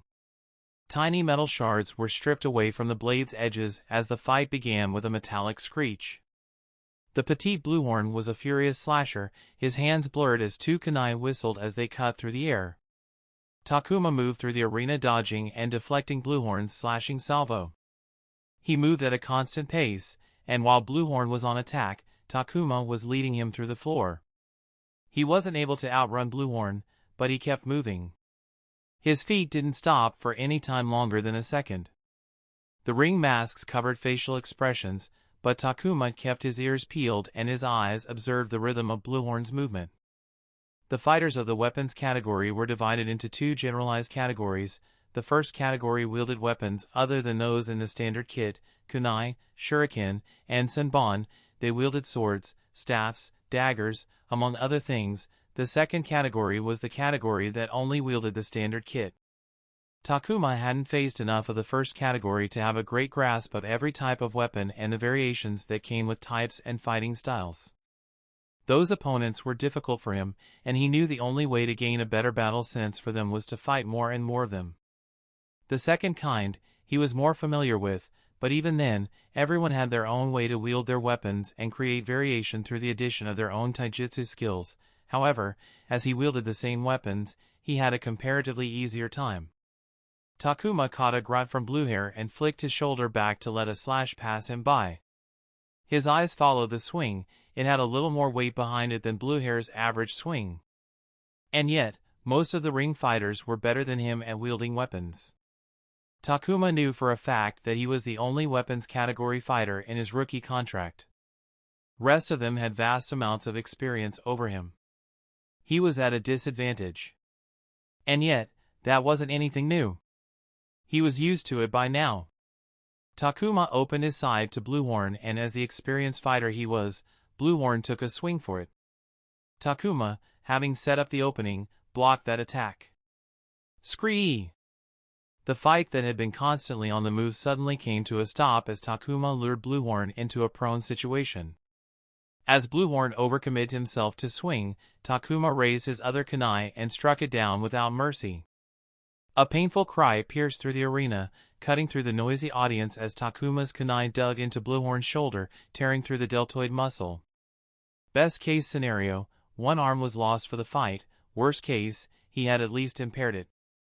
Takuma left the kunai in the wound and took a step back to ready a kick. Bluehorn roared, louder than what one would expect from such a petite man, and in an unexpected speed, swung upward diagonally from his overcommit space. The tip of his kunai cut a long ribbon across Takuma's chest and upper abdomen. Blood splattered, staining both their masks and body and adding to the brown on the arena floor. Takuma had found that feeling pain regularly didn't decrease his ability to feel pain at all. It only helped his ability to endure the pain. He still felt every sharp pang of it. Takuma stumbled back a few steps. It just seemed that Bluehorn had a great pain endurance. It's okay, thought Takuma, focusing harder against the fleeting feeling that was hitting him. Every exchange had a risk associated with it. The risk had given him something, but it also took away. He just needed to get better at minimizing the possibility of loss. Takuma built the tension in his body and released it through his leg that bit into Bluehorn's lower side. When the petite man buckled to the side, Takuma rushed in and socked a punch into Bluehorn's face. Bluehorn staggered back but very soon regained his balance. He jumped away to put some distance. One beat later, Takuma chased after him, motivated to not let Bluehorn get away. Unexpectedly, Bluehorn didn't continue running and stood ground with kunai in the arm with the good shoulder, and his other arm was clenched in a low guard with Takuma's kunai still sticking from the shoulder. As Takuma leapt for Bluehorn, he noticed Bluehorn's body leaning to the side where he had kicked him. That's not right. His kick was effective, but it shouldn't have done that much. Takuma's focus moved towards Bluehorn's entire posture, and he noticed that Bluehorn had for some bizarre reason kept his injured shoulder to the front while his good shoulder was on the back. Why would Bluehorn do that? Takuma's eyes widened. Bluehorn was injured. Bluehorn was injured before coming to the fight. Takuma's kick to the side had worsened that injury. In that split second, Takuma changed his strategy. He readied a kunai in his weak hand and kept his right hand free. He landed a few feet away from Bluehorn and rushed ahead. He ducked under a sloppier slash from Bluehorn and jumped for a rotating kick to the injured shoulder to expose Bluehorn's hidden side. The moment Takuma landed on his feet, he struck Bluehorn's injury with the kunai and dragged the blade down to open whatever it was. His hand and wrist were dripping with blood by the time Takuma pulled his hand back. Bluehorn was a resilient fellow, as while having a kunai butchering him up, he stabbed Takuma just below the chest, leaving a kunai there. Takuma cried in pain and fell back. It took his all to resist the panicking urge to pull out the kunai. However, even in pain, he knew the fight was over. Bluehorn raised his trembling hand in the air and a sharp shrill horn shrieked through in the arena. The fight was over. Bluehorn had surrendered. Takuma kept his eye on Bluehorn until the emergency staff entered the arena. Only then did he turn his back to his opponent to walk out of the arena with the staff rushing after him. He had finally won another one. Somewhere in the Leaf Village, under the late afternoon sky, Takuma lay down on a portable sat on a tree stump with his arm raised up as Sango held a Shosen Jutsu, mystical palm jutsu, to his side, in the spot where Bluehorn had stabbed him the day before. Fractures and clean breaks and bones aside, wounds in the weapon category were harsher than in the Taijutsu category. Sharp blades split the flesh and made fighters lose a lot of blood. When injured, more often than not, the injuries were of such degree that a single healing session wasn't enough. Ring had the policy to provide one healing session per fight. That one session was enough that treated wounds would naturally heal with a shinobi's heightened healing capabilities, but maybe not in time for the next fight, which was always around the corner in the ring. And Takuma might be a rookie, but he wasn't going to be caught with an old injury. He had made that mistake once during his third fight in the weapons category, never after that. "And that's about done," said Sango, ending the jutsu. "A good night's rest and you will be fit enough to fight tomorrow." She applied a balm on the spot that had gained yet another scar and wrapped a bandage around his torso. Takuma put his chainmail vest and black full-sleeve shirt back. "Thank you," he said and handed a wad of cash to Sango, who received it with her manicured finger. "This is thanks enough." Sango counted the money with a gleeful look of fulfilled greed in her eyes. Takuma was about to leave when Sango said behind him, "Even though this is good for me, I care about my patients, so I will tell you. You might want to move back to the Taijutsu category. The weapons category fighters fight twice a week to give their bodies enough time for natural healing. Your contract still has you fighting thrice a week. If you're not careful enough, the injuries will pile up," she said. "If that happens, I'm counting on you to give me a full course," said Takuma with his small smile. "They say the customer is always right," Sango said and raised the wad of cash she had just earned. She threw him a bottle of blood supplements before leaving. "You know how to find me." Takuma caught the bottle with an appreciative nod and left as well. Takuma stared at his wall of notes. He hadn't just ignored Sango's points. He knew that if he kept getting injured, they would catch up to him. But now wasn't the time to step off the gas and move down to the Taijutsu category. Weapons category provided him opportunities that helped him despite the danger. He was able to use the fights that emulated real combat far better than just the taijutsu in the Taijutsu category. Earning mission points was only half the reason Takuma had joined the ring. The other half of the reasoning was that he wanted to get better at fighting. Going back to the Taijutsu category opposed both the reasons. Yes, he wasn't winning as much in the weapons category, but he believed he would improve, and when that happened, he would earn more per fight in the weapons category. And finally, if he moved down, the ring wouldn't allow him to practice his very much in the works chakra augmentation. The weapon category allowed him an opportunity to test out a developing skill and gain valuable feedback that he wouldn't get otherwise. His current situation was more beneficial for him. And to keep it beneficial for him, he needed to get injured less. Takuma stared at the wall. Every opponent he had fought was featured on the wall. Lengths of yarns went from post to post, creating a wide network of connections with 100 more notes covering half of the wall. Chapter 80, Level Up. Report, Takuma. Over. Perched on the rooftop, Takuma peered down at the streets of the Hidden Leaf with a pair of binoculars, keeping an eye on an entourage of carriages working its way through the streets. He pulled the walkie-talkie to his face and pushed the button. Route A is clear. No suspicious activity in sight. Over, he replied. Joining Irika's team hadn't been a disappointment. As he had expected, he had been getting a regular stream of C-rank missions, and on top of that, his load of D-rank missions had been cut down due to that. He had more town to himself. Well, sort of, he had just replaced work with more different kind of work. But as the saying went, if you do what you love, you'll never work in a day. And he didn't love his work. Takuma loaded up his legs and crossed the wide street in one leap to the rooftop on the other side and began following the principal target. This time, the mission was protection detail for a wealthy businessman, his family, and their posse who came to the Hidden Leaf Village for business and pleasure. 3 teams had been hired for the protection detail, and Irika's team was one of them. One of the teams was in charge of protecting the businessman, and the second team was responsible for the family. Irika's team was in charge of recon and support for the first 2 teams and providing another layer of protection for the client. For 5 days, they were to ensure that the client and his family were safe from danger.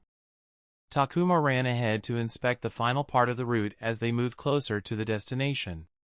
The entire party would live at a luxury inn for their stay. At the entrance, a small crowd of people gathered around the front, blocking the access. The inn staff was trying to keep the people in check, but they were clearly having trouble. Most of the crowd had signboards with words of protest painted on them. Stop making yin-yin off the suffering of the community. Your greed is destroying lives and livelihood. Resist the injustice. We will not let this pass silently. The protesters weren't violent, but they weren't budging in front of the inn. The crowd wasn't just them. Takuma could spot journalists and camera people by the side, ready to take pictures. Obstructions on the front entrance. Clear the route. Over, came Irika's voice. Changing route. Over, came another voice. On it. Over, Takuma replied to Irika. Takuma stepped off the ledge on the inn's roof and landed directly in front of the crowd with a hefty thump, surprising them enough to have them step back, including the inn staff. He gathered Chakra into his throat and raised his hand to keep the crowd's attention. His voice boomed as though spoken through a loudspeaker. You're encroaching upon private property and hindering a business from conducting its operation. If you don't vacate the premises immediately, you can be charged for the violations.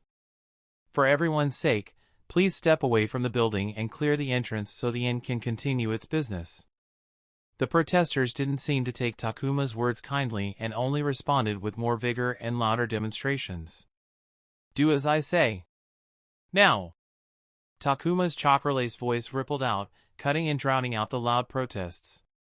He had been practicing how to alter and modulate his voice using chakra to use it in conjunction with the transformation jutsu, Henge no Jutsu, to draw out the latter's full potential.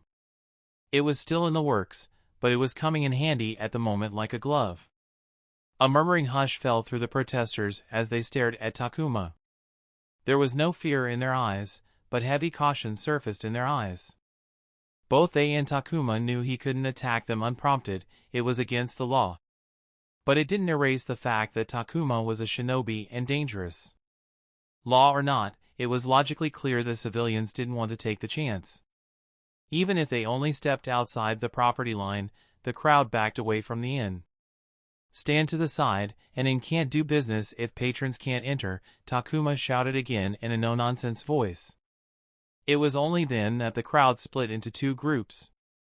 Thank you, he said, but they ignored him immediately and began protesting again.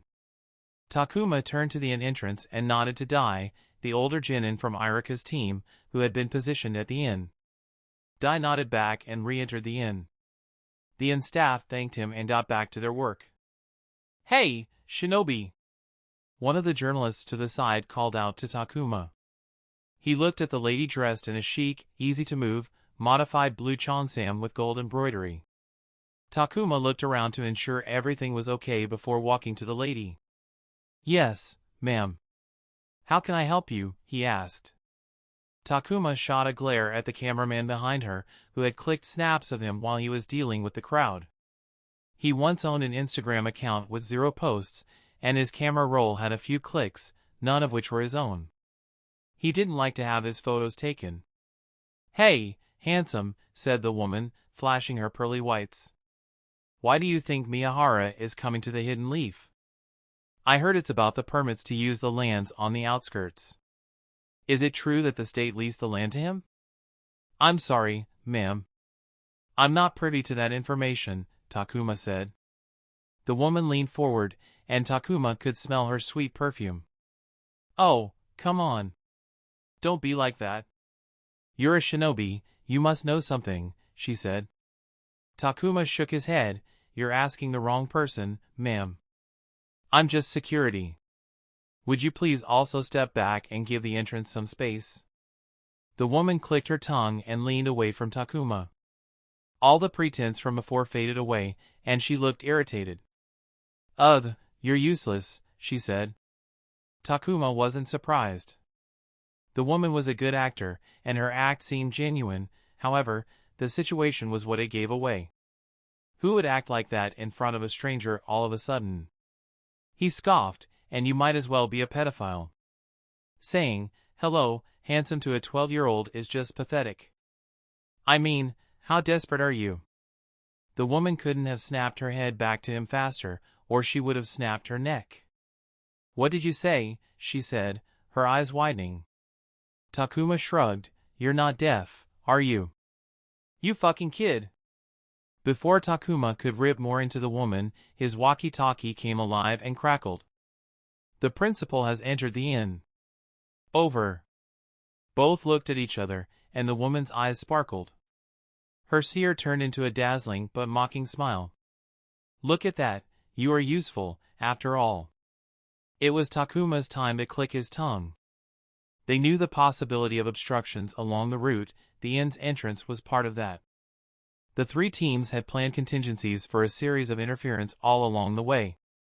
An obstruction at the entrance, even if controllable, meant that the entourage was to be redirected to enter from the back entrance of the inn. The reason why Takuma had to control the crowd at all was for show and to give the people an impression that the entourage was coming soon and coming from the front, so they would keep sticking there and don't go exploring the back entry. Takuma put his walkie-talkie on silent for the moment to not let the woman hear more of the information. Well, thank you very much for that. We will not have to waste any more time here standing around. Takuma could hear the gleeful smugness in the woman's voice. She took out a card from who knows where and pressed it against Takuma's chest. If you ever have more information to share, you can contact me anytime, sweetie. Takuma glared at the woman as she walked away with her cameraman before looking at the card. Sugai Kaori, a junior journalist at the Red Ink Post. Takuma knew the Red Ink Post, one of the Leaf Village's staple newspapers. He sighed, put the card aside, and returned to his post. His eyes went to the protesters and their signs. The group had young and old, some looked angry, others looked tired. Their clothes and attire told everyone here were common folk who lived regular lives, and had been screwed over by a rich person. And he was a shinobi, a mercenary for hire, who worked for people who offered enough money. Something that his client, the rich businessman, had plenty of. Takuma took a deep breath as he continued to stand there watching the people who had been wronged by his client, knowing that if they created problems, he would have to deal with it, whether he liked it or not. He truly didn't love his job. By now, it had become a routine for Takuma to come to visit once a week, and the clean, almost sanitized rooms of the C-rank Jutsu archive had long become familiar with it. He had visited so much that he had come to recognize the guards and their exact rotation. He could now predict who would be with him in the room while he read through the Jutsu scroll. And he was sure they recognized him because one of them had delivered the scroll for Doton, Tsuchidomu, Earth Release, Earth Dome, without him asking them for it. However, today, he was there for a different reason, or for a different Jutsu. Takuma closed the catalog and completed the form that had been given to him to fill out. He turned to the guard and stood up to hand her the form and a demand draft with the amount of mission points needed to purchase the Jutsu. 1 Doton, Jihibiki Kansei no Jutsu, Earth Release, Earth Tremor Sense Jutsu, please, he smiled. The guard took his form and payment and walked out, leaving Takuma alone in the room. He breathed out heavily. Now that he had made a choice, he wondered if it was the right one. Doton, Jihibiki Kansei no Jutsu had entered the contention around the same time Takuma was choosing the Doton, Tsuchidomu.